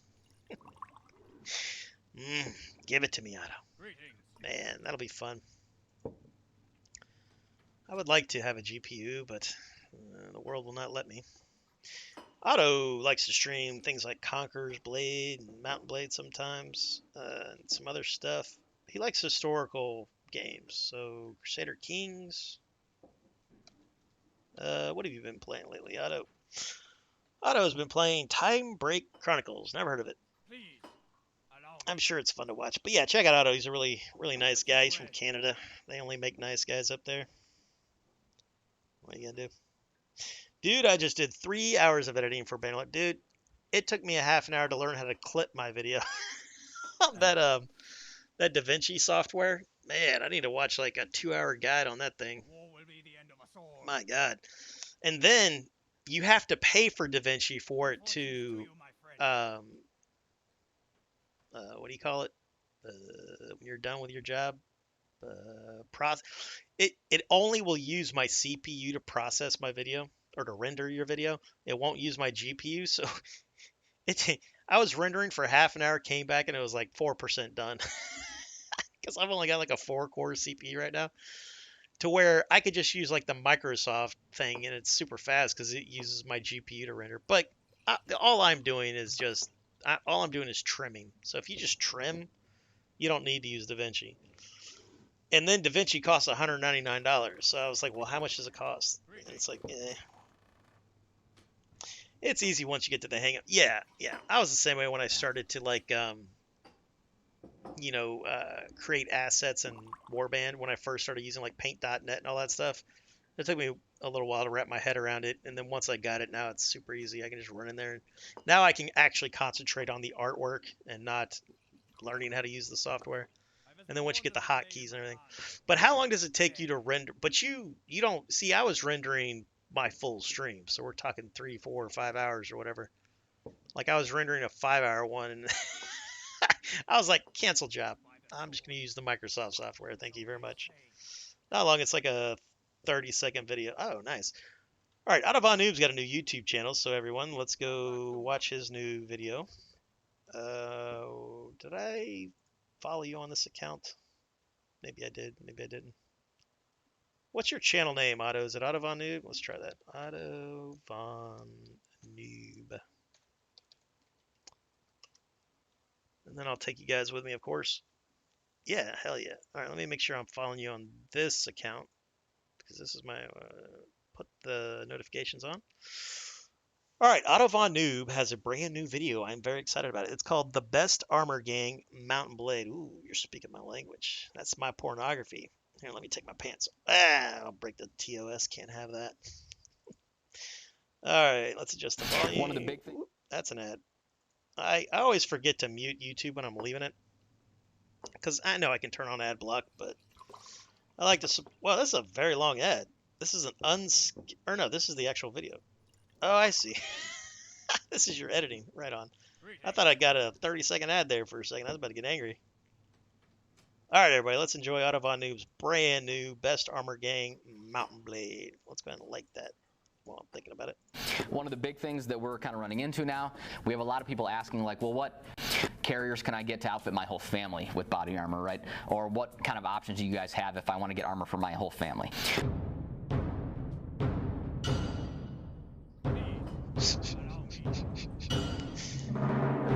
I agree 100%.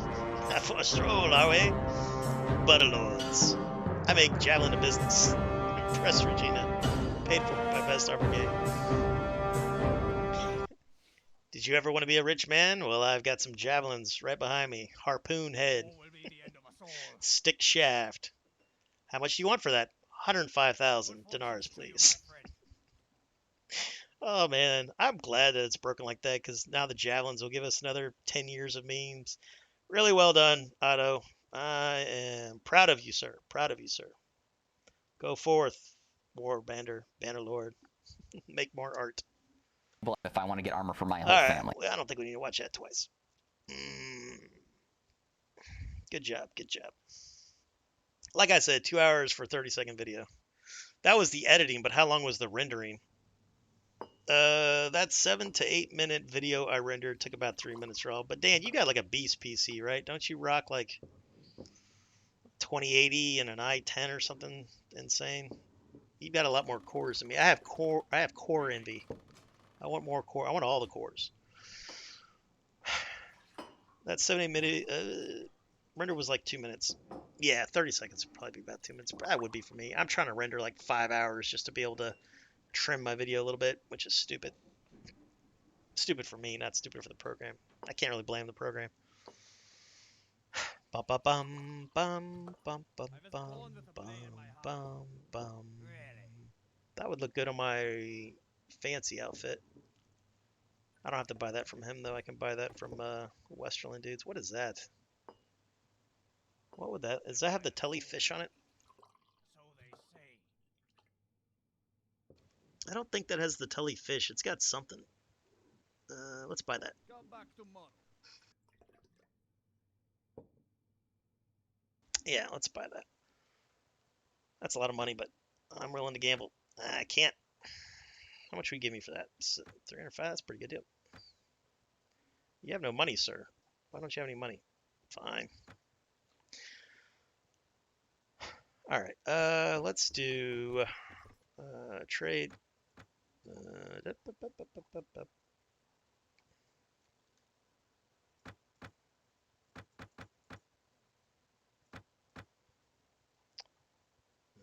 How much can I get for that? Ooh, that's a pretty good deal. You can't buy that though.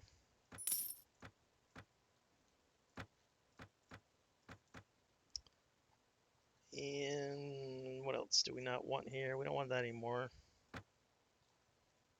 All right, I've got my 5 tools. I need 9 more timber. I gotta sell that somewhere up north probably. All right, let's go back and speak with the traveling merchant. We will call him Timothy. How's it going, Timothy? Give me that thing. That. Thank you. All right, what does that look like? Ooh, what is that? That is... that might be a really cool looking armor piece. Let's go to visit camp. Pardon me. Today is fashion day. What is that? That is... I'm gonna hurt some. Let's go that way. What is that? It's fancy, whatever it is. It's a lot of engraving. I'd have to go look at the texture in the file. Zoom in on that thing. I can't really tell what that is. What is it? Is it medium? Let me see here. If it's medium, I don't want it, but if it's light, I'll take it, maybe. Bum, bum, bum, bum, bum, bum. 4416, and it's considered light. It should probably be medium. So I'm losing a lot of leg armor, 9, but I'm gaining 13 body armor. And I'm going to lose a little bit of speed with the weight. Let's give that to Baron, because he's a Riverland guy. Well, he's a House Derry guy. He's a vassal of House Derry, or was, before some ghostly Dothraki raided Derry. I don't know why there was a bunch of Dothraki under the Brotherhood Without Banners banner. We don't question fan fiction, we support it. Alright, Baron. Actually, he's got pretty cool armor now. That's really good armor, because it weighs 2 pounds less. I could get more body armor, but I would lose a lot of leg armor. bum, bum.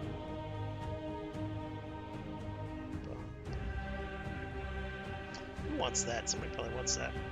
Kyburn, want that? Look at your skills. What does your robes give you? I think your robes give you persuasion. But you've already got a really low persuasion. My other companions have way more of that. I should technically give these robes to like Val, because she'll be my ambassador. Here, hold on to that.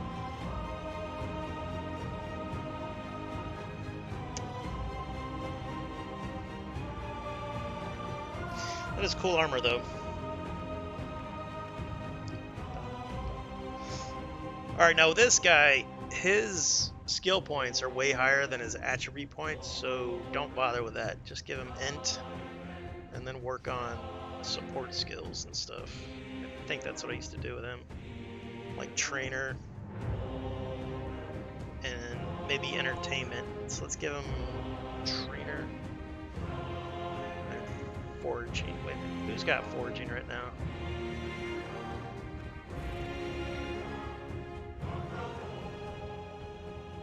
Sir Ulrick, the Donkey Knight. Alright, so we're gonna make, wait a minute, is foraging a leader skill? I hope not. Because it is useful. Party skill, nice. Alright, you're gonna be our forager, which kind of fits you a little bit. I'm surprised Val doesn't have a high foraging. She would strike me as somebody that would have a high foraging skill.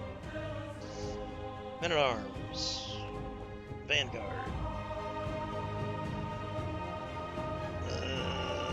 Knight.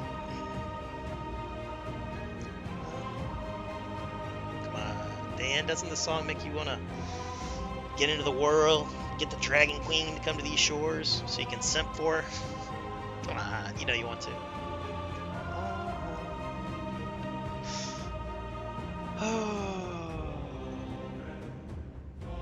Dan's got a 5800X, so he's... Oh, you have two. So you have one for work, and then you have one for gaming. Because NVIDIA is better for rendering, right? Because of the encoding chips? I don't know. Throwing that out there. How's the Horse Archer AI doing this BT dubs? It has advanced Horse Archer AI, which is the same one from, you know, Prophecy of Pendor that the guy let everybody use. But it's, you know, it's not perfect. It's not like Bannerlord. But they try. A lot of times, the thing with the AI is what it's saying to do is to stay a certain distance away from its enemies based on a couple triggers. But what happens is the size of our maps are really small, right? So they get stuck on the edge of the maps. You know how in Bannerlord, you can just go on the other side of the out of bounds and then you get kicked out? But in especially a World of Ice and Fire, and of course this reworked version of a World of Ice and Fire, you can get stuck on the edge of the map. And that can happen to a lot of horse archers, and sometimes they get the brain worms and charge in anyway. Something I'm always curious about, because there's only a couple warband mods where I thought it worked. Yeah, for sure. There never was one until the Pendor AI guy did it, and then he was awesome enough to open source it. So if you ask him for it, he'll give it to you if you're modding your own thing.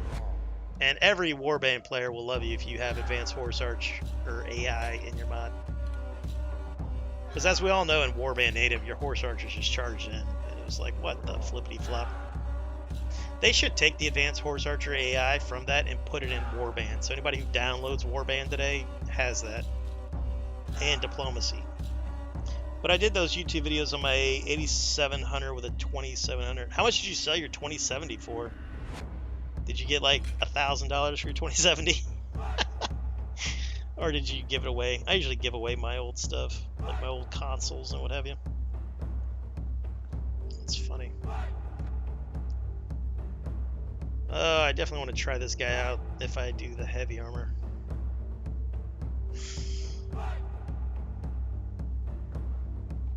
Did I watch your most recent video, Dan? Or you're not making videos anymore, right? But I followed you and put my notifications on. Also, if you guys make content or anything, you know, let me know and I'll watch it on stream. Especially if it's Mountain Blade stuff. If it's like OnlyFans stuff, then I'll watch it in my private time.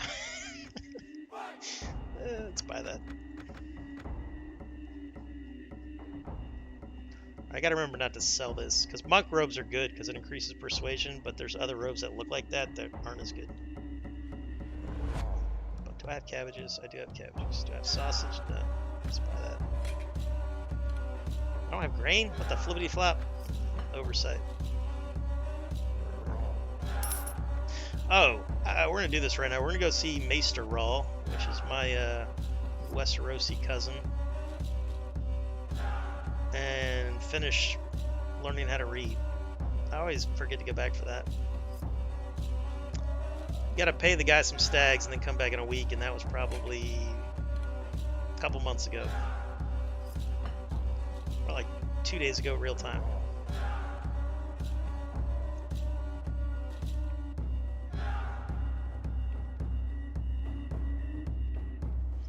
And if you still have your 2070, I'll buy it off you. Mail it to me. I will give you the money. But hell, I wonder what you could sell that for right now. Let's see. Let's go to Scalper Bay. eBay 2070. Was it a super or a regular? So a 2070 Founders Edition is going for $810, and it might go for more than that. That's just the current bid. That's hilarious. I could probably sell my 580, which was like a middling card from 2017. I've been seeing those go for like $500-600. What the fudge? So the 2070 8 gigabytes. Let's see. Are there any buy nows? Probably not. What did I do? CRC. Yeah, whatever. We don't want to marry her anyway. We were just doing that to poke fun at Jamie, because you have to walk past Jamie to go on a date with her. That cracks me up. I like Jamie, though. He was on his way to having like one of the best arcs in the show, and then he didn't. Alright, are there any buy nows? Probably not. Scalpers love a good bidding war. 950, 950, 1,000, 1,400. All these are 2070s, by the way. Fucking Scalper Bay. And there is a fresh level of hell. Well, you know, I get it. I've had acquaintances that were these types of people. But they would just do it if they had it. They wouldn't sit there and write a bunch of programs to be able to buy all this stuff with their stupid bots. I pretty much, I think, signed up for all of the message. Like, I even signed up for EVGA, gave them my real name and everything, which I hate doing. To hopefully get like a 3060 Ti or 3070. Sons of biscuits. Alright, enough of that flim flam. What did I want to do? Alright, let's go visit the Citadel, which is under others. And we want to take a gander at Maester. What was your name? Mollander. He says, Sir Ulrick, also known as the Donkey Knight by the small folk, you are back to finish learning. Why, yes, I am. We show the Maester what we have learnt, and after several hours, you feel more and more comfortable reading. Well done, Sir Ulrick. You have now learnt. Isn't it learned? Learnt? What is learnt versus learn? I don't know. Well done, Sir Ulrick, the Donkey Knight. I thought we would never get there. Hey, man, it was a skull fracture. We could read before, but the skull fracture, we forgot how to read. Now go read something and get out of my way. Alright, let's go talk to Maester Rawl, which is my Westerosi cousin. Hello. He's the best Maester in the land. Let's see, do we want to send a message to anybody? Nope, we do not. Alright, this is where he keeps his porn stash. Gotta keep an eye on him. Luckily, he's like a second cousin. Nobody is for hire.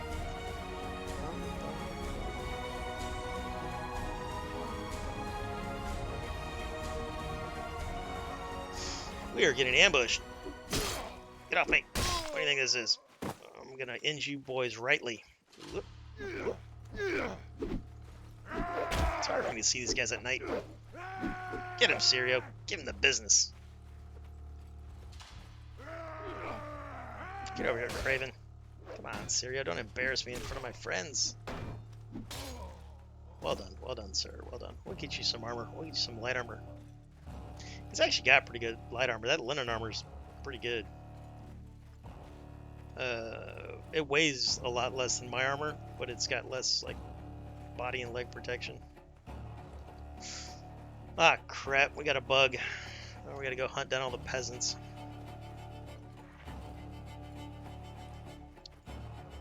Luckily, this scene's not too obnoxious.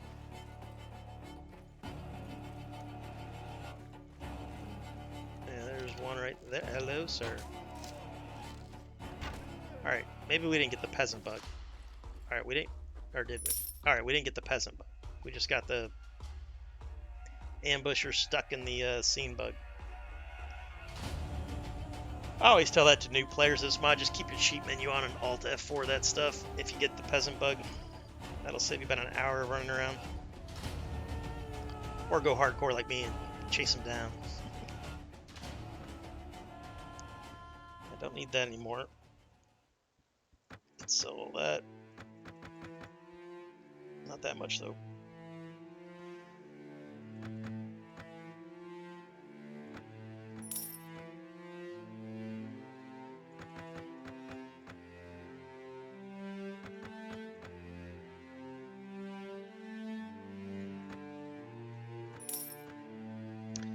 Check out the hazard in. Anybody home? What do you want, Peter? I think you're an alcoholic. Yeah, you're an alcoholic. Alright, now we can read. And I think I have intelligence of 10, right? Or 9. What do I have? Hold on. Be right with you. I have 10. Glorious. Okay, how much money do I have? I've got 9,600 and something or another. Books are very expensive. History of Rhoynish Wars. I don't know what that would be. I don't remember what any of these are, to be honest with you. I haven't read in a long time. In game. The Book of Lost Books. I just like the name of that one. I don't know. Let's read the Book of Lost Books. Why not? It's very expensive, by the way. Please, allow me. I'm going to sell you that. Have it your I'm way. going to sell you anything else I don't want. I'm going to sell you that. Get out of my inventory. I'm going to sell you that. Hold on to that, of course.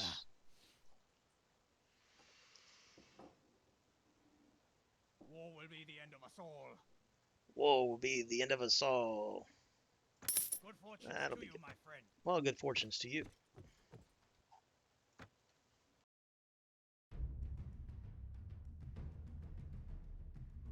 We got Sidicus55 back in chat. Thank you for that hydrate, Sidicus. You're the only one that's doing that for me anymore. I got dehydrated this morning.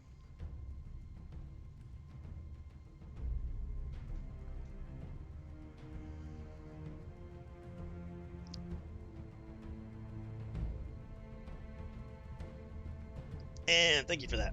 All right, what do you got for me? You got, are you winning, son? Yeah, I think we're doing pretty well, man.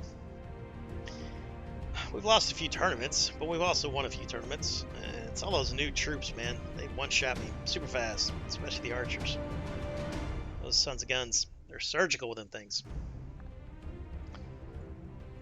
All right, let's do, now that we can read, let's go ahead and go to camp, read book, Book of Lost Books. And we'll get that taken care of. And now let's head up and go get timber for our settlement. So we need to go way up yonder in the Chattahoochee here.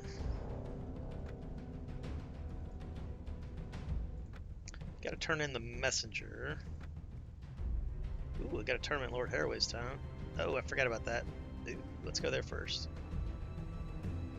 Alright, well, let's attend the tournament at Lord Haraway's town first. And then we'll go dispatch that murderer. Circe would like to do another date, but I don't feel like doing another date. So we're indisposed. I think we're done dating Circe. It was a fun little jaunt, flirting with her and whatnot, and maybe even we snuck across into a dark corner or under a bush or something. Wherever Circe brings her cousins. Who was that, Lannister? Was that a first cousin or second cousin? Lancel. Ugh. I hated that guy. I think everybody hated that guy. You know who I disliked more than even some of the evil ones was Tommen. I mean, I get that he was supposed to be super young, but man, he was infuriating to watch.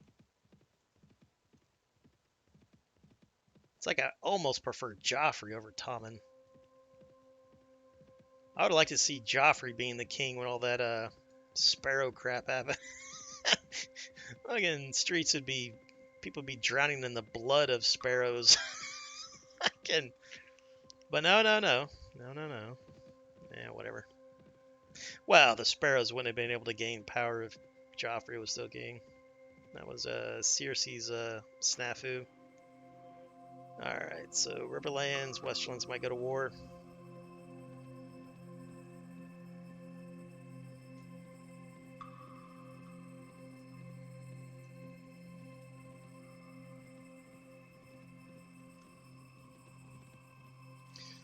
Alright, let's get that tournament. Wait, what? Oh, I already did it. That's right. This isn't a real quest anyway. Parduna just put it in to let you know where tournaments could be, but it acts like a quest. Like, you don't lose or gain anything by turning it in. But if you want it out of your journal, you have to go talk to the guy who gave it to you, or the guy who invited you. So in this case, that would be Walter Frey. And you get some salt. Salt, please. Luckily, I just found another tournament right here. Ooh, that's expensive salt. I don't want expensive salt. Alright, let's go ahead and do this tournament. And you guys can gamble on this if you would like. Alright. You've got two choices. You got 2 minutes. Think about it.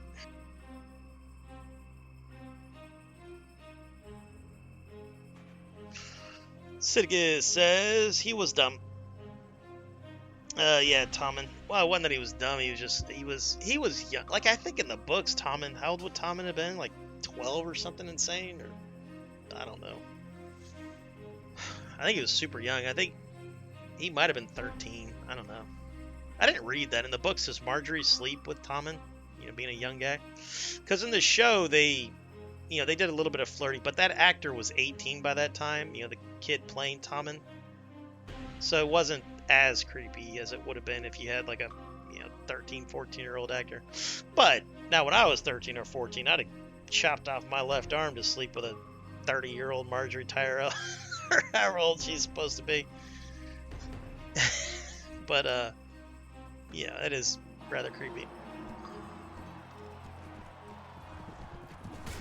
And I can say that, but who knows how that affects a child brain. Male child brain. We know what it does to female child brains. Hey, stop it! Nice, thank you. It's nice to have a Raven Archer on my side. That guy's a buddy.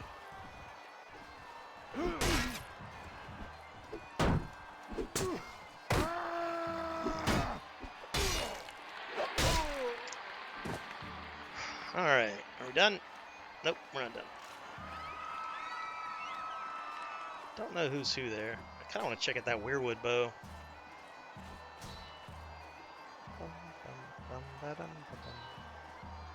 Thank you.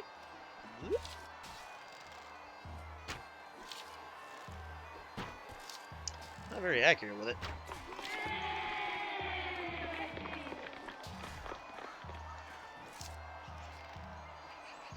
Don't know if he's an ally or not. Alright, he's an ally. Good. Alright, round 2. 3 teams of 8. Whoop.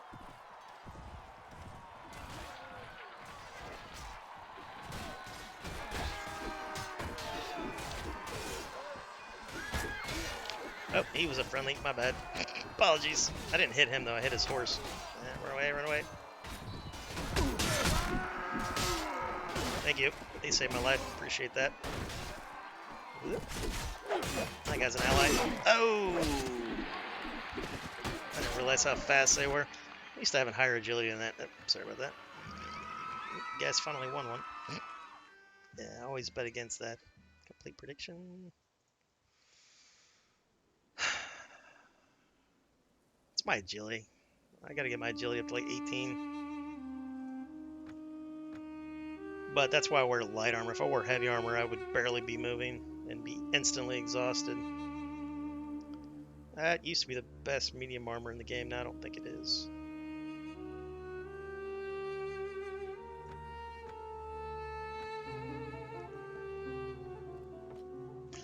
That guy has a companion. How much money do I have? I have 24.96. How much do you want, Sir Creighton Longbow?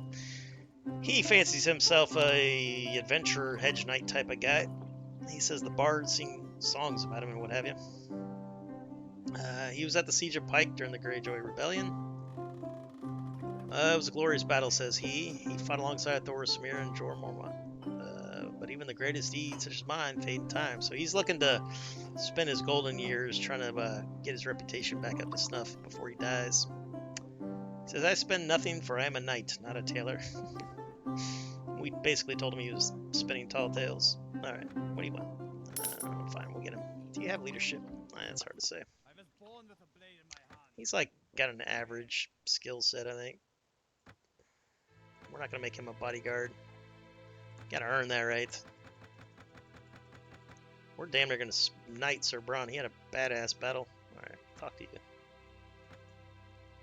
Leadership. You got 2 in leadership. That's not bad. He doesn't get along with some of the guys, but he's also low level, so he can. And he's got a charisma of 8, so I usually just pump charisma and give him leadership, entertainment, maybe training or something. Training's intelligence, though, but he's already got a 12 in intelligence. He's a good support guy, but he doesn't get along with. I can't remember who he doesn't get along with, but one of the ones that I use as a regular. But for now, I'd like to send you out. All right, he says we will not stop until you become king. I don't know. We're thinking about it. He says, but it would be a great story. Not that he lacks fame, but there can't be too much of it, right? He says, you ask me that after I've cut down myriads of people while fighting under your banner. Well, he literally just joined me. All right, go out and talk to all the hedge knights and everything, and help us out. Ooh, sworn sword. Oh, see, they still cost 1,508 stags. Why do they cost so much? Everybody else, that's probably just he forgot to fix that because these guys were in A World of Ice and Fire. So I'm not paying 1,508 for a sworn sword. I mean, they're badass, but I don't even think they're the best anymore. Those other ones are better. Well, arguably, debatable.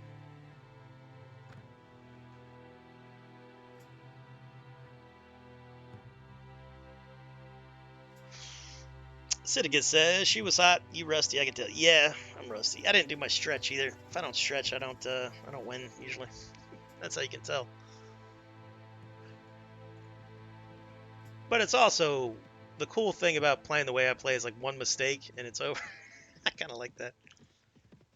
Makes it fun for me. What is my agility at? 12? 13.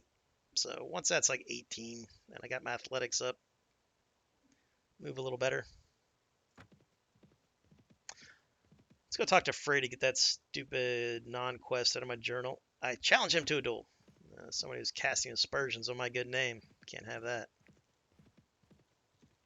Alright, let's go to the twins. Talk to Frey. He's always here. He never leaves unless his castle gets taken. And then he just sets up court wherever his other fiefs are. Because I wasn't able to make it to the Red Wedding, so this guy's the Lord Paramount of the Riverlands. Alright, so we finished that. See, we didn't get anything. No XP, no relations. So, not really worth it. Frey is old, that's why. Yeah, well, what Perduno did was any of the faction leaders or vassals that would never leave, you know, like Joffrey, Lady Lysa, Frey, they never leave their keeps. Because in the story, they wouldn't leave their keeps. Alright, we made 47.89 this week. That's pretty good.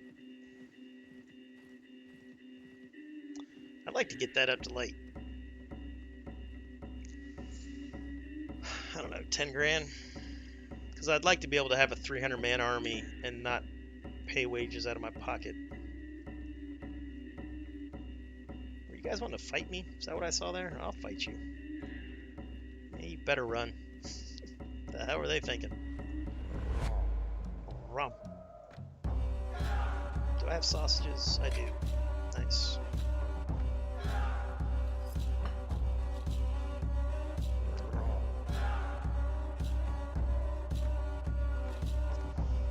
Alright, back to the fur. And I need that. I need a lot more of that. I think I need 7 more of them things. So I don't want to fill up on fur. Yeah, that was a mistake. Alright, let's not fill up on fur. Well, I still need 5,000 stags. Let's sell that. I'm not going to give that to anybody. Let's hold on to that. Got too much crap in my inventory. We'll sell that. Let's upgrade those, give them to Val, and then sell whatever those javelins were. Javelins are good, but I think the axes will one-shot more often than the javelins. Eh.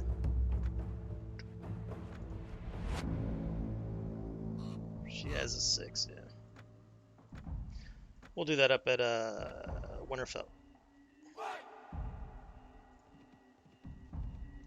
I don't think the villages ever have timber. They'll have fur, but they won't have timber.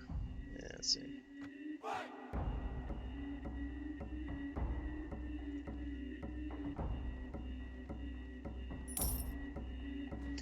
We got a random event, smoked fish and a lance. Oh, now we're talking. Alright, so what did I have? I have 1, 2, 3, 4, 5, 6, 7, 8, 9, 10, 11. Perfect.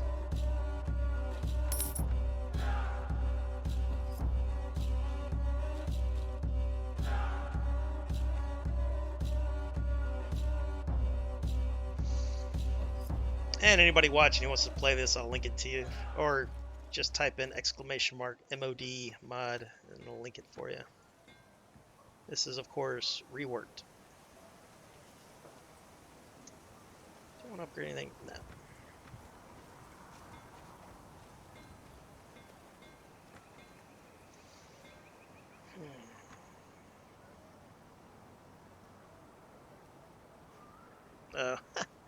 I can't upgrade these because I don't have a power throw skill. That's funny. Alright, so sell that then. I forgot about that. We'll give her just that throwing axe. Nothing I can do there.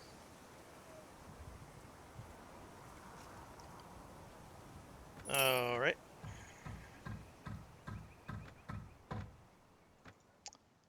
So that does 26p. That's 23p, so give me that. Have an axe. Perfect.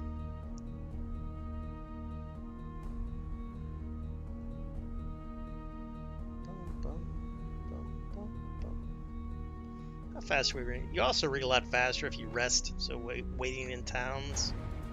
If you're trying to like get through a book or whatever, that's a lot faster. Reading on the road will happen, but it's very slow. Alright, let's head back to the Bridge of Morning and get our second tier settlement going. Once we have that, I think we can get the prostitute. I don't think we can get the armor smith and the weaponsmith until tier 3. But we can also build a port, I believe, at tier 2. What do we got here? Thieves? Yeah, we'll help you out. Get some relationship with that guy.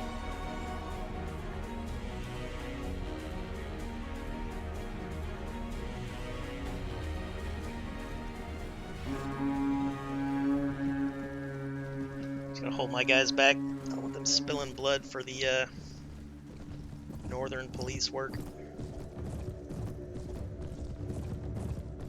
Bring my bodyguards though. Not that they get any kills when I tell them to follow, I'll just tell them to charge. Gotta get a battle horn in Destiny. Probably won't use it because I'm an archer right now, and it takes up a slot.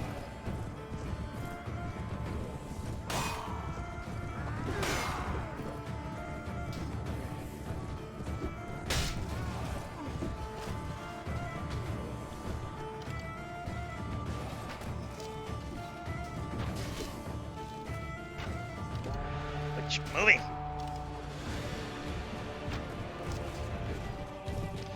We're getting better with this bow.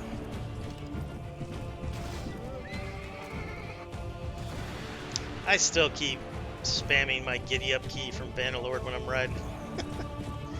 Probably doing it like 30% of the time.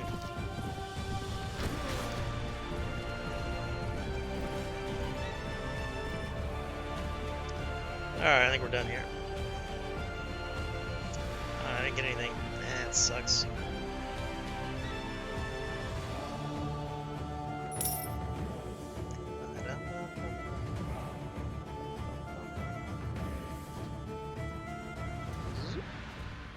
Wait a minute, is that a real fight? What's going on over there? Is that Ironborn you're fighting? I don't think the North and the Ironborn ever go to peace, even in static. It takes a while. That can't mouse over this. That is the army. Let's see. Oh, it's just thieves. I think they can handle thieves.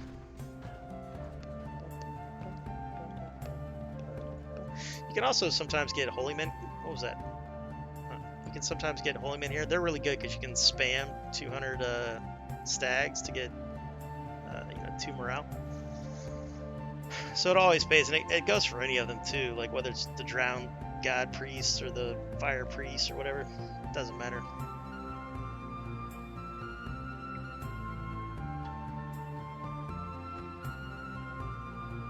Widows and orphans are just women. If you want women in your party. I don't donate in this menu because if you donate it in this menu, you'll get a bonus with like the Sceptry, but then you'll get a negative with the Lord of the Light and the drowned guys and the old gods. So I don't do that. I only give money to the septums that are in castle keeps or town keeps. Then you just get a bonus with the 7. You don't lose anything.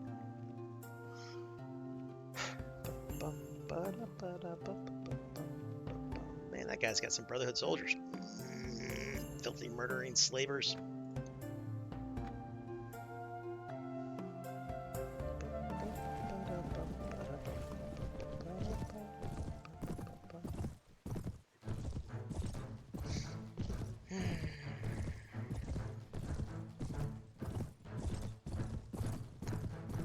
Alright, you guys hang out here. You guys hang out there. And do that. Do I have horse archer? I don't think so. I've got you, but you're probably not going to use the advanced horse archer AI, correct? Alright, we're going to charge in the horse archer and see if he uses the AI or not. Yeah, he's using it. Yay, they fixed it. For a long time that did not work. Oh, no. See? Look at him. Silly, silly horse archer. Avoid melee. So, if you put them on skirmish, will they start using their bow again? There we go. So, for companion reasons, you still want to use, like, the skirmish... No, he's charging back in. Yeah. So what happens is, once he gets the range, he goes back to his normal AI, which is to charge in. Sometimes, and then when he gets close, then his skirmish AI step kicks in and then he retreats again. So it's still buggy. For whatever reason, companions, like, you can't put a group into horse archery and then they take into account the advanced horse archer AI. But regular troops, it works.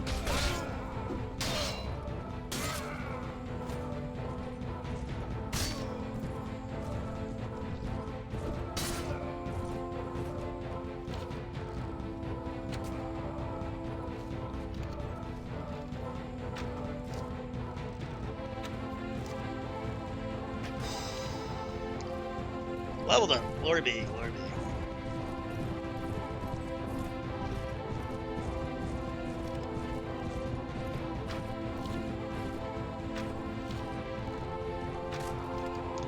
Really wish I could adjust my crosshair in third person like you can in Bannerlord. That's why I'm always in first person when I'm shooting. Alright, that guy's running away. We don't need that. Alright, let's grab the Brotherhood dudes. Let's grab all of them, why not? Boop, and boop. They're not very good troops, but I like them for the RP. I like the Brotherhood.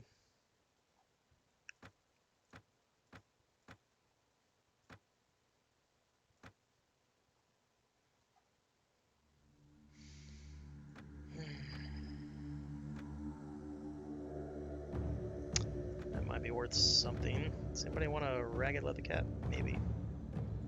Probably give the gloves away to someone. I don't really buy gloves for anyone.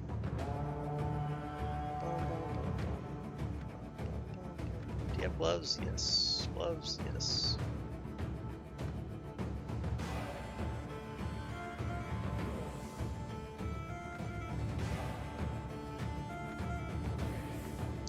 Bronze good. Kyber needs it. Alright, Kyber. Let's give you int. Surgery. And thank you. And crossbow. That's why I give him a crossbow so he can level up, get some kills. And crossbows are very powerful in Reworked. They're very powerful in World of Ice and Fire, and they're even stronger in Reworked because there's a you got a multi-shot crossbow, which I haven't played with yet. I haven't even seen it other than in the Traveling Merchant, and then you got an arbalest, which is like a musket basically. Slow but devastating. Accuracy of 100.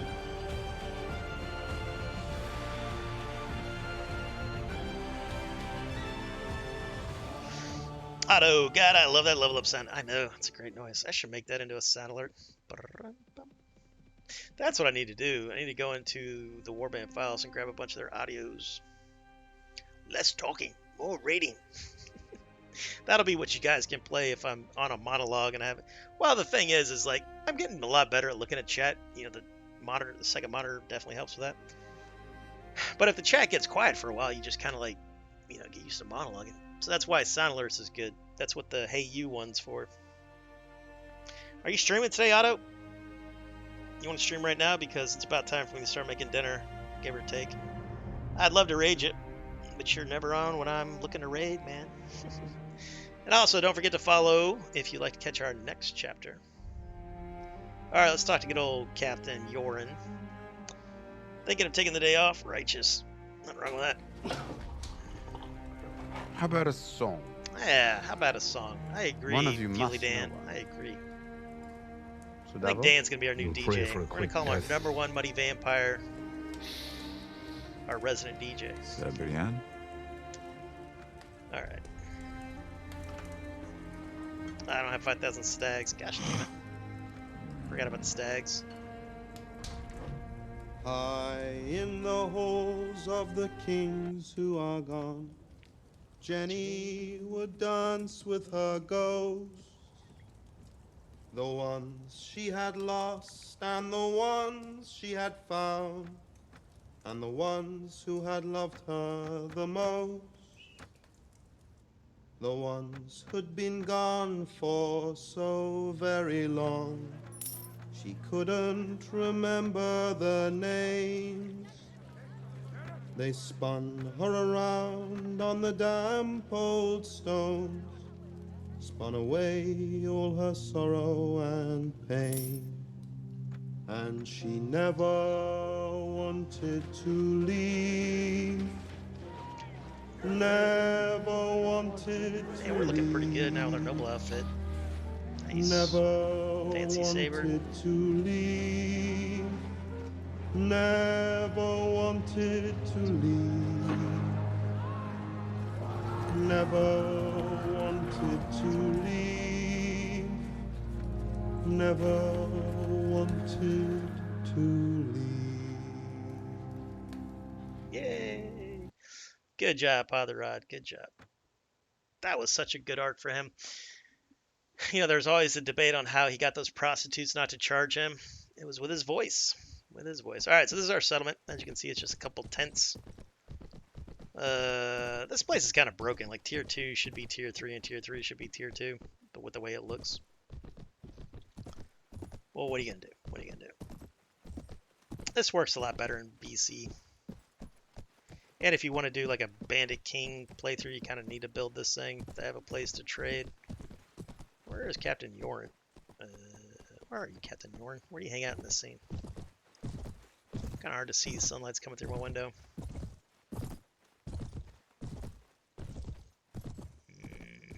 Whatever. We know where he is. He's in the menu. Alright, talk to your captain. And let's improve. Yep. Alright, cool. So we did that. You can also donate 500 stags, gives you some morale. all that kind of stuff. How much morale is that? Yeah, it's a terrible deal. You don't want to do that. Well, wait a minute. Am I maxed out on morale? Is that what's going on? Maybe I'm maxed out on morale. Yeah, I'm maxed out on morale. I think it gives you like 3. It's not a good deal. The prostitute's a better one. Get that one. And the second best would be like the holy men because you can spam it. That one, you want to at least get 1 morale per 100 stacks. And then your settlements prostitutes gives you even better odds or better value than that. Oh, I didn't want to do that. I don't like having slaves. So I'm going to upgrade the slaves, I think. You are no longer slaves, madam. You are free women. Washwomen. I forgot about that. You get the slaves when you get them from the sceptry. So basically, they're rescued slaves. You know, they were like slavers, and then they rescued them and put them in the sceptry. That's what the orphans and widows thing is. And then that takes a couple days or a week or 2 or whatever, and then we'll be good to go with the Bridge of the Morning settlement. And that'll give us time to think about what we want. Now, we do know that Sir Ulrick wants to be the Sword of the Morning, so he needs to become Lord of Starfall at some point. Holding Starfall we don't care about. We just want Dawn, and we want to be that. And that's why we're flying the Dawn banner, the Dane banner, because it's got Dawn on it. Dawn shooting star, because if you don't know, Dawn was made from a meteorite thousands of years ago or whatever. It's the house sword of House Dane. Oh, what do we got here? Thanks for the offer, though, but anytime. AJ says, hey, that was nice. Yep, Season 8, Episode 2, I believe. Good old Podrick Payne gives us that lovely, lovely tune. It's Jenny of Old Stones, if you guys want to know what that song was. Number 1, Dan the DJ says, it could be that he sung while he dropped the rod, so it could be both. I think it's a scene. I think he was kind of nervous or whatever, and he was kind of this immature, sweet kid, you know. And then he sung to them, and then they danced the dance, the oldest dance. The second oldest dance is Duels to the Death. The first oldest dance is the dance Pod had that night. All right, you lovely sons of guns. We had a good stream today. It was fun. Got a lot done in game. Big fan of that. Sir Ulric is well on his way to being the Sword of the Morning that we all want him to be, I believe. Well, maybe not all of you. Dan probably doesn't. Dan probably wants him to fail. Let's see. What do we got here? Nobody's playing the games that we want to watch. Why is that? Whatever. Fine.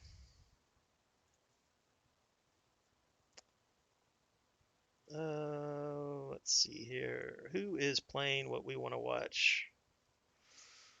We've got that guy. We've got that guy. And none of those guys are speaking English. Right on.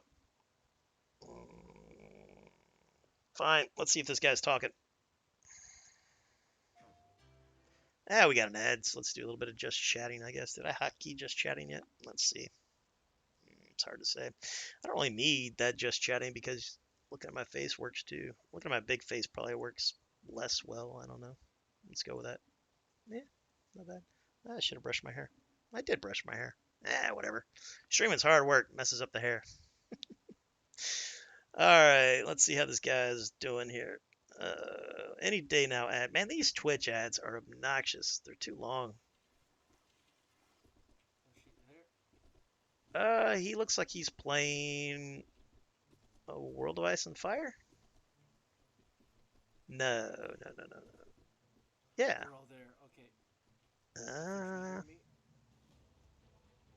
Can't really tell. He might be playing a World of Ice and Fire. Or something with a similar armor. Looks like a World of Ice. We're definitely raiding this guy. You play a World of Ice and Fire, you get a raid. Them's the rules. Stay here. I don't make the rules, technically. I do make the rules, but you know how it goes. All right, let's do a raid. We'll have a good time with this guy, hopefully. I don't know. I'll watch while I'm thinking about making some pot roast. We'll have to see what happens there. And then I'm going to thank all you lovely people because I'm not going to roll credits when I raid. Whoop.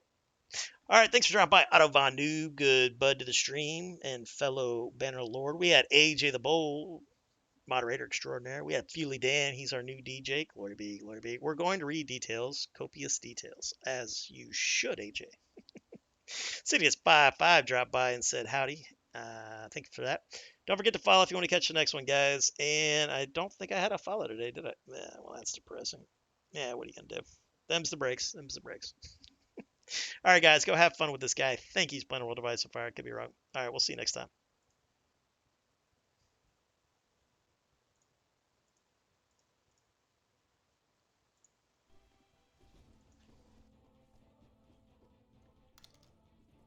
Death. Who said that? Hey, thank you for hosting, Boyo. Master Raul, cheers for hosting, Boyo. You're just about to see the epic conclusion to the saga. Well, hopefully not the conclusion, because hopefully we'll win, but we'll see what happens. Right, we'll get our men here. Come on. Up. Our men there. Skirmishers here. Get our cavalry here. Let's go, boy.